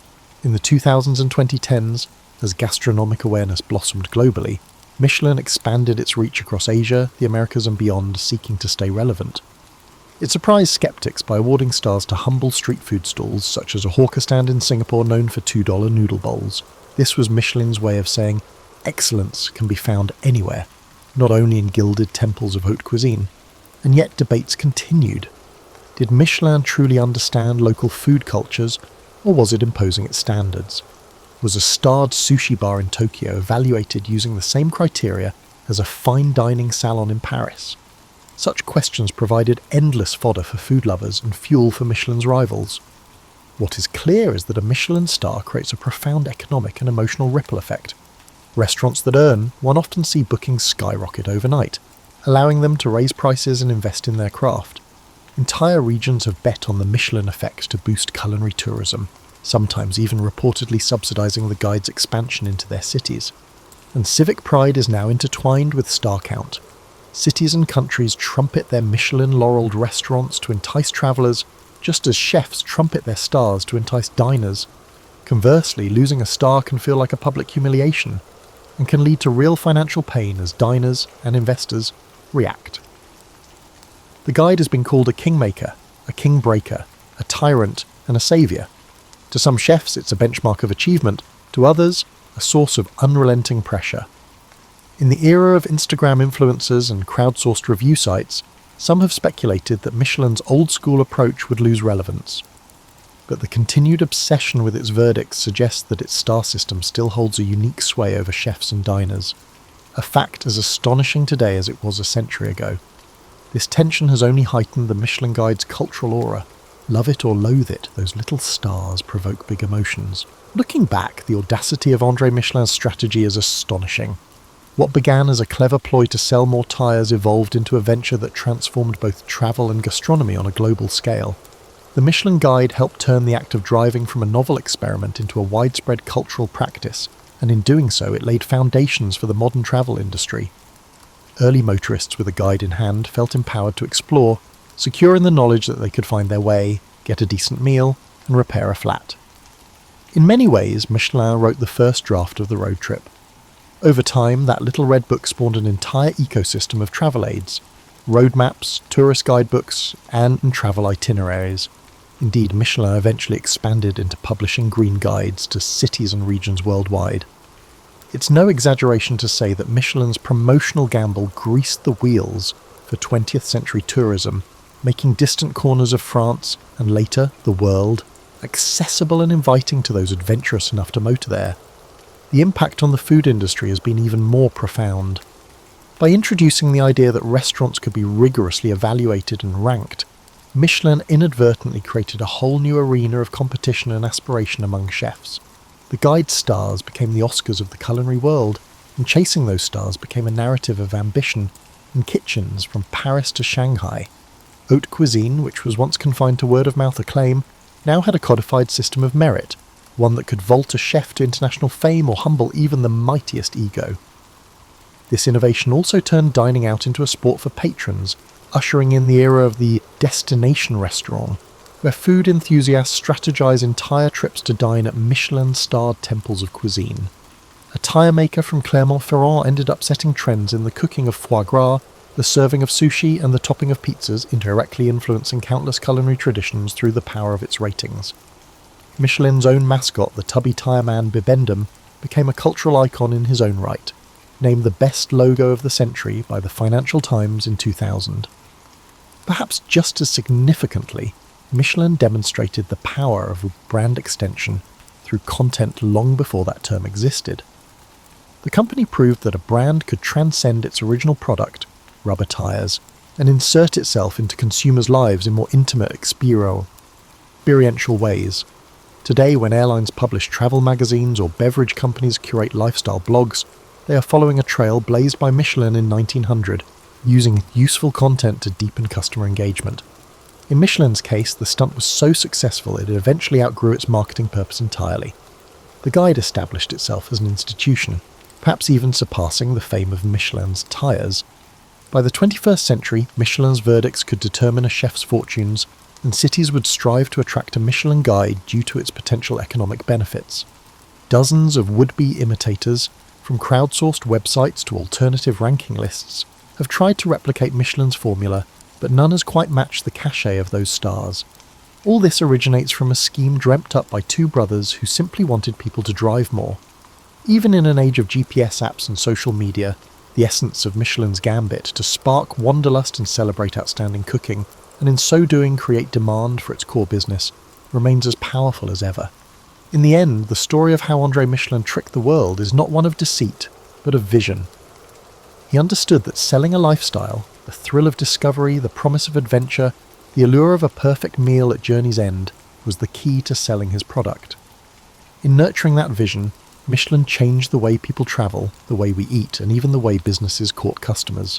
The Michelin Guide's century-plus journey, from freebie pamphlet to global gastronomic gatekeeper, stands as one of the most remarkable chapters in marketing and cultural history. Indeed, it's now a textbook example of content marketing. It's a well-told yet still surprising true story of a business gambit that steered its way into the hearts of millions, leaving tyre tracks across the world's roads and indelible stars in the world's kitchens. André Michelin's grand trick of transforming a tyre firm into a cultural tastemaker achieved unprecedented success.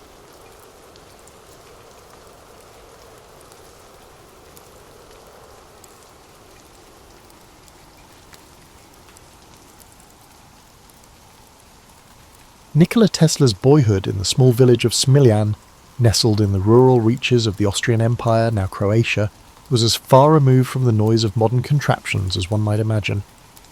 Yet even amid this pastoral backdrop, Tesla found ways to indulge his curiosity. His father, Milutin, was an Orthodox priest often occupied by religious duties, but he also possessed a serious library where young Nikola snuck away to read. In fact, Tesla frequently credited these secretive explorations for sparking his fascination with science.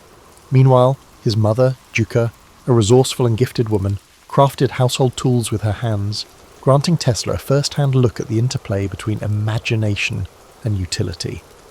One story that rarely gets retold, overshadowed perhaps by grander anecdotes, involved a small wooden water wheel he built at age 9, determined to harness the churning stream that ran behind his home. Tesla carved rough paddles from scavenged driftwood and improvised an axle from a broken cart part. While the contrivance was crude, it worked, sort of. It sputtered and jammed more often than it spun, but this half-success taught him the power of redirecting natural forces. Even as a child, he recognized that nature housed tremendous energy, just waiting to be tapped. It was also during these early years that Tesla started experiencing acute visualizations. Later, he described how bright flashes before his eyes would conjure vivid images of objects he hadn't even witnessed before. This phenomenon, which he called his mind's eye, sometimes unsettled people around him, but it had a silver lining. Whenever an idea flickered through his consciousness, he could examine its details in these mental pictures, rotating and refining them before he ever set pen to paper. This unique ability, often minimized in popular accounts, shaped his inventive process. Of course, not all was idyllic. As a schoolboy, Tesla nursed a rebellious streak and loathed rote memorization. His teacher once scolded him for insisting that the Earth was a giant magnet, telling the class that Tesla was letting his imagination run wild. The teacher was unaware of how close Tesla was to the truth, nor how that minor humiliation inspired him to study magnetism more thoroughly. Some say the seeds of his future AC motor began here, in the tension between authority and Tesla's unwavering self-belief. In spare moments, the young Tesla found camaraderie with friends who joined in his experiments, like building hand-cranked contraptions or trying to talk through tin can telephones. Yet, if a contraption failed, Tesla vanished into introspection, recalculating every step in his mind. In those hours, no one could pry him away from his reflections. It was as if he was lost in that luminous inner workshop. Despite bouts of quiet withdrawal, Tesla still lived in a household that valued performance, especially rhetorical flair. His father believed in the power of eloquence and would often deliver stirring orations. Perhaps this is how Tesla learned to present radical ideas with poise. He also gleaned from his mother the virtue of patient tinkering, an aspect overshadowed by stories of his brilliant flashes of insight. Though untrained formally, Juka's improvisational skills showed him that great inventions need not come from grand laboratories. They could begin at a humble table or by the riverside, as long as one had the drive to see them through. By the time he reached adolescence, Tesla had devoured nearly every science book in his father's library. He immersed himself in electricity, magnetism, and mechanical wonders, his fascination growing with each page. Late at night, when the household slept and a single kerosene lamp flickered in the corridor, Tesla mulled over new concepts, making mental notes on how to apply them. He never just read, he scouted for clues, each bit of knowledge layering onto his mental designs. These experiences in Smiljan formed the bedrock of a lifetime of invention. While the world would one day witness Tesla's theatrical experiments and transformative discoveries, it all began beside a murmuring creek and within the hush of a modest library. There, free from urban clamour, Tesla learned the value of curiosity, observation, and sustained determination. It was in this unassuming domain, where wooden water wheels sputtered and a boy's imagination soared, that the seeds of an extraordinary destiny first took root. Perhaps most telling, these formative years cemented in Tesla a lifelong pattern of introspection and experimentation. The young inventor not only absorbed knowledge, he reinvented it in his imagination. For him, Smiljan was not a backwater. It was a secluded incubator for unexplored possibilities. Tesla's departure from home was spurred by academic pursuits that beckoned him to larger arenas, eventually landing him at the Austrian Polytechnic in Graz. The environment there demanded rigour, which suited Tesla's capacity for total immersion. He sank his teeth into mathematics, physics, and mechanics with a feverish intensity. Professors noted his uncanny ability to answer complex theoretical questions without referencing textbooks, a result of his extraordinary mental visualization. However, the spark that truly lit his imagination was the direct current, DC, electrical machinery in the school's labs. Conventional wisdom suggested DC was the future of power, but Tesla found its inefficiencies maddening. Observing how DC motors generated sparks and wasted energy, he questioned how nobody noticed a better pathway. When one professor pronounced that harnessing alternating current, AC, at scale was an impossibility, Tesla resisted the urge to argue. Instead, he spent late nights in his boarding room, sketching out rotating magnetic fields in his head. If he dozed off at all, it was with diagrams dancing across his eyelids. Despite his academic prowess, Tesla's stint in Graz did not end smoothly. Exhaustion, and perhaps an underlying rebellious streak, contributed to friction with university administrators. He once rigged an experiment to demonstrate a refined method for measuring electric resistance. When the apparatus short-circuited, Tesla found himself facing the wrath of a professor outraged by unorthodox experimentation. Feeling unwelcome, Tesla walked out, leaving conventional academia behind. From Graz, Tesla moved to other opportunities, including a brief and often overlooked period in Marburg, now Maribor, Slovenia. There, a shadow seemed to fall over him. Separated from the camaraderie of classmates, he grappled with bouts of anxiety. Without structured lab access, Tesla turned to solitary experiments, tinkering with leftover scraps of metal and wire. Yet the gloom of isolation gnawed at him, and he eventually returned home for a spell. His confidence rattled, but not shattered. It was in Budapest, while working at the Budapest Telephone Exchange, that Tesla began to regain his footing. In that frenetic workspace, he was tasked with improving the nascent telephone system's design. One lesser circulated story details how Tesla once clambered onto a rooftop to adjust overhead lines, the lightning flashes giving him new ideas about high-frequency current. Colleagues regarded him as eccentric competent.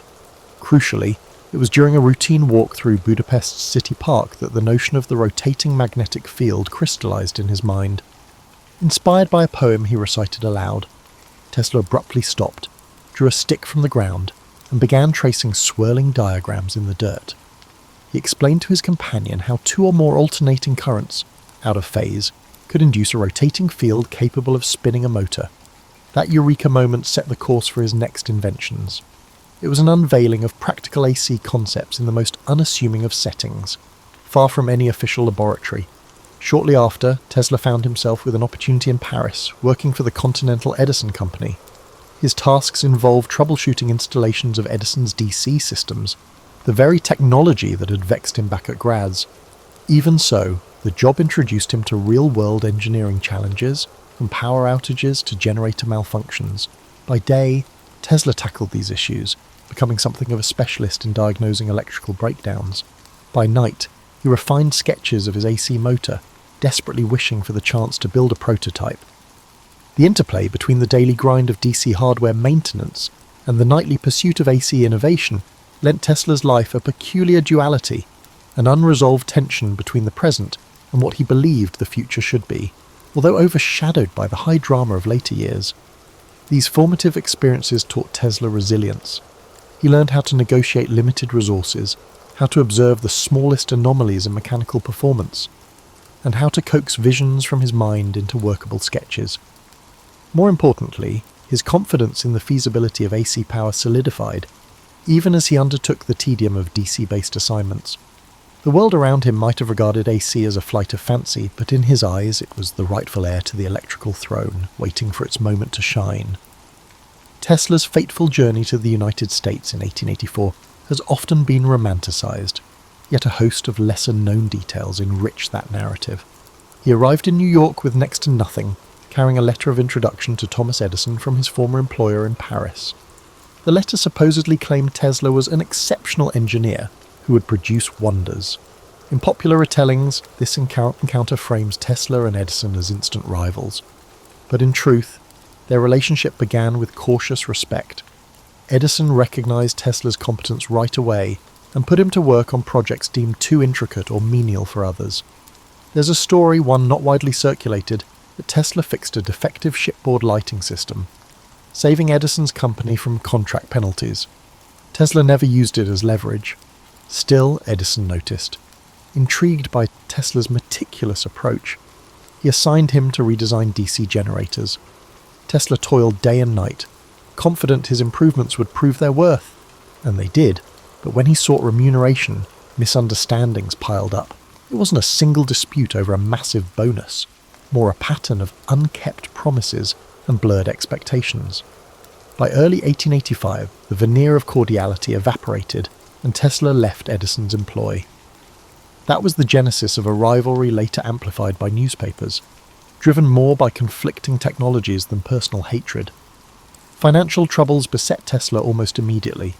With few acquaintances in New York, he found himself digging ditches for $2 a day. Yet it might have been that physical labour, under a harsh sun, that sharpened his resolve. He told a friend that while his body dug ditches, his mind was far away, describing elliptical arcs of thought. Where some might have fallen into despair, Tesla saw an interval to refine his intended path. That path led to the formation of Tesla Electric Light and Manufacturing, his first entrepreneurial venture in America. He secured backers who, at first, promised to let him develop arc lighting systems and eventually his prized AC motors. However, once Tesla delivered an efficient arc lighting solution, those investors showed no interest in AC. Capital wanted quick returns, not imaginative leaps. Frustrated, Tesla found himself pushed out of the very company bearing his name. This episode left him wary of business partnerships and taught him that investors valued immediate profit over long-term vision. Undeterred, Tesla began to demonstrate his AC motor concept in small lecture halls around the city. One venue, the back room of a modest Manhattan building, had an audience of barely 20 people. But among them was Alfred S. Brown, the Western Union superintendent who recognized Tesla's potential. Another backer, Charles Peck, also attended. Together, they formed a partnership with Tesla, pledging to support his AC technology. These unglamorous sessions laid vital groundwork for Tesla's next breakthrough. Soon, with newfound supporters, Tesla established a laboratory at 89 Liberty Street, Manhattan. Amid coils of wire and improvised setups, he tinkered relentlessly. The space was cramped but offered freedom. He constructed prototypes of the polyphase AC motor, painstakingly refining them until they could run smoothly under load. Maintaining a consistent rotating magnetic field was one challenge. Ensuring it didn't damage the apparatus over time was another. Tesla tackled each obstacle systematically, relying on mental simulations before any real-world tests. One anecdote from this period recounts Tesla experimenting with high-speed turbines that let out unnerving whines. Passers-by grew wary, prompting multiple visits from the local fire brigade after neighbours complained of sparks. Tesla, oblivious to the fuss, would apologise earnestly, then resume his adjustments the moment they left. Such episodes highlight his tendency to live almost entirely in his realm of ideas, paying little heed to outside alarm. While public fascination with electricity was on the rise, spurred by the novelty of electric lights, most industrialists still viewed AC with caution. Tesla's goal was not simply to make AC motors feasible, but to persuade key players that this technology was reliable, safe, and profitable. Each small success in his lab bolstered his resolve, inching him closer to a grand future shaped by alternating current, truly unstoppable. By 1888, Tesla was ready to unveil his AC motor to the world, and the venue was the American Institute of Electrical Engineers. While typical accounts highlight the significance of this event, few explore the hushed excitement that filled that lecture hall. Attendees included professors, journalists, and industrial titans, all abuzz with talk of a new era in electrical distribution. Some were openly skeptical, others arrived hoping to witness the demise of what they considered an impossible dream. Tesla walked onto the stage with a calm demeanour, unveiling his motor and discussing its principles with methodical precision. Crucially in the audience sat George Westinghouse, who had embraced AC for power transmission. Impressed by Tesla's clarity, and the elegant simplicity of his motor, Westinghouse quickly reached out. In negotiations, he purchased Tesla's patents for a substantial sum and promised royalties for every horsepower generated by his inventions. While mainstream retellings mention the deal, the nuance of their discussions, shaped by Tesla's vision for future expansions of AC, often remains overlooked. With Westinghouse's backing, Tesla moved into a well-resourced facility in Pittsburgh to refine his designs for commercial production. The cultural shift from his Liberty Street lab to an industrial setting was stark. Tesla sought perfect synergy of frequency and voltage, while corporate engineers focused on the standardized parts. Despite tension, seeing his motors mass-produced thrilled him. He was elated when AC Systems lit parts of the 1893 World's Columbian Exposition in Chicago, showcasing a cityscape aglow with alternating current, courtesy of Westinghouse and Tesla. A lesser-known interlude occurred when Tesla visited Niagara Falls to survey the planned hydroelectric station. Standing at the brink of the thundering cascade, he reportedly mused that harnessing such power would reflect humanity's harmony with nature. When it went online, delivering electricity as far as Buffalo, it proved AC's potency. Yet the war of the currents, fueled by Edison's campaign labelling AC dangerous, cast shadows on these achievements. Edison's allies staged gruesome demonstrations, electrocuting animals to highlight AC's hazards. Tesla, though offended, avoided direct public attacks. Instead, he showcased AC's safety in flamboyant ways, passing high-frequency currents through himself to light lamps. Newspapers seized on these spectacles. Tesla disliked theatrics for mere hype, but saw them as necessary to shift perception. Tesla's finances briefly soared. His arrangement with Westinghouse promised substantial gains as AC spread. However, Westinghouse soon faced financial strain from the Niagara project and market fluctuations. When bankers threatened the Westinghouse company, Tesla made a dramatic choice. He released Westinghouse from the heavy royalty agreement. Some see it as altruism. Others suspect that he believed broader AC adoption would bring even greater wealth down the line. Either way, this decision cost him millions. That shift altered Tesla's partnership with Westinghouse. Meanwhile, his growing celebrity pushed him to chase new ideas. Fascinated by high-frequency currents and wireless power, he found out that AC power distribution was only a starting point. His pivot from engineer to visionary signalled the dawn of a new phase. Yet the transition was uneasy. Industry leaders wanted market-ready products, not grand experiments. Tesla, ever the dreamer, yearned to break boundaries. This clash set the stage for his most audacious projects, some of which risked isolating him from commercial backers. Even so, as AC quietly became the worldwide standard, Tesla's decisive role could not be denied. He had toppled the seemingly immovable DC regime and paved the road for an era defined by alternating current, a feat that left him eager to explore even more uncharted terrain. These wins fueled Tesla's restless imagination, propelling further innovation. By the mid-1890s, Tesla had garnered a reputation as an inventor who might rewrite the laws of nature with each new contrivance. In truth, his methods combined meticulous trial and error with nights of solitary reflection. He fashioned advanced coils to produce high-voltage, high-frequency alternating currents, creating dramatic arcs of artificial lightning.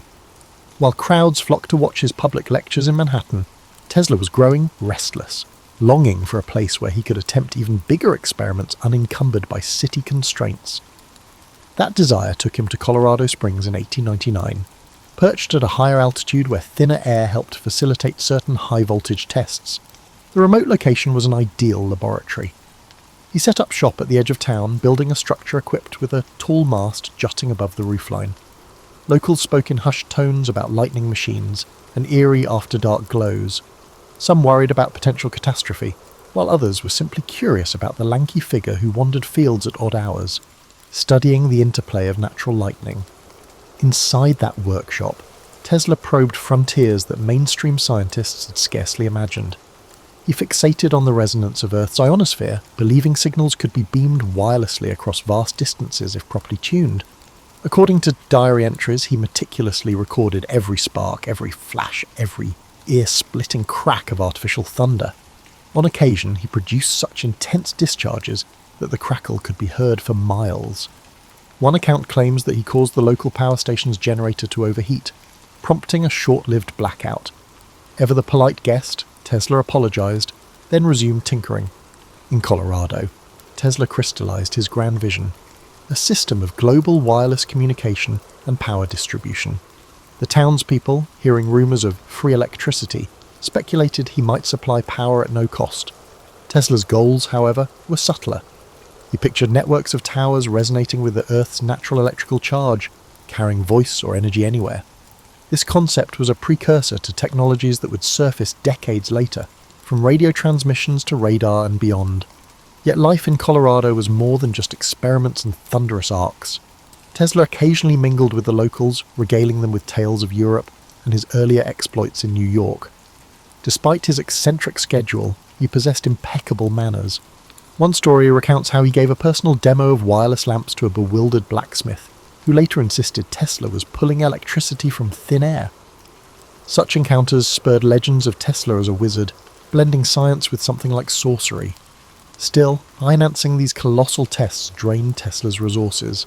His main backer, J.P. Morgan, had initially supported the wireless project, likely anticipating a monopoly on global information.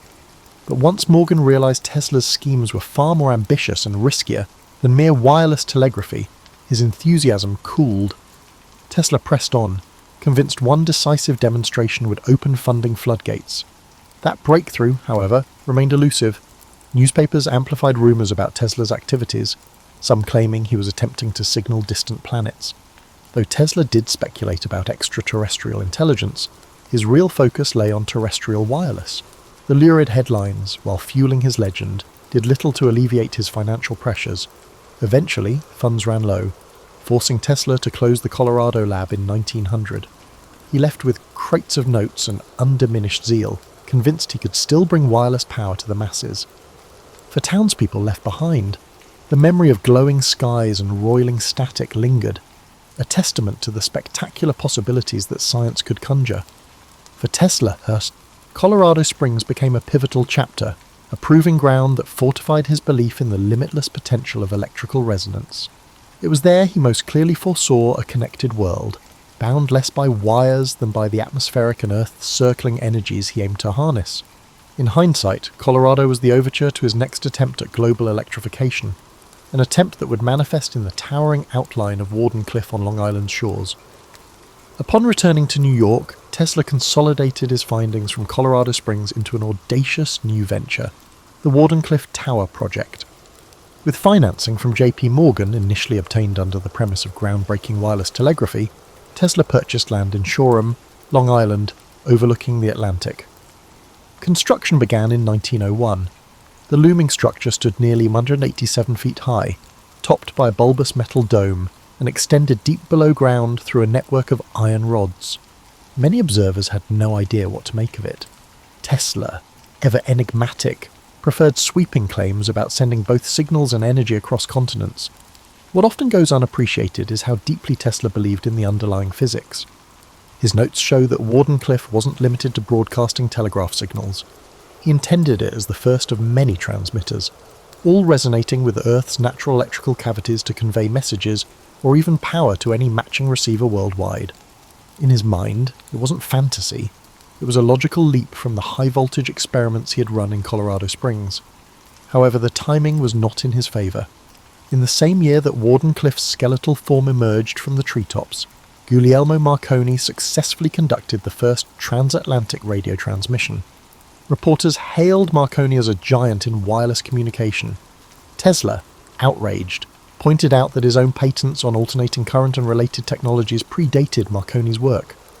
Nevertheless, the public and financiers were smitten with Marconi's simpler, more immediately marketable setup. Morgan's patience wore thin. Why bankroll Tesla's massive tower if Marconi's apparatus sufficed for long-distance signalling? Wardenclyffe, still incomplete, hemorrhaged money. The crew building it dwindled, salaries went unpaid, and Tesla found himself pleading for fresh capital. Each conversation with Morgan ended in terse demands for tangible proof, which Tesla couldn't produce fast enough. Desperate for funds, Tesla tried licensing auxiliary inventions, turbines, pumps, and even a plan to harness geothermal heat. But investors questioned his broader intentions, wary he might pivot their money into the tower. As financial constraints tightened, Wardenclyffe remained a half-realised vision. By 1905, the site was effectively deserted, the tower a silent monument to Tesla's ambitions and the shifting tides of investor faith. During these bleak years, Tesla's public persona grew more eccentric. Journalists occasionally interviewed him, only to hear about proposals for death rays or atmospheric power. Rumours circulated that he was becoming a recluse. Yet his mind stayed agile, continuing to churn out possibilities. He foresaw solar energy as a future mainstay, though few listened. The industrial world seemed enthralled by oil and coal, while Tesla's musings about sun-powered engines drew smirks. Wardenclyffe was never fully operational, and the newspapers offered little sympathy.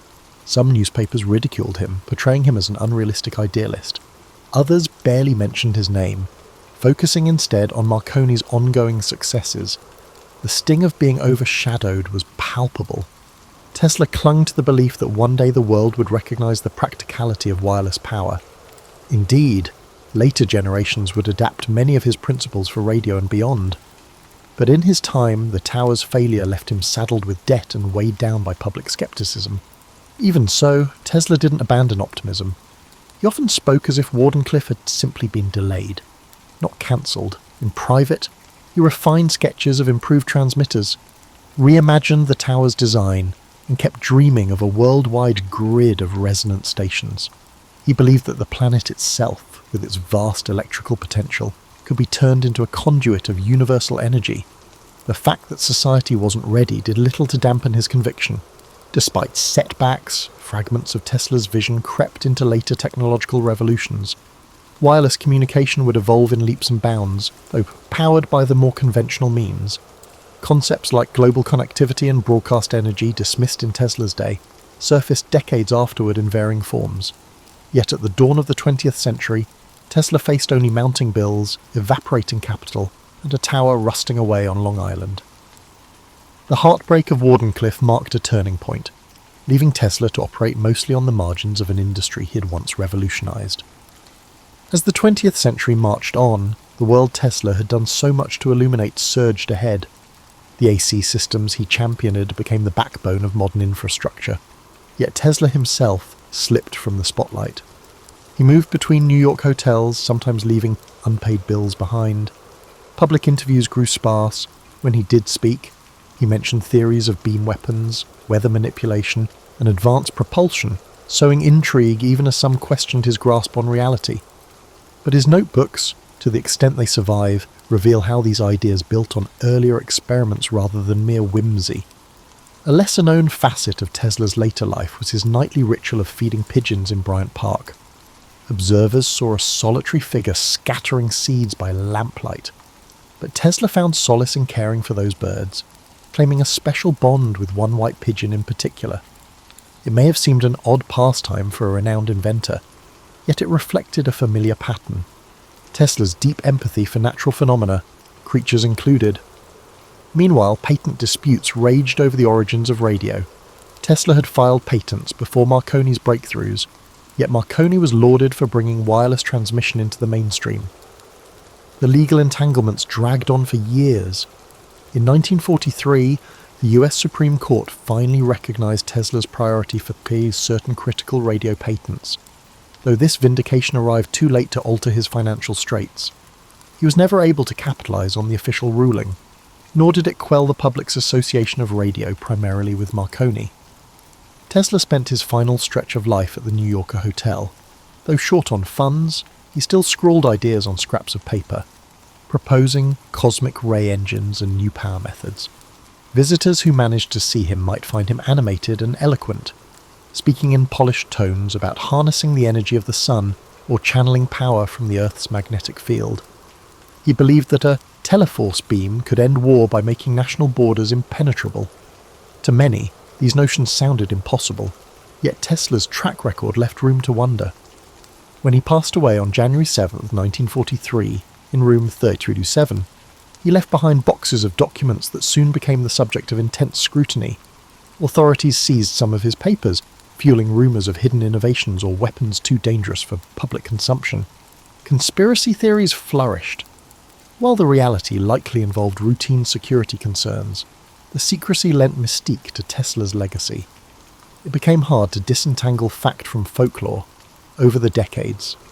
Tesla's standing in popular consciousness swung wildly. Edison's name overshadowed his for a time, especially in school textbooks. Only later did your movements rise to credit Tesla for his revolutionary contributions to AC power, radio technology, and more. Modern engineers, scientists, and curious laypeople uncovered his patents and writings, marvelling at how he'd anticipated entire fields of inquiry, from robotics to wireless communication. His pioneering theories on resonance and frequency also informed aspects of modern electronics, though that debt was seldom acknowledged until much later, in daily life. Tesla's true genius shines in the simplest of ways. Flick a light switch, and you reap the benefits of alternating current. Use wireless devices, and you operate on a principle Tesla believed could reach across the planet. The synergy he envisioned, between inventor, nature, and the unstoppable march of progress, remains a potent reminder of how one brilliant mind can shape whole eras. Tesla's story is, above all, a study in perseverance and paradox. He shunned the pursuit of wealth yet needed capital to materialize his dreams. He relished public demonstrations yet often worked alone, lost in interior worlds. He was both lauded and dismissed, recognized as a key figure in electrifying the modern world, yet branded at times as an eccentric on the fringes of acceptable science. Even so, he left an imprint rivaled by few. Long after his death, the hum of AC power lines, the glow of electric lamps, and the chirp of wireless signals echo Tesla's influence. He never saw the breadth of his triumph in person, yet the future he glimpsed was not mere fantasy. It was an inevitable extension of the forces he harnessed so elegantly. And though the man himself passed in relative obscurity, his ideas still crackle with a vitality that defies the boundaries of time and imagination.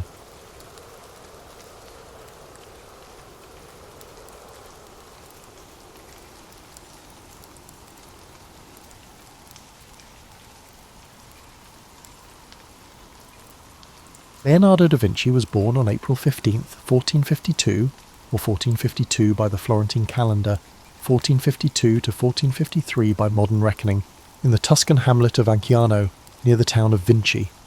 He came into a world undergoing seismic changes. Florence was a republic brimming with artistic energy, and Europe was on the cusp of the Renaissance's full flowering. His father, Ser Piero da Vinci, was a notary of moderate renown, while his mother, Caterina, is believed to have been a local woman of humble background. The boy's illegitimacy meant he was never part of the upper echelons, yet it freed him from certain constraints that might have shackled a legitimate son to family business. Even as a child, Leonardo is said to have displayed an intense curiosity, wandering fields and streams, sketching plants, small creatures, or swirling eddies in the water. At this time, many children in Tuscany received minimal formal education, but Leonardo's father recognized the boy's precocious mind. Records suggest that around age 14, Leonardo began an apprenticeship in Florence with Andrea del Verrocchio, a master known for sculpture, metalwork, and painting. The workshop bustled with talented pupils and assistants, forging a collaborative environment. Apprentices learned to prepare pigments, craft details, and replicate the master's style. Leonardo's innate knack for observation set him apart. His notebooks from that era, though mostly lost, would have contained anatomical sketches, mechanical doodles, and fleeting notes on geometry. While other students memorized standard forms, Leonardo probed the underlying structures, dissecting how limbs attached or how light refracted on glossy surfaces. An early turning point arrived when Verrocchio assigned him to paint a small angel in the corner of the Baptism of Christ.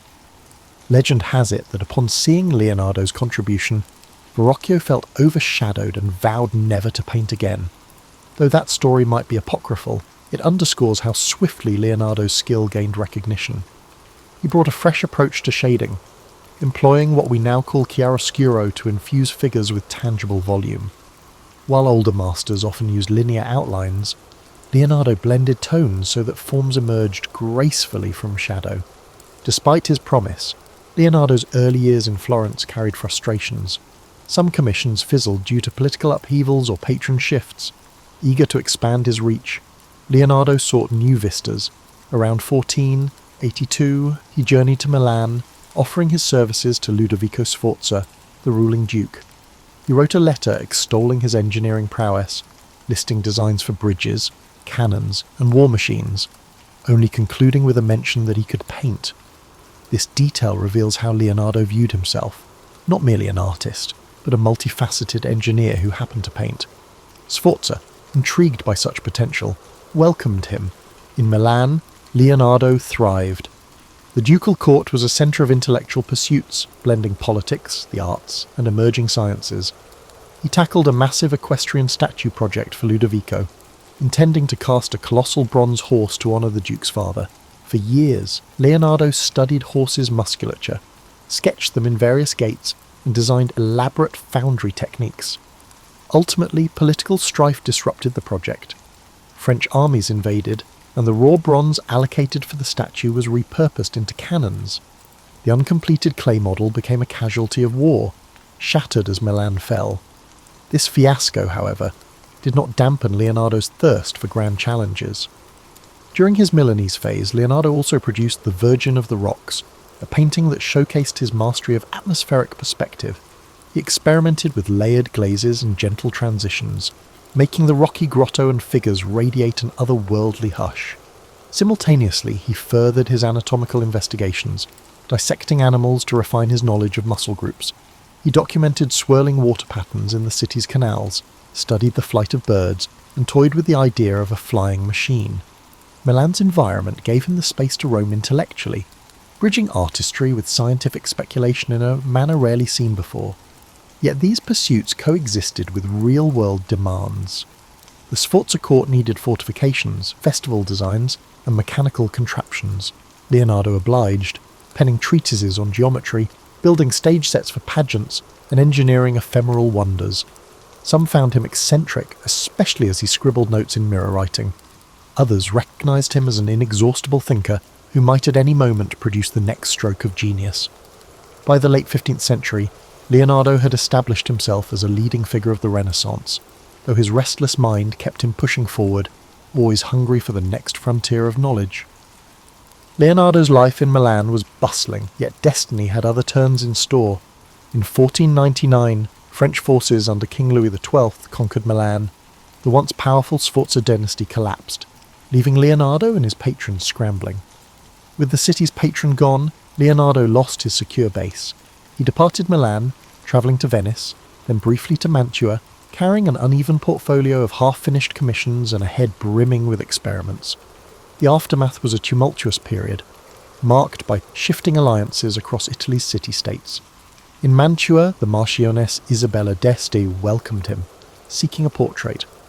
She was a formidable patron, but Leonardo's restlessness prevailed. He quickly moved on, possibly uninterested in the standard portrait tasks. By the mid-1500s, he found his way back to Florence after 2 decades away. The city had changed. It was now under the sway of the Republican government, briefly influenced by the fiery preacher Savonarola. Tensions simmered, and art commissions had a new flavour, patriotic or moralistic. Yet Florence remembered Leonardo's early promise. He was invited to paint a major altarpiece, though negotiations stalled. Instead, he seized on a more prestigious assignment, a mural in the Palazzo della Signoria, the seat of Florence's government. This mural project, known as the Battle of Anghiari, was meant to commemorate a 1440 Florentine victory. Across town, Michelangelo was commissioned to do a different battle scene in the same hall. The city braced for a competition between two towering geniuses. Leonardo approached the mural with an experimental technique. He planned to use a wax-based paint to speed drying. He built a giant scaffold and devised advanced heating systems to help the paint set, but the innovation backfired. Parts of the mural dripped or refused to adhere. Despite partial success in depicting dramatic cavalry charges, the painting never reached its final form. Over time, the incomplete mural decayed or was covered by later renovations. Still, the surviving sketches and copies hint that it was a dynamic, swirling composition of men and horses locked in ferocious combat. During this same stretch, Leonardo painted the Mona Lisa, commissioned by Francesco del Giocondo for his wife, Lisa. It was initially a private portrait, yet Leonardo spent years refining it, working and reworking subtle glazes. The face's elusive smile and luminous complexion resulted from layering translucent paint. Each layer diffused light. The painting's mysterious aura also came from Leonardo's habit of constantly altering details. While smaller than some grand frescoes, the piece represented a culmination of his sfumato technique. The background's hazy mountains and winding roads mirrored Leonardo's fascination with geology and fluid dynamics. Over time, he kept the painting with him, never delivering it to the patron. Possibly he saw it as a personal testament to portraiture's pinnacle. Parallel to these artistic feats, Leonardo advanced his scientific explorations. He dissected human cadavers in hospitals outside Florence, sketching cross-sections of muscles and bones. Though dissection was sensitive, certain hospitals allowed it for educational ends. His anatomical drawings, some discovered centuries later, revealed a near-modern understanding of the spine, the arrangement of internal organs, and the skeleton's mechanics. He planned an extensive treatise on anatomy, combining text with diagrammatic precision, anticipating the modern concept of illustrated medical textbooks. However, like many Leonardo projects, it was never formally published in his lifetime. Politics roiled again in 1503 to 1504 when Pisa threatened Florence. Leonardo contributed to engineering solutions, brainstorming ways to divert the Arno River to hamper Pisa's supply lines. He drafted canals, levees, and even considered flooding tactics. The plan was bold but faced practical obstacles in Tuscany's terrain. Although partially attempted, the scheme never fully materialised. The episodes highlight Leonardo's willingness to tackle large-scale engineering challenges, blending topographical studies with strategic insight. The lessons gleaned would echo in his future city planning sketches and water management designs. By 1506, French rule stabilised in Milan, opening the city once more. Long gone was Ludovico Sforza, but the new French governors beckoned Leonardo. Eager to revisit uncompleted ideas like the giant horse statue, he returned. Florence parted ways with him under a cloud of frustration, as the Battle of Anghiari lingered unfinished. Yet Leonardo's departure signalled that loyalty to a single city was never his style. He roamed, following whichever environment let him chase multiple intellectual pursuits. In returning to Milan, he sought continuity for the scientific and artistic projects left behind a decade prior. Thus, by the mid-1500s, Leonardo had become an artist-engineer bridging city-states, forging a pattern of partial achievements and unfinished marvels. Some critics found him unreliable, an eternal tinkerer, yet few denied his brilliance. He left Florence having revolutionised portraiture and capturing ephemeral visual mysteries in the Mona Lisa, while also nearly revolutionising mural painting. The stage was set for further meanderings in Milan and eventually beyond, as Europe recognised him as a truly singular figure, a testament to the Renaissance's union of art and science.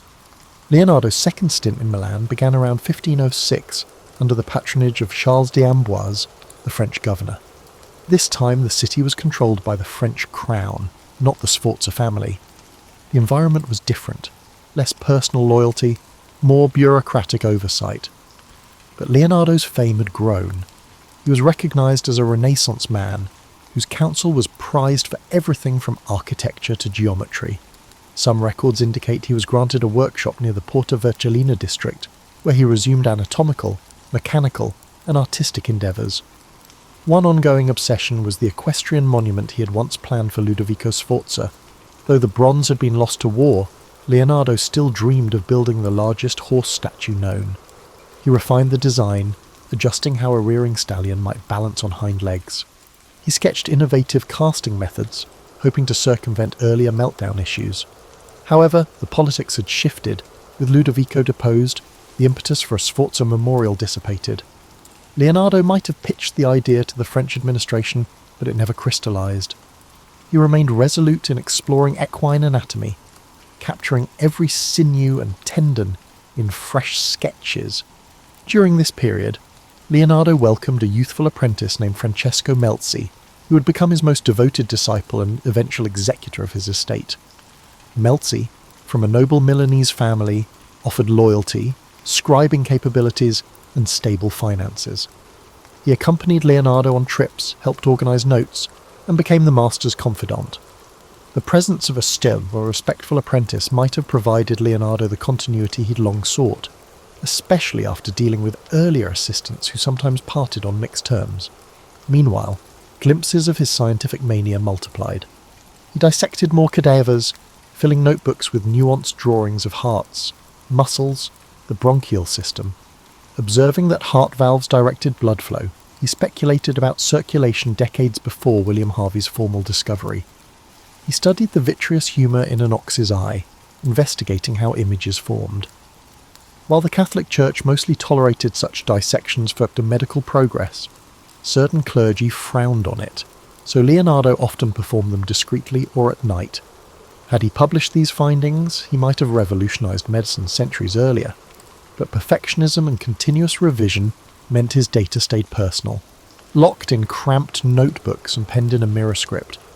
In parallel, Leonardo authored treatises on flight. Fascinated by birds' wing structures, he dissected wings to decode the interplay of feathers. He built mechanical prototypes, ornithopters, aiming to replicate flapping flight.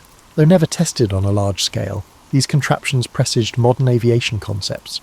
He recognized that pure flapping wouldn't suffice for human flight. He studied gliding surfaces, suspecting that air currents could keep a craft aloft. Yet the technology of the era, no engines or suitable materials, curbed these ambitions.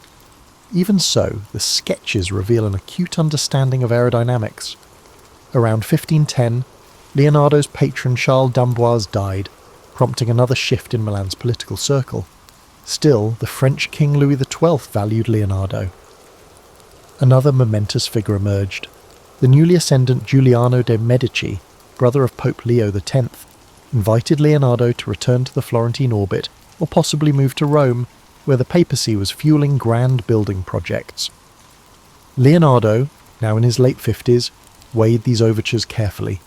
The lure of Rome's architectural expansions and advanced scientific resources might prove irresistible. Eventually, around 1513, Leonardo departed Milan for Rome, with an entourage that included Melzi and some assistants. In Rome, under Pope Leo X, the artistic scene soared. Michelangelo and Raphael dominated the city's commissions, Sistine Chapel expansions, grand papal apartments. Leonardo expected a role in major architectural or hydraulic projects. Instead, he found himself overshadowed by younger rivals. Michelangelo, known for moody brilliance, had little patience for Leonardo's diversions, while Raphael's rising star enthralled the papal court. Leonardo was offered small tasks. For instance, the Pope asked him to devise mechanical amusements or stage designs, but no major papal commission emerged. Despite the frustration, Leonardo utilized Rome's libraries, continuing anatomical dissections. He took advantage of more cadaver supply from local hospitals. Some rumours suggest friction with the Vatican Curia, especially after a cardinal supposedly saw dismembered bodies in Leonardo's quarters. The environment felt stifling. He wrote letters implying that the papal circle favoured spectacle over more profound research. With insufficient official support for his large-scale experiments, Leonardo grew restless again. Yet he found fleeting satisfaction exploring the Belvedere gardens, measuring ruins of ancient Roman structures. He studied geometry with scholars, exchanging ideas about perspective and the Ptolemaic universe. Perhaps a quieter dream to unify art and mathematics kept him going. Still, the unstoppable politics of Italy soon overshadowed local tasks. The shifting alliances in 1516 catapulted France into dominance once more. Francis I became king, eyeing Italy hungrily. For Leonardo, the swirling intrigue spelled an opportunity to pivot yet again. The next invitation from the French crown would beckon him across the Alps for what would become the final chapter of his life's remarkable journey. In 1516, King Francis I of France, a young monarch intrigued by art and technology, extended an invitation to Leonardo da Vinci. Tired of Roman politics and seeing limited scope for big projects there, Leonardo accepted. He travelled north, crossing the Alps at an advanced age, bearing precious paintings and volumes of notes, among them the Mona Lisa and likely St. John the Baptist. Francis offered him the manor house of Clos-Lucé, near the royal Château d'Amboise in the Loire Valley. This arrangement put Leonardo under royal patronage, granting him comfort and a platform for his creative urges. At Clos-Lucé, Leonardo enjoyed relative calm, gone were the fierce rivalries of Florence and the ephemeral commissions of Milan. Francis I often strolled over, discussing fortifications, canal systems, or mechanical contraptions. The king revered Leonardo as a living legend, a reservoir of Renaissance brilliance. The older man reciprocated with sketches of improved weaponry or designs for a grand palace. However, age and ill health limited the impetus for new large-scale ventures. Some accounts claim Leonardo tried to outline an ideal city for Francis, merging symmetrical layouts with efficient waterways, but no direct implementation followed. Amid this peaceful setting, Leonardo's health issues worsened. He wrote fewer lines in his notebooks, and his once dexterous hand might have trembled from possible strokes or nerve troubles, yet his mind remained inquisitive. He refined old anatomical drawings, re-examining them in the quiet orchard near his manor. Melzi, ever faithful, organised the piles of manuscripts, ensuring references to geometry, geology, optics, and anatomy didn't vanish into chaos.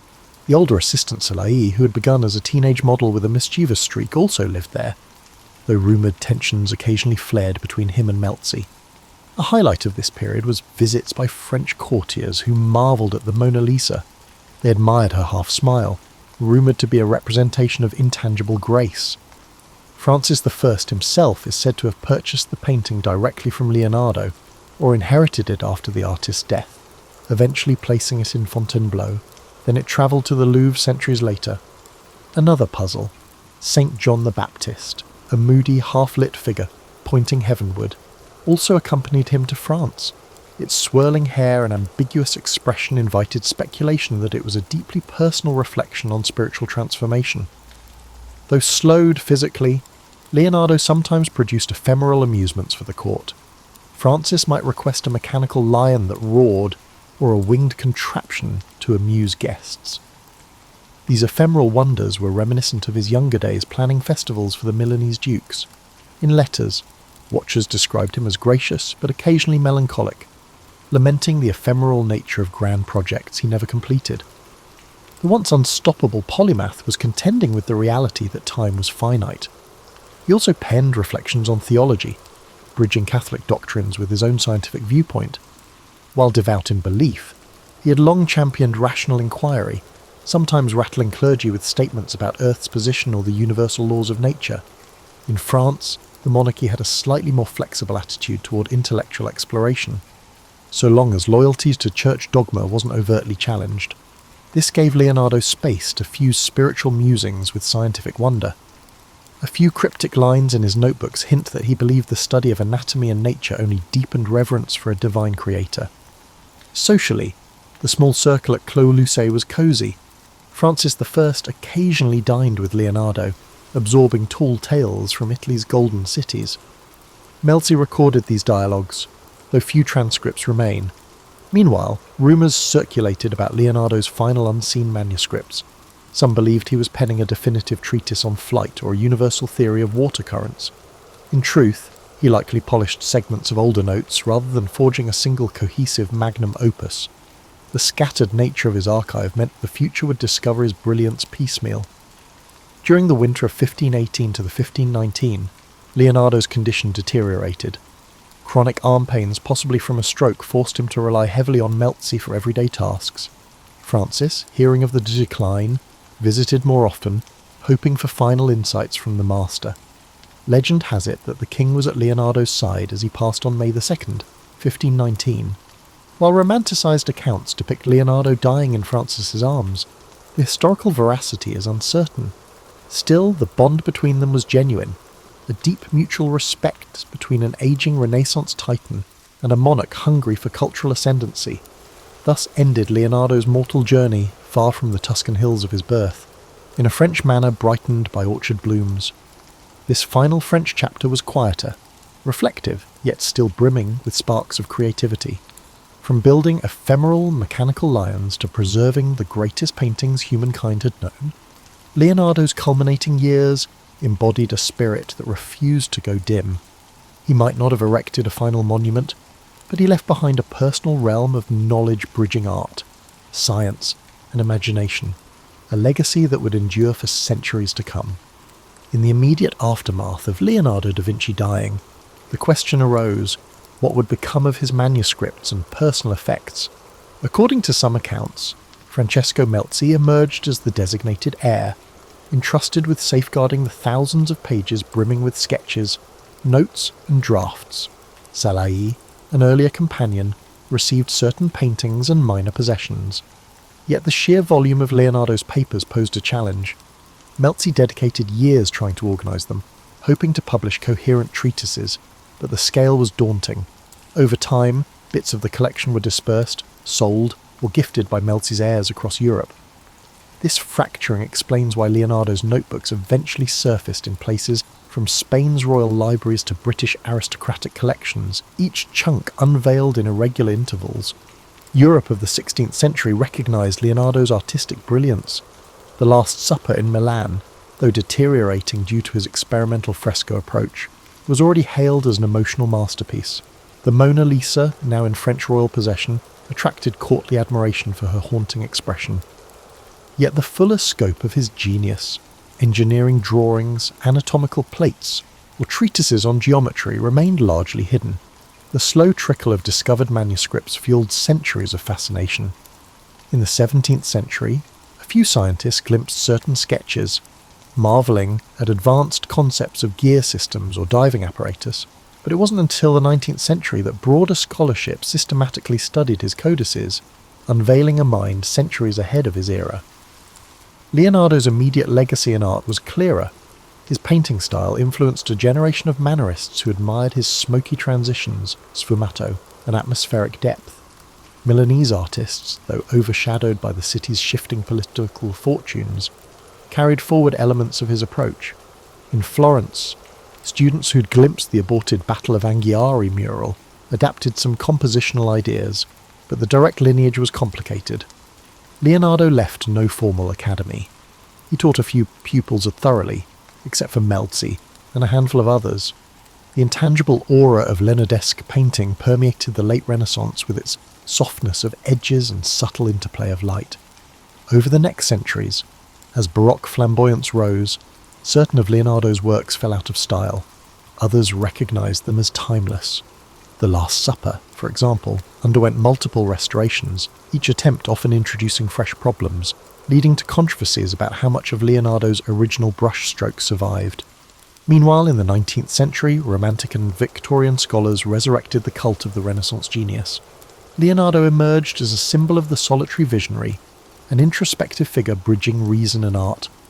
Writers like Walter Pater penned rhapsodic essays on the Mona Lisa, describing her as an enigma embodying centuries of emotion. Such effusions etched the painting's fame deep into Western cultural consciousness. Only in the modern age did the scale of Leonardo's scientific legacy become widely recognised. As more codices were catalogued, like the Codex Atlanticus or the Codex Arundel, historians realised that he had conceptualised flying machines, armoured vehicles, and tension-based mechanical devices. He had studied wave patterns, sketched gear differentials, and dissected the human body with an exactitude unmatched for centuries. Art historians marvelled at how the same man who painted the lady with an ermine had also measured the mathematical proportions of reflection angles. The synergy of aesthetics and logic rendered him the archetype of the Renaissance man. Modern architects gleaned from his city planning concepts, while robotic engineers found preludes to modern mechanical linkages in his swirling diagrams. For a time, many described Leonardo as a man out of time, but recent scholarship refines that narrative. He was indeed extraordinary, but also a product of a vibrant milieu. Italian city-states teemed with cross-pollination from Greek, Roman, and Islamic knowledge. Leonardo built on the achievements of earlier polymaths, from the classical treatises of Archimedes to the reintroduced works of Alhazen on optics. Recognizing that synergy doesn't lessen his brilliance, it situates him in the network that made such leaps feasible. Meanwhile, the mystique around Leonardo occasionally overshadowed more grounded truths. Tales of him finishing commissions in a single burst or conjuring bizarre contraptions for stage illusions became embroidered over time. The reality was that he left many tasks incomplete, struggled with perfectionism, and juggled ephemeral court demands. This tension between the unstoppable imagination and the practical burdens of day-to-day labour infuses his story with a human dimension. He wasn't some aloof superhuman, but an individual forging through the same complexities and distractions we all face, albeit with an incandescent spark few could rival. Thus, Centuries after his passing, Leonardo's name resonates as the embodiment of creative ambition. Whether in art galleries, engineering labs, or philosophical debates, references to his fusion of imagination and observation abound. People see in him the ideal of curiosity unshackled, bridging the intangible rifts between art, science, beauty, and data. That intangible legacy, more than any single painting or device, might stand as the core reason we revere him. He left behind not just objects, but a testament that the quest for knowledge and mastery can, in the right hands, rewrite the boundaries of possibility. In contemporary times, Leonardo's legacy permeates cultural and scientific discourse in ways both lofty and mundane. The Mona Lisa has become a pop icon, reproduced endlessly on posters and novelty items, its wry smile fueling conspiracy theories about hidden identities or coded messages. Meanwhile, The Last Supper continues to captivate pilgrims and tourists in Milan, though advanced ticket reservations are required to see the heavily conserved mural. Documentaries dissect each brushstroke, offering competing theories about cryptic symbolism in the arrangement of bread loaves or apostolic gestures. Beyond these famous works, Leonardo's name adorns everything from children's educational kits about invention to NASA references to lunar craters named in his honour.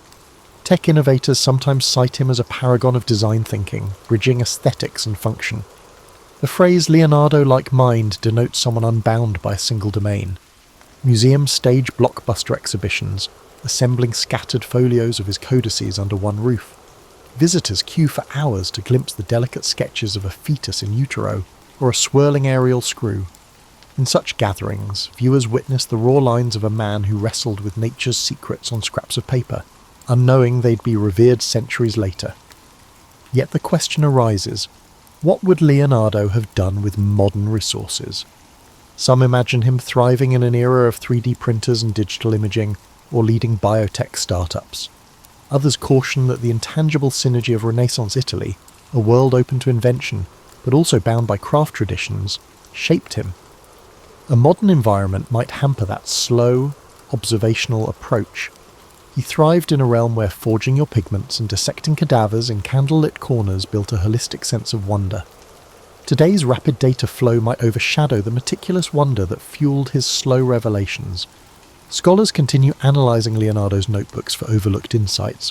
One might find a newly deciphered margin note revealing how he planned water-lifting devices for farmland irrigation.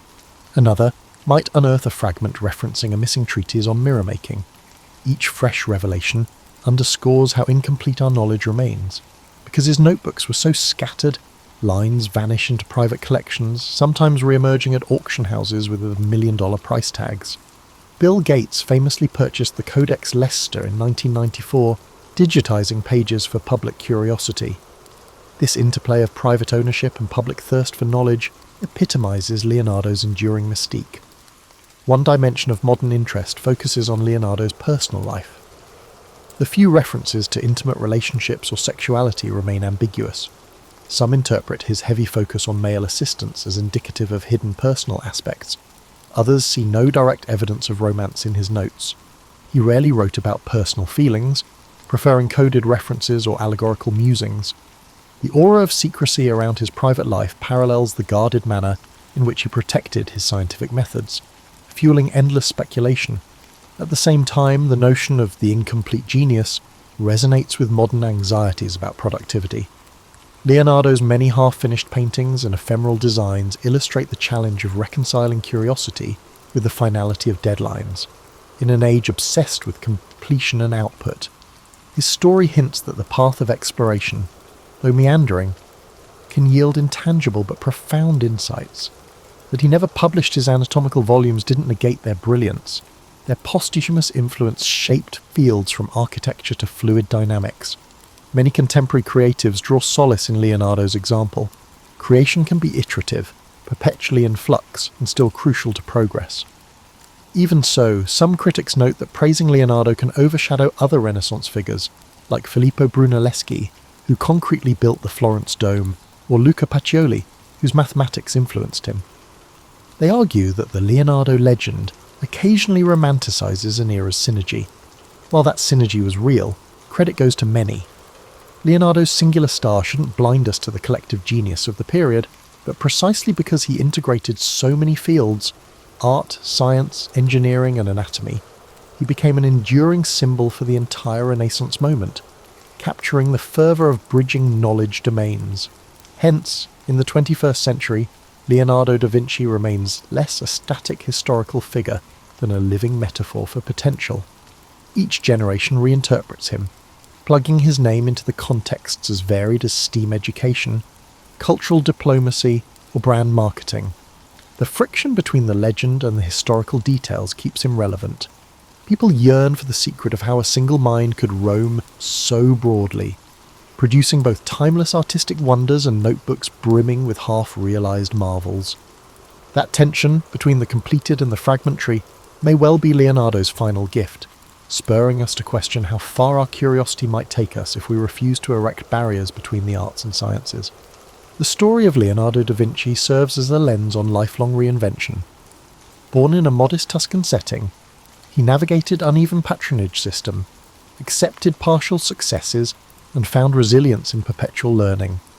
Each city he lived in, Florence, Milan, Rome, and ultimately France, offered fresh vantage points, reminding us that mobility can spark renewal at any stage in life. Though he occasionally lamented incomplete tasks, he pressed forward, bridging discipline after discipline.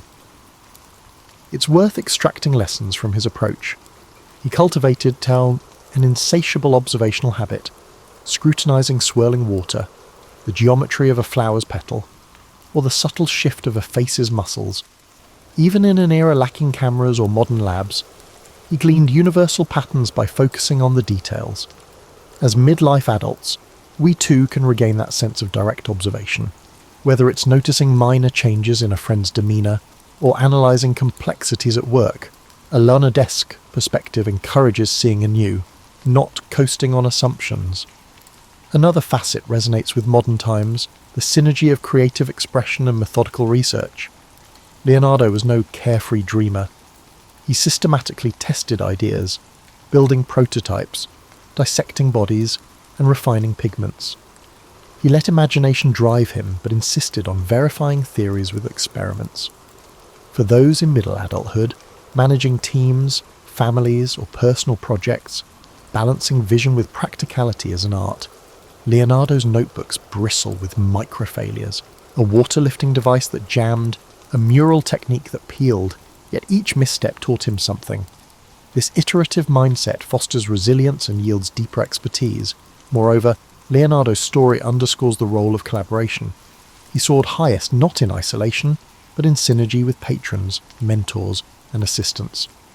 The Sforza and French courts gave him resources to dream big. Skilled workshop members helped realise or test concepts. Even his competition with Michelangelo and Raphael, albeit fraught with tension, catalysed fresh impetus. In present life, synergy across skill sets can amplify outcomes. We see parallels in cross-functional corporate teams or community coalitions that blend varied talents to achieve breakthroughs. However, we also need to address the negative aspect, the eerie feeling of unrealised potential. Many of Leonardo's grand designs, such as the Sforza horse or the treatise on flight, remained incomplete. Some might interpret him as a cautionary tale about perfectionism. Indeed, he sometimes spent years layering glazes on a single painting or rewriting the same mechanical design. For busy modern adults, it can be a nudge to find closure. Not every idea demands indefinite polishing. Finishing and sharing can unlock new phases of growth. Still, Leonardo's incomplete wonders also remind us that partial efforts can spark future revolutions, even if we ourselves never see them fully bloom. His final years in the French court also highlight that one can remain relevant even in advanced age. By building a lifelong reputation for innovation, he found fresh patrons who treasured his wisdom. He might not have executed large public works then, but he contributed to strategic discussions and shaped cultural enrichment at the French court. Similarly, for those transitioning out of intense early career phases, there's a reminder that mentorship, idea sharing, or specialised consultancy can be equally impactful. Leonardo's twilight wasn't about retirement in a quiet sense, but about integrating decades of experience into a culminating sphere. Another essential angle is how Leonardo balanced religious sentiments with rational inquiry, deeply respectful of Christian doctrine. He never let dogma quell his questions about nature's mechanisms. He believed understanding creation's intricacies honoured the creator. In an era where faith and science sometimes clashed, he navigated a personal path, for a modern audience frequently contending with polarised debates. Leonardo's outlook offers a model. Rational exploration can coexist with spiritual depth, each fueling gratitude for existence's marvels. Ultimately, the life of Leonardo da Vinci stands as an emblem of boundless curiosity, bridging disciplines that many treat as separate. He embraced incremental knowledge, acknowledging that each discovery planted the seeds for further mysteries. His notebook, though scattered and partial, reveal a mind enthralled by the interplay of form, motion, and cosmic design. 5 centuries on, we still glean from him the power of wonder, the value of dogged experimentation, and the humility to accept that mastery is a continual journey, never fully complete. In a world that yearns for innovation and empathy, he remains a shining example of what a single human can accomplish when guided by the persistent awe at the world's complexities. And that, perhaps, is Leonardo's ultimate gift, to remind us that even the simplest observation, like a swirl of water in a basin, can unravel entire universes of insight if we only dare to look closely enough.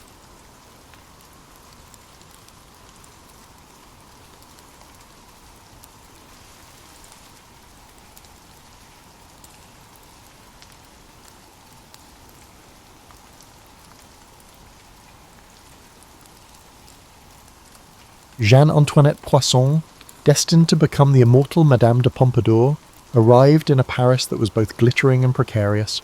Born on December the 29th, 1721, she occupied a curious social limbo.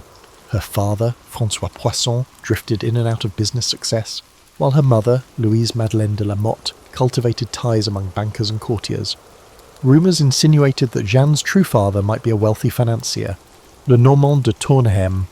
Whispers aside, from infancy, she received an education far above what most middle-class girls could dream of, learning not only to read and write, but also to dance, sing, and appreciate the subtlety of wit, skills that would later prove invaluable. Her mother cherished a prophecy from a fortune-teller who claimed Jeanne would someday rule the heart of a king. This prophecy, half in jest, guided her mother's ambitions. She introduced Jeanne to private tutors who immersed the girl in the nuances of theatre, music, and the refined manners of Parisian salons. The child became adept at reciting verses by Racine or playing harpsichord preludes. People teased that she might become a minor actress in the city's comedic troupes. Instead, fate had something grander in store. At age 9, Jeanne was placed briefly in the Ursuline convent to polish her moral upbringing, though the real impetus behind this stay was to shield her from a smallpox outbreak. There, in a stark room with stone floors, she first confronted the gulf between the cheer of drawing-room society and the bleak realities of illness and mortality. She survived with her health intact, returning to secular forestall life with a renewed sense of carpe diem. Her mother's circle had not diminished. On the contrary, they believed Jeanne's brush with potential tragedy demanded that she enjoy the world's pleasures with heightened urgency. By adolescence, she graced the occasional soiree. Her presence glowed, large, expressive eyes, a lively intelligence, and a measured confidence that belied her youth. One had to be careful, though ambition in a woman could be ridiculed or scorned. So Jeanne cultivated an outward modesty, letting her talents speak softly. Through the dynamic swirl of Paris's haute bourgeois gatherings, she eventually met Charles Guillaume Le Normand d'Etioles, a relative of her rumoured patron father. This connection sparked talk of a suitable marriage. The match appealed to her mother, who hoped it would secure Jeanne's future. For her part, Jeanne saw in Charles a kind soul, if not a blazing passion. The union in 1741 launched her into a comfortable life of receptions and mild amusements on their estate near Paris. Yet the city's gravitational pull was strong. Jeanne received numerous invitations to select aristocratic salons, as people quickly noticed her wit in conversation. She did not shy it from discussing art or drama, nor from gently critiquing certain aspects of courtly extravagance. That slight dash of candour, balanced by charm, distinguished her from the endless parade of stiff, self-conscious ladies. Within months, word spread, there is a Madame d'Etioles whose presence lights up any gathering.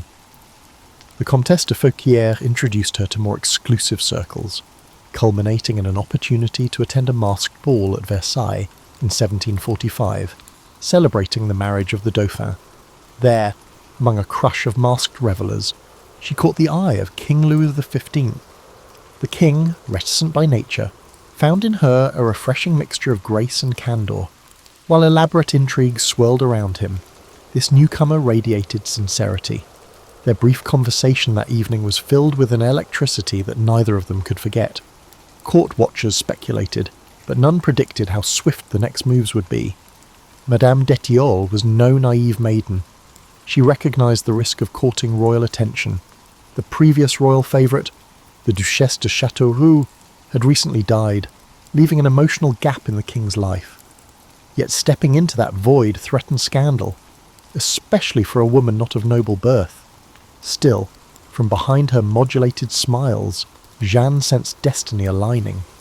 The prophecy her mother once whispered returned to mind. She would rule the heart of a king. She recognised that in a rigidly stratified society, becoming the king's confidant might be her only path to real influence. By the year's end, a plan was set in motion. The king's valet discreetly arranged a meeting. Under the veil of secrecy, they exchanged letters. Her husband, outraged, found himself powerless. The monarchy overshadowed personal protest. In March 1745, Louis XV arranged for her to be presented at court formally. The once lower bourgeois Jeanne Antoinette was granted a title, Marquise de Pompadour. It was a moment of metamorphosis. The fatherless child, the teased girl who studied the great playwrights, now stepped onto the grand stage of Versailles. The next decade would see her orchestrate art patronage, political alliances, and shape the monarchy's image. Yet behind the gilded exteriors, a swirl of jealousy, rumour, and heartbreak would dog her steps. For now, though, she embraced her new name, Madame de Pompadour, and prepared to navigate the labyrinth of royal favour. In 1745, when Jeanne Antoinette Poisson made her debut as the newly minted Marquise de Pompadour at Versailles, the gilded corridors were filled with admiration. She became the first bourgeois mistress to receive open recognition from a French king. Elegant but not aristocratic, her every move drew scrutiny. Enemies whispered that she had bewitched Louis XV. Others admired her graceful bearing, praising her flawless manners and a cultivated charm that overshadowed even established duchesses.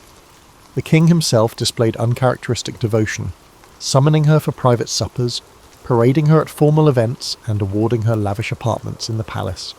Versailles was a realm of illusions. Behind mirrored halls and polished marbles lay cutthroat rivalries. The courtiers, ephemeral in their silks and powdered wigs, circled Madame de Pompadour like vultures. Some attempted flattery, showering her with compliments in hopes of winning her intercession with the king. Others plotted to dethrone her, fearing that her influence might reshape politics. Among these conspirators was the Dauphin's circle, along with older aristocratic families who scorned a mere commoner overshadowing them. Yet Madame de Pompadour remained unfazed. She had honed her social instincts in the bourgeois salons, and her intellect soared beyond mere coquetry. She recognised that the surest path to security was to make herself indispensable to Louis XV, not merely as a bedfellow but as a confidant, counsellor and orchestrator of cultural life. She set about renovating her living quarters, appointing them with sumptuous tapestries, elegant furniture, and curated artworks. The effort wasn't mere self-indulgence. It mirrored her ambition to make Versailles a beacon of refined taste. She championed the Rococo aesthetic, a style that favoured playful curves, pastel hues, and whimsical motifs. Under her patronage, artists like Boucher and Van Loo gained commissions for witty, light-hearted paintings. Porcelain from the Sèvres factory, which she helped develop, became a symbol of French craftsmanship, prized across Europe. The synergy of her aesthetic sense with the monarchy's resources birthed an era in which the French court style reigned supreme among Europe's elites. But Madame de Pompadour did not confine herself to the arts. She also recognised the intricacies of diplomacy. France teetered between alliances with Spain, Austria, and other powers. Meanwhile, rival Britain loomed across the Channel, its navy menacing French colonial interests. Louis XV, though well-intentioned, often avoided direct policy-making, retreating to hunting or private amusements. Pompadour stepped into that vacuum, forging ties with ministers and ambassadors. She guided the choice of the foreign minister, favoured certain generals, and mediated tensions at home. Critics scorned the idea of a woman controlling foreign policy. She brushed aside their derision, focusing on forging alliances that might bring stability. The 1756 diplomatic revolution, aligning France with Austria, bore her fingerprints. Although the subsequent 7 Years' War turned disastrous for France, one cannot dismiss her attempt to recalibrate alliances in a fracturing Europe. As mistress, she also faced the vulnerability that her bedroom role might wane. Louis XV, known for a roving eye, could have set her aside once novelty faded. She addressed that possibility head-on by establishing a deeper emotional bond with him. She cultivated a warm companionship, shared intellectual pursuits, and even managed his anxiety or indecision in state matters. Aware that physical intimacy might recede, she pivoted to become his loyal friend, advising on matters ranging from building projects to royal ceremonies. Over time, though the romantic spark diminished, the emotional closeness lingered.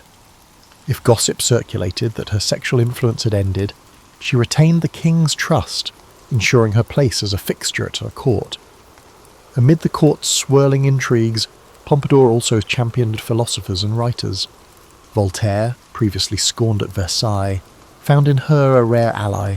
She admired his wit, and though cautious about overtly challenging the church or censorship, she quietly facilitated his projects. Diderot's Encyclopédie, a compendium that threatened the old guard with new ideas, also benefited indirectly from her protective stance. She believed that the monarchy could remain stable while fostering progressive thought. An irony, perhaps, given that future revolutionaries drew on such Enlightenment works to question royal authority. For her part, Pompadour saw no contradiction. She wanted a monarchy polished by reason and aesthetic brilliance, not a stagnant relic. In the shadows, health concerns began plaguing her. She suffered from bouts of illness, likely exacerbated by stress. The palace doctors, incompetent by the modern standards, offered only bleedings or tonics. She pressed on, orchestrating plays, hosting literary salons, and continuing to counsel the king. The year 1757 brought a narrow brush with death for Louis XV, which consisted of an assassination attempt by Damiens, which rattled the monarchy. Pompadour's unwavering presence, urging calm and punishing conspirators, further solidified her position. She had become more than a mistress or a decorative figure. She was the monarchy's anchor of continuity, bridging personal comfort for the king and the broader cultural identity of the era. Despite swirling rumour and envy, she pressed on, aware that her star might dim at any moment, but determined to leave a luminous mark on France's cultural and political landscape. As the 1750s advanced, Madame de Pompadour's role in Versailles crystallised. She reigned as an unmatched patroness of the arts, ensuring that the palace no longer served solely as a symbol of absolute monarchy, but also as a stage for creative brilliance. She championed painters like François Boucher, whose pastoral scenes and playful mythologies perfectly suited the Rococo style Pompadour adored. Through her influence, tapestry workshops in Beauvais and Gobelins reached new heights, weaving dreamlike landscapes that graced royal salons. Yet her artistry extended beyond commissions. She personally oversaw colour schemes, interior decorations, and table settings for state banquets. In an age when women's influence was often restricted to the domestic sphere, Pompadour turned domestic aesthetics into a grand cultural statement. Simultaneously, she strengthened ties with intellectuals. Her secret exchanges of letters with Voltaire stand out. Though she never fully endorsed his more radical critiques of religion or monarchy, she appreciated his wit and recognised the advantage of having a famous pen on her side. The philosopher envied her proximity to power, while she admired his intellectual boldness. Tales say she even facilitated Voltaire's appointment as historiographer to Louis XV, though discreetly to avoid conservatives accusing her of promoting subversive ideas. She tread more carefully when dealing with Diderot. The Encyclopédie tested the monarchy's tolerance, so Pompadour approached its controversies with caution, ensuring that, while censors barked, they rarely bit too deep. She saw France's future in a delicate balance. Enlightened thinking might modernise the monarchy, but unbridled criticism could incite rebellion.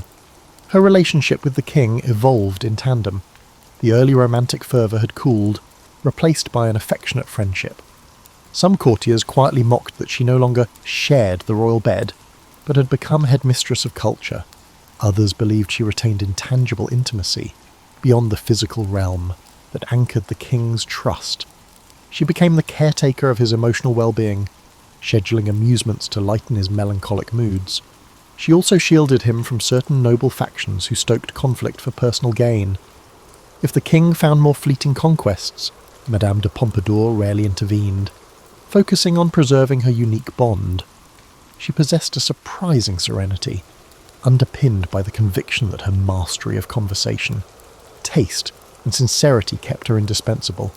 However, the 7 Years' War, erupting in 1756, tested her position. The war pitted France against Britain, Prussia, and other shifting alliances. Many pointed at her for the diplomatic revolution, alliances that had France supporting Austria. The war's initial campaigns went poorly for France, especially overseas, where British fleets seized French colonies. At home, taxes soared to fund failing armies, and the populace grew restive. Rival courtiers pinned blame on Pompadour, accusing her of amateurish interference in grand strategy. Pamphleteers circulated nasty caricatures depicting her enthroned, pulling puppet strings while generals kowtowed. She responded calmly, urging the king to replace incompetent ministers and reorganize finances, but morale was low. The humiliations on the battlefield tarnished both the monarchy's image and her own. In this crisis, she allied with the Duc de Choiseul, a capable statesman who shared her vision of stabilizing foreign policy. Together, they reformed the navy, tried to unify command, and pursued new loans. Though results took time, these measures slowed the hemorrhage of French fortunes. Meanwhile, she commissioned elaborate stage entertainments within Versailles to maintain a veneer of opulence, hoping that even as the war raged, the court's sense of refinement might soothe the king's anxieties. Critics referred to her as frivolous, yet she steadfastly maintained that if the monarchy seemed to crumble from within, the entire nation could become disheartened. Rumours swirled that she occasionally wept in private at the war's mounting casualties, feeling guilt for the diplomatic shifts that had set off the conflict's chain of events. Others insisted her tears were for the loss of her own political clout. The truth likely combined these facets. As a woman possessing more influence than many statesmen, she carried a heavy burden of accountability. Nonetheless, she pressed on with unwavering composure, greeting ambassadors politely, offering them the best French wines, and deflecting barbs about lost battles with the impeccable politeness of a hostess who would not let gloom overshadow the monarchy's majesty. All the while, her health frayed. She suffered from frequent migraines, respiratory infections, and perhaps the early signs of tuberculosis. Versailles' damp corridors and unpredictable weather hardly helped. Yet to preserve her image, she rarely admitted weakness, continuing to preside over official gatherings in sumptuous gowns, a faint smile on her lips. She confided in a small circle, noting that though her body felt battered, her spirit remained fiery. She was no naive ingenue. She recognized that if her health collapsed, her enemies would swoop in, reconfiguring the monarchy's circle of favourites. She needed to maintain her integrity, at least in public, to prevent the flame of her ambitions from fading. As the war continued into the early 1760s, the reputation of Madame de Pompadour began to fade due to her numerous defeats. Many corners of Versailles whispered that the monarchy needed a scapegoat for the lost battles in distant lands, like the humiliations in India and Canada, and who better to blame than the bourgeois mistress turned stateswoman? Meanwhile, King Louis XV had grown more taciturn, burdened by gloom as reports from the front lines showcased fiasco after fiasco. Pompadour, though, refused to retreat into obscurity. She believed her cultural legacy, if not her foreign policies, might yet salvage her name in history. She threw herself into grand architectural projects. The Petit Trianon, for instance, took shape as a small chateau in the palace's grounds. Officially, it was an expression of refined tastes, an embodiment of the new neoclassical style that was edging out Rococo flamboyance. Pompadour championed this shift, instructing architects to favour clarity, proportion, and a gentle grandeur. She oversaw landscaping, ensuring the gardens offered a tranquil retreat from Versailles' stifling pomp. Though some courtiers mocked the expense amid a draining war, she defended it as fostering national artistry and craftsmanship. Indeed, her unwavering support for Sèvres porcelain, tapestry weavers, and furniture makers kept them afloat despite war-induced financial crises. These actions ironically preserved France's global reputation for luxury goods, even as military fortunes waned. A more private pastime was her encouragement of scientific curiosity. She facilitated gatherings where mathematicians and natural philosophers demonstrated the latest theories on electricity or the cosmos. On rare nights, the king himself might wander in, feigning mild interest, while she asked pointed questions about planetary orbits or experimental contraptions. If some at court found it absurd for a mistress to delve into science, she responded with an elegant shrug. Beauty, she believed, encompassed knowledge too. Though never an Enlightenment radical, she saw no harm in letting conversation roam beyond strict orthodoxy, provided it didn't undermine monarchy or faith. At her private dinners, one might overhear discussions of Newton, echoes of Voltaire's praise for Newtonian physics, and speculations about whether the cosmos reflected God's grandeur or reason's supremacy. Despite this glow of intellectual patronage, the war pounded on, culminating in the Treaty of Paris 1763, which sealed France's losses overseas. The king's morale sank further, as did public opinion of the monarchy. Exchequer coffers had been gutted, complicating the monarchy's ability to placate unrest at home. The marquise faced renewed calls from influential dukes and princes to step aside. But each time, Louis XV reaffirmed her presence, telling critics quietly that her loyalty and counsel were more precious than ephemeral scapegoats. Even so, her influence on foreign or economic policy receded somewhat, ceding space to ministers like the Duc de Choiseul. She recognised that sometimes stepping back could preserve her position in a monarchy grown suspicious of overreach. Her personal life took a bittersweet turn as well. While she and Louis XV parted physically, their emotional bond endured. She oversaw some discreet new favourites for the king, ensuring they remained overshadowed by her serial and emotional role. This arrangement caused outward scandal, like a mistress who arranged lesser mistresses for the king. To her, it was a strategy to maintain unity. She avoided illusions about romance. She valued the monarchy's stability, her safety, and the king's contentment. Courtiers who smelled hypocrisy could do little but whisper. Meanwhile, exhaustion gnawed at her. Her health demands soared. She sought cures in mineral baths, sojourns to fresh country air, or quackish potions. At times, she coughed blood, a dire sign. Doctors pleaded with her to relinquish intense court duties. She demurred, worried the vacuum might invite her enemies to corner the king. On good days, she could host a modest dinner, entertaining ambassadors with wry anecdotes about cultural trifles. On terrible days, she lay bedridden, instructing maids to deliver urgent messages to or from the king's cabinet. Rumours circulated that she might not outlive the decade. Some courtiers rejoiced in that possibility. One morning in 1764, she travelled to Paris for a medical consultation.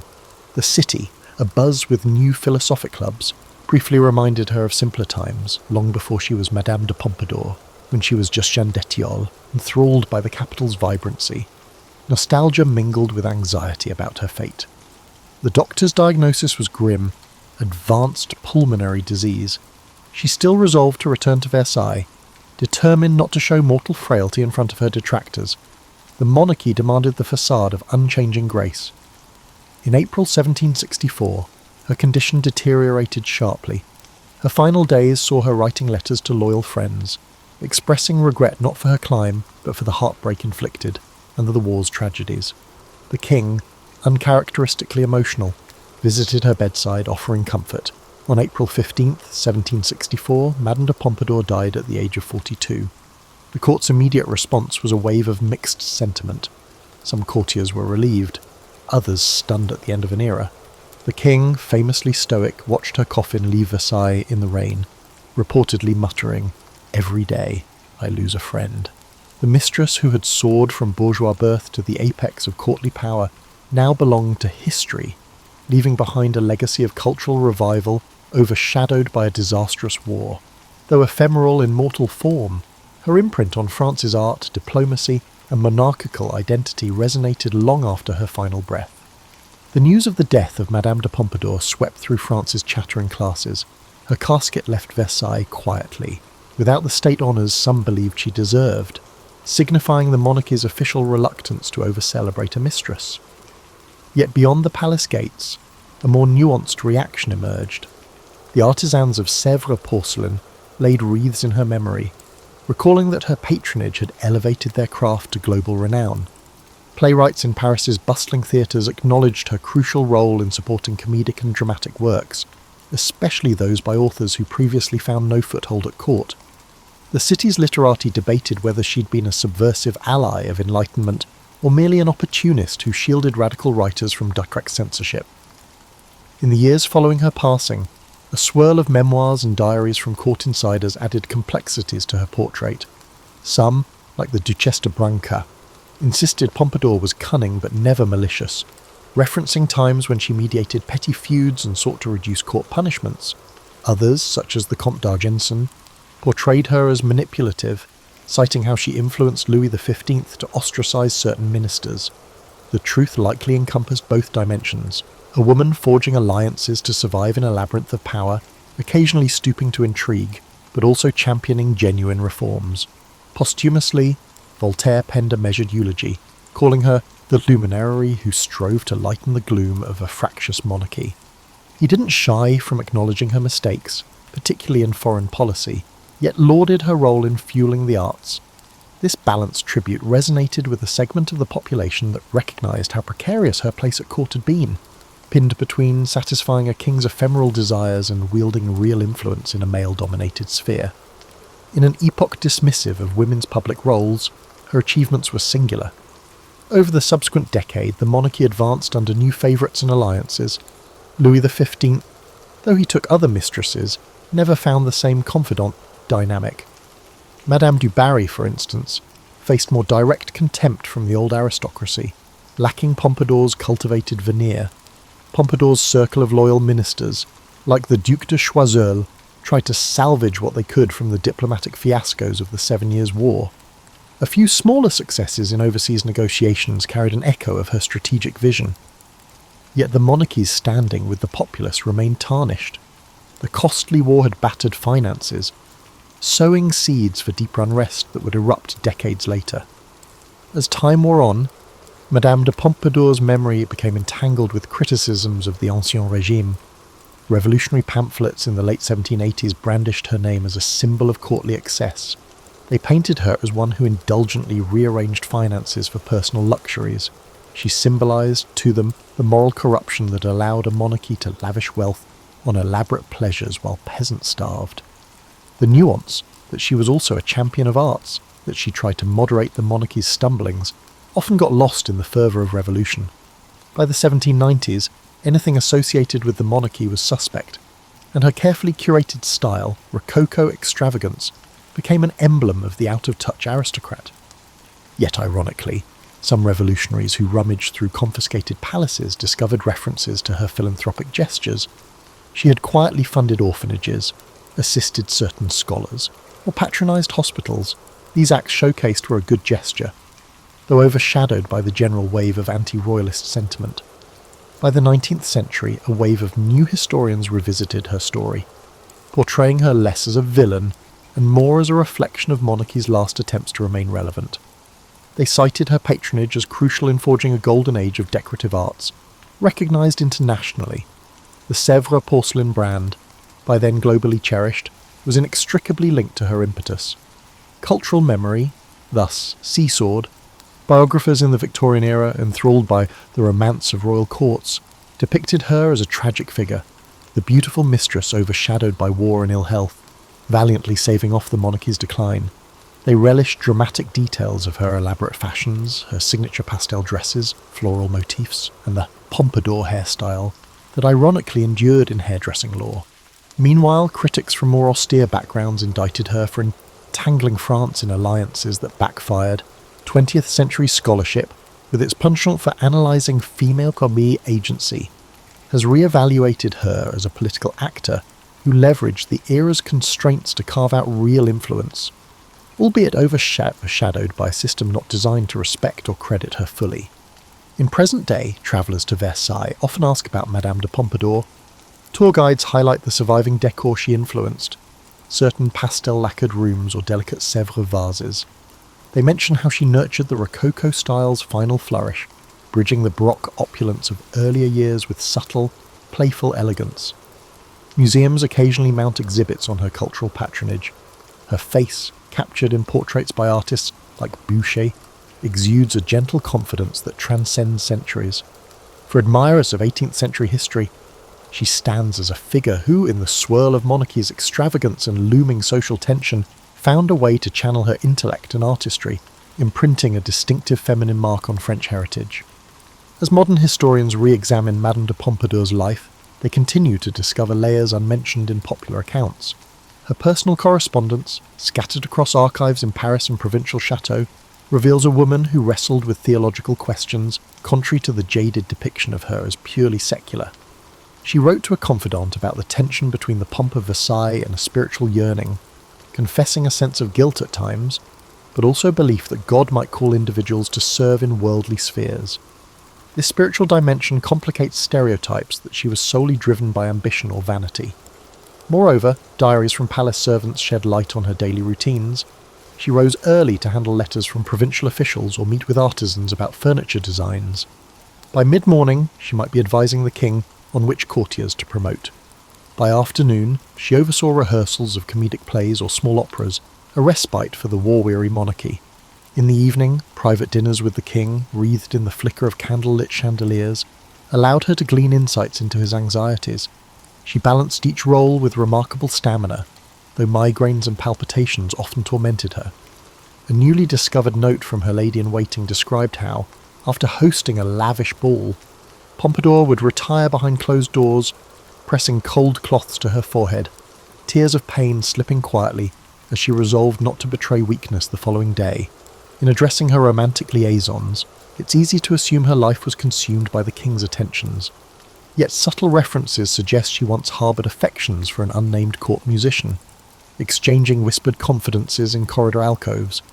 Realising the danger in such a dalliance, she ended it swiftly to avoid scandal, leaving behind a clue to her capacity for self-denial. Another rumoured flame was a philosopher she corresponded with under a pseudonym. Whether that was purely intellectual or tinged with romance remains debated. The overriding truth is that she recognised that enthralling the king required keeping secrets. She had to preserve the monarchy's illusions, even if that meant sacrificing personal longing. Her sense of strategy in coping with the backstabbing environment remained striking. She carefully placed allies in minor roles, a guard captain, a chamberlain, a bishop, so that vital threads of palace life led back to her. If a plot surfaced, she'd hear rumours early enough to steer the king away or quell conspirators. She likewise practised generosity to those in need, awarding small pensions to older courtiers or assisting impoverished aristocrats with dowries.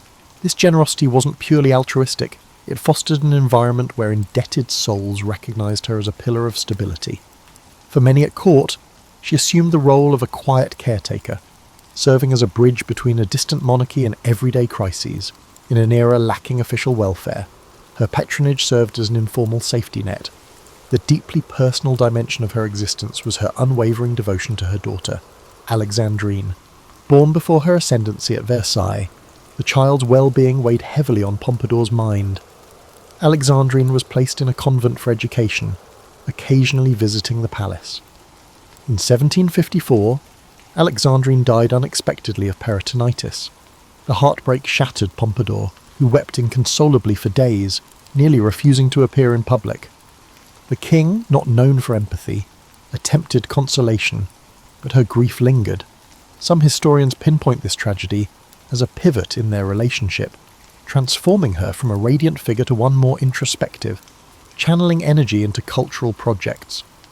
She seldom spoke of Alexandrine publicly, but references to Mon Ange Perdu in her letters allude to that maternal sorrow beneath the gold-laced facade. As the monarchy stumbled from the war fiascos, Madame de Pompadour's composure ironically stabilised the king's morale. She orchestrated an unspoken serenity within the palace walls, ensuring that the presence of music, gentle laughter, and well-executed ceremonies shielded Louis XV from gloom. Although critics called her the Minister of Pleasures, a more profound look reveals her role as a caretaker for the monarchy's emotional climate. That intangible labour, often relegated to women, ensured that even in failing wars, the monarchy projected continuity. Without her, the king might have succumbed to paralysing despair or neglected governance entirely. She, in effect, became the monarchy's emotional pivot. When contemporary readers gauge her significance, they must weigh the paradoxes: a bourgeois woman who championed aristocratic extravagance, a mistress who reconfigured diplomatic ties, and an aesthete who contended with the brutality of war. She was not without faults. Certain decisions sparked conflict, and her loyalty to the monarchy overshadowed empathy for the broader populace. Yet one can see in her a formidable intelligence navigating male-dominated politics, championing creativity and forging a personal brand that outlived her mortal years. That blend of contradictory traits cements her as a figure too complex for simple judgments, a testament to the nuanced roles women could occupy in a kingdom perched precariously on the brink of historical transformation.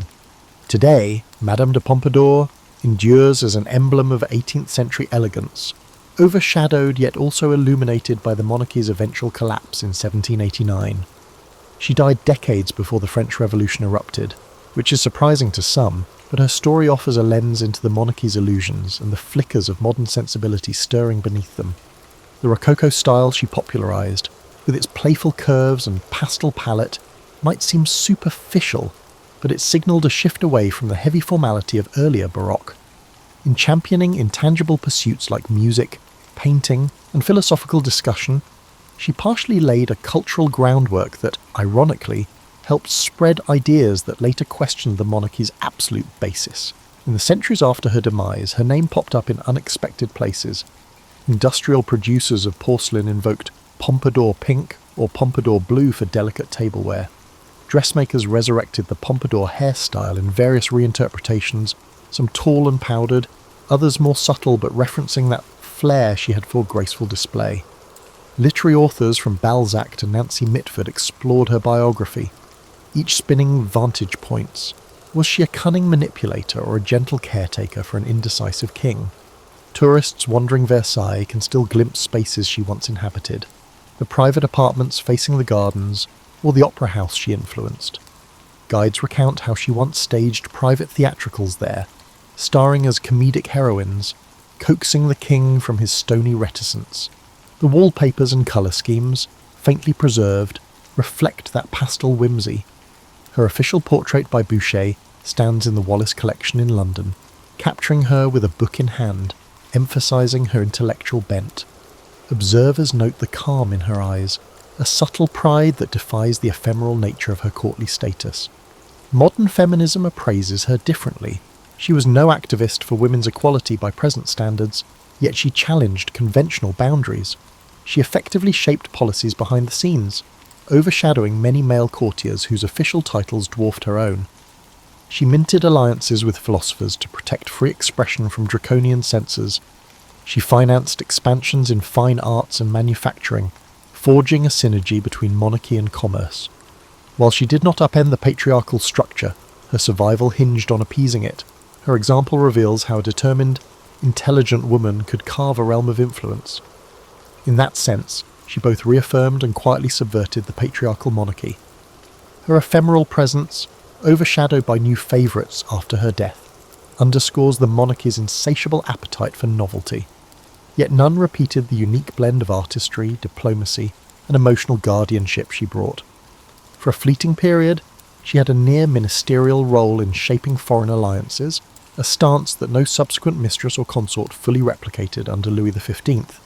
By the time of the revolutionary upsurge, that entire system, the monarchy, its fawning courtiers, its cycle of misdemeanors, faced condemnation. The memory of Madame de Pompadour, both revered and reviled, became part of the propaganda arsenal describing an outdated regime. Her radiant self-assurance in official portraits served as evidence of aristocratic decadence, ironically ignoring the fact that she hailed from the bourgeoisie. For the average person our age stumbling upon her story, the immediate reaction might revolve around the gossip, a mistress at Versailles, the icon of style. But deeper reflection uncovers a figure bridging bold intelligence, aesthetic brilliance, and pragmatic survival in a court bent on devouring the naive. She was that improbable cultural prime minister, as some labelled her, forging a space in a male-dominated environment. If at times she contributed to misguided policies or neglected the plight of the lower classes, such failings aligned with the monarchy's broader blind spots. In that sense, her story reflects systemic complexities rather than personal ones alone. but her narrative might evoke parallels with the art of balancing professional demands, personal identity, and the swirl of public scrutiny that go way deeper than we all might imagine. She found ways to harness her adversity, lack of birth rank, suspicion from aristocrats, to shape a remarkable trajectory.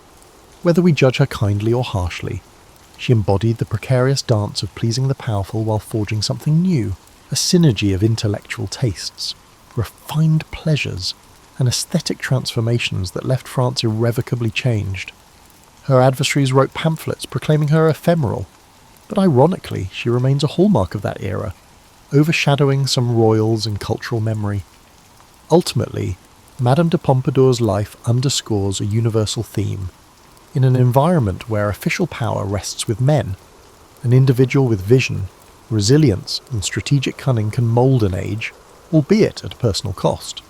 She gave French culture a final Rococo bloom before the wave of neoclassicism and, eventually, revolution. Her touches on diplomacy and arts, overshadowed though they might have been by war and scandal, continue to invite re-examination. And so, for those who seek nuance in history, her story remains a captivating chronicle of ambition, grace, heartbreak, and a legacy that resonates long after her heart ceased to beat within Versailles' gilded labyrinth, in the early 17th century, a time when Europe was a patchwork of kingdoms, principalities, and religious divides. At the heart of this patchwork lay the Holy Roman Empire, a vast and fragmented realm that stretched across much of Central Europe.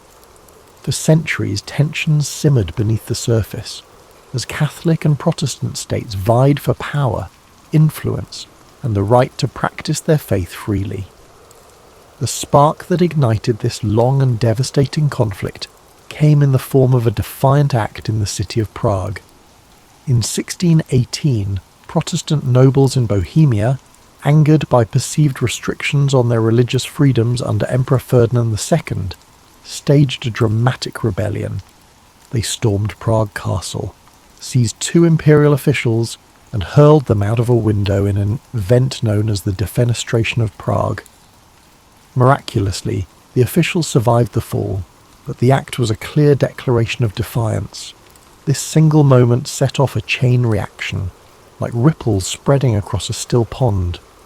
Ferdinand II, a staunch Catholic, saw the rebellion as a direct challenge to his authority in the Catholic Church. Determined to restore order and Catholic dominance, he mobilized his forces, while Protestant leaders across the empire began rallying their allies in preparation for a larger struggle. What began as a localized conflict in Bohemia quickly escalated into a broader war, drawing in neighboring regions and foreign powers. Protestant princes sought support from allies in Denmark, Sweden, and beyond, while Catholic states turned to Spain and the powerful Habsburg dynasty for aid. The war was no longer just about Bohemia. It had become a contest of religion, politics, and territorial ambition. As the conflict unfolded, it became clear that this was not a war of quick resolutions. The early battles were fierce yet inconclusive, leaving both sides entrenched in their positions and more determined than ever to secure victory. The countryside began to bear the scars of the war. Villages burned, crops were destroyed, and innocent lives were caught in the crossfire. The 30 Years' War was born out of these divisions, and its origins reveal much about the fragile balance of power and belief in Europe at the time. It was a conflict rooted in faith, but also fueled by ambition and fear, a perfect storm that would rage for decades. Take a moment to absorb this beginning, the first ripples of what would become a vast and relentless storm. As we move forward, the intricate web of alliances, battles, and betrayals will unfold. But for now, let the gravity of this moment settle, a reminder of how one act of defiance can echo across history. As the conflict in Bohemia ignited, the deeper fault lines of Europe's religious divide began to widen, casting a shadow over the entire continent. At its core, the 30 Years' War was fueled by the tensions between Catholics and Protestants, a struggle that had simmered since the Reformation in the 16th century. The Peace of Augsburg in 1555 had attempted to create harmony, by allowing rulers within the Holy Roman Empire to determine their state's religion, whether Catholic or Lutheran. Yet this fragile peace left many unresolved issues, particularly with the rise of Calvinism, a branch of Protestantism that had not been recognised in the agreement. As Calvinist states gained influence, the Catholic Habsburg rulers viewed them as a threat. Their growing presence felt like a challenge to the established order. When Ferdinand II ascended to the throne of the Holy Roman Empire, he was determined to restore Catholic dominance. His unwavering faith and aggressive policies further inflamed tensions, especially among Protestant states that viewed him as a tyrant bent on crushing their freedoms. Ferdinand's allies in Spain and the papacy provided him with support, reinforcing the Catholic position with resources and manpower. On the other side, the Protestant Union, a coalition of Protestant princes, mobilised to resist Ferdinand's ambitions. They sought aid from Protestant powers beyond the empire, including Denmark, Sweden and England. These nations saw the conflict not only as a religious struggle, but also as an opportunity to weaken the Habsburgs and expand their own influence. The war spread beyond Bohemia, spilling into regions such as the Palatinate, Saxony and Bavaria. Each new front brought devastation to towns and villages, as armies marched across the countryside, leaving destruction in their wake. The brutality of the conflict became evident in battles such as the Battle of White Mountain in 1620, a crushing defeat for the Protestants that marked the beginning of Ferdinand's efforts to reassert Catholic control. But despite Catholic victories in the early years, the war refused to subside. Protestant leaders rallied, drawing on the resources and military expertise of their allies. Sweden, under King Gustavus Adolphus, emerged as a formidable force. His disciplined armies breathed new life into the Protestant cause. The balance of power began to shift and the war escalated further. This was no longer a simple struggle between Catholics and Protestants. It became a war of ambition and survival. Smaller states and mercenary armies joined the fray, drawn by promises of plunder and pay. The war became a theatre of chaos, where alliances shifted and even traditional enemies found themselves fighting side by side in pursuit of their goals. As the conflict deepened, it transformed the very nature of warfare. The 30 Years' War was one of the first conflicts where civilian populations suffered as much as, if not more than, the soldiers. Famine, disease, and displacement became common, as entire communities were uprooted or destroyed. The war's religious roots became intertwined with the politics of power, and its escalation revealed the fragility of peace in a divided world. As we move to the next chapter, consider the human cost of these divisions, the lives touched by a conflict that seemed endless, yet always teetered on the edge of resolution. By the late 1620s, the Protestant cause seemed to falter, their forces weakened by defeats and dwindling alliances. But the entry of Sweden into the war, under the leadership of King Gustavus Adolphus, marked a turning point that would reshape the conflict. Gustavus Adolphus was not just a ruler, he was a visionary military leader whose innovations in strategy and tactics would leave a lasting legacy on warfare. Gustavus Adolphus believed deeply in the Protestant cause, but his intervention was also driven by Sweden's strategic interests. The Habsburgs' growing influence threatened Swedish dominance in the Baltic region, making the 30 Years' War a matter of survival and sovereignty for his nation. With the backing of France, which sought to undermine Habsburg power despite being Catholic, Sweden entered the fray in 1630, bringing with it a disciplined and modernised army. The Swedish forces brought a new energy to the Protestant struggle. Gustavus Adolphus introduced revolutionary military tactics, emphasising mobility, coordination, and the use of combined arms, integrating infantry, cavalry and artillery into a cohesive fighting force. These methods gave his troops a significant edge over the larger but less organised armies of the Catholic League. The Battle of Breitenfeld in 1631 was a defining moment, a stunning victory for the Swedes and their Protestant allies. Gustavus Adolphus's army decimated the Catholic forces, demonstrating the effectiveness of his strategies. This victory not only bolstered Protestant morale, but also drew new allies to their cause, shifting the balance of power in the war. Under Gustavus Adolphus's leadership, the Protestant forces began to reclaim territory lost in earlier phases of the war.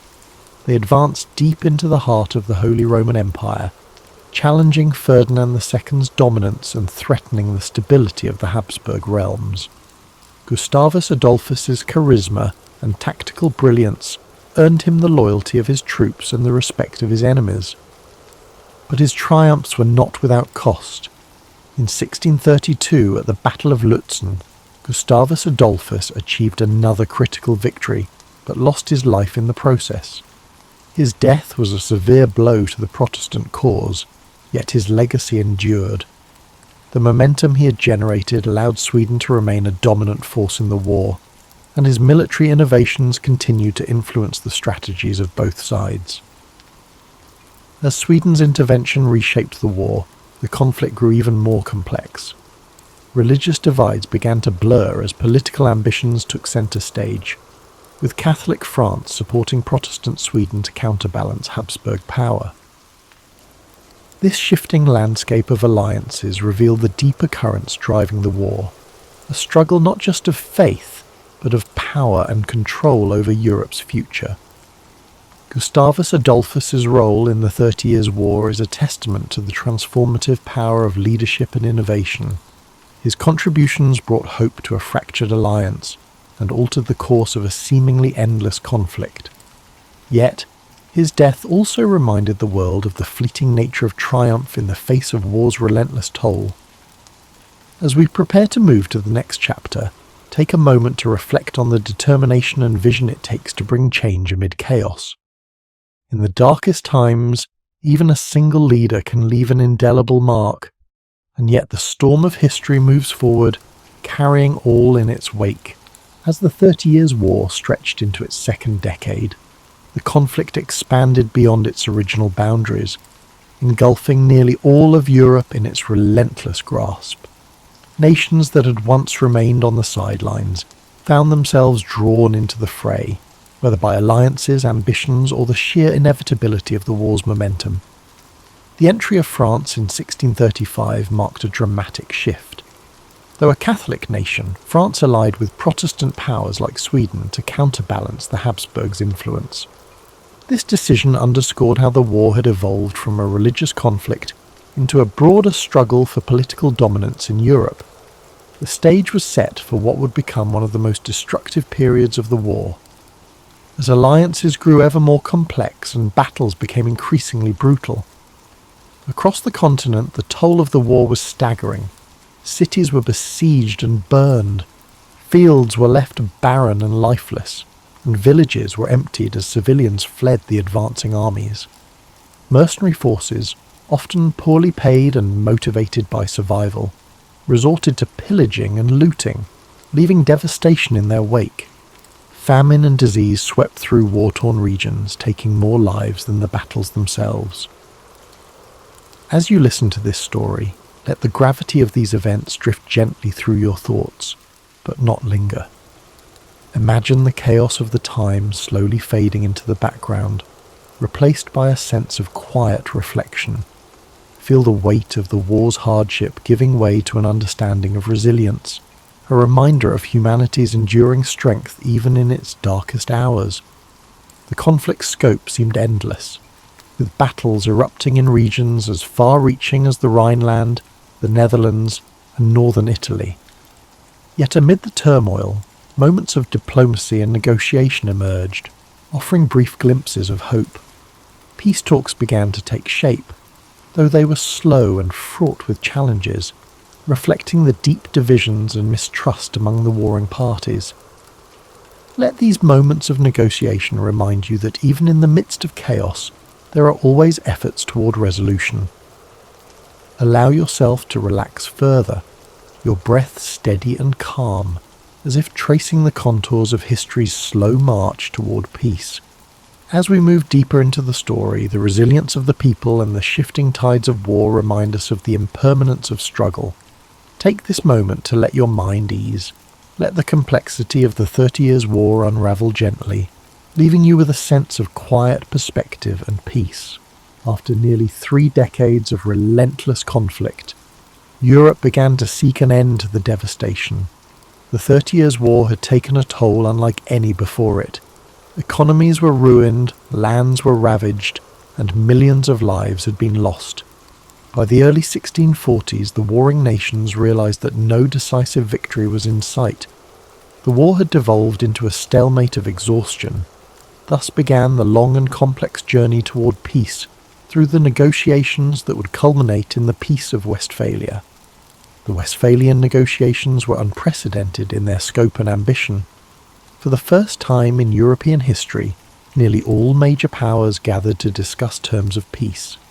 Delegates from Catholic and Protestant states, as well as representatives from France, Sweden, Spain, and the Holy Roman Empire, met in the towns of Münster and Osnabrück. These talks would last for years, reflecting the complexity of the issues at hand and the deep mistrust between the parties. As the negotiations unfolded, the participants wrestled with questions of religion, sovereignty, and the balance of power. The Peace of Westphalia sought to establish a new order in Europe, one that would recognize the religious and political realities that had emerged from the war.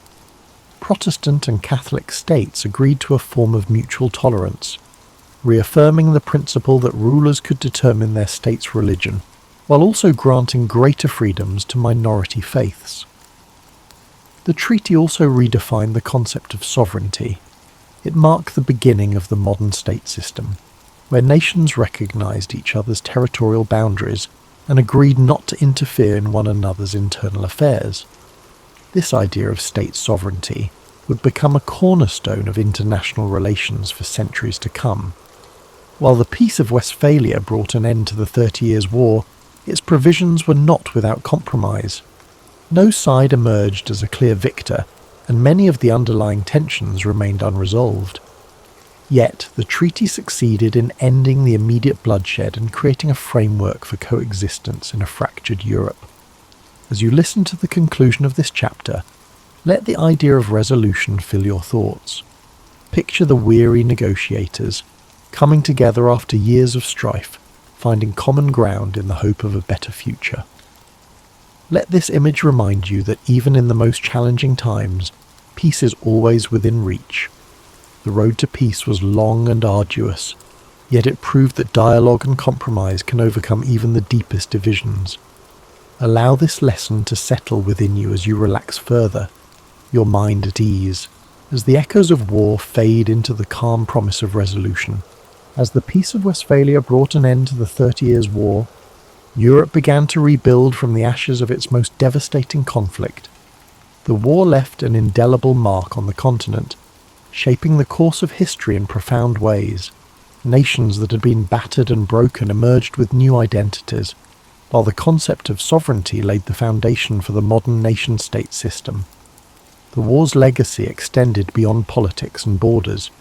It changed the way conflicts were waged, highlighting the immense cost of prolonged war and the devastating impact on civilian populations.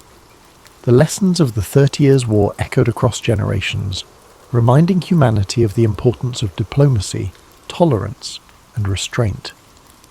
This story of destruction and eventual reconciliation carries a timeless message. Even in the darkest of times, there is always a path forward, a path forged through perseverance, negotiation, and the willingness to find common ground. The 30 Years' War may have scarred Europe, but it also served as a turning point, proving that peace, though hard won, is always worth striving for. As we close this chapter of history, take a moment to reflect on the resilience of the human spirit.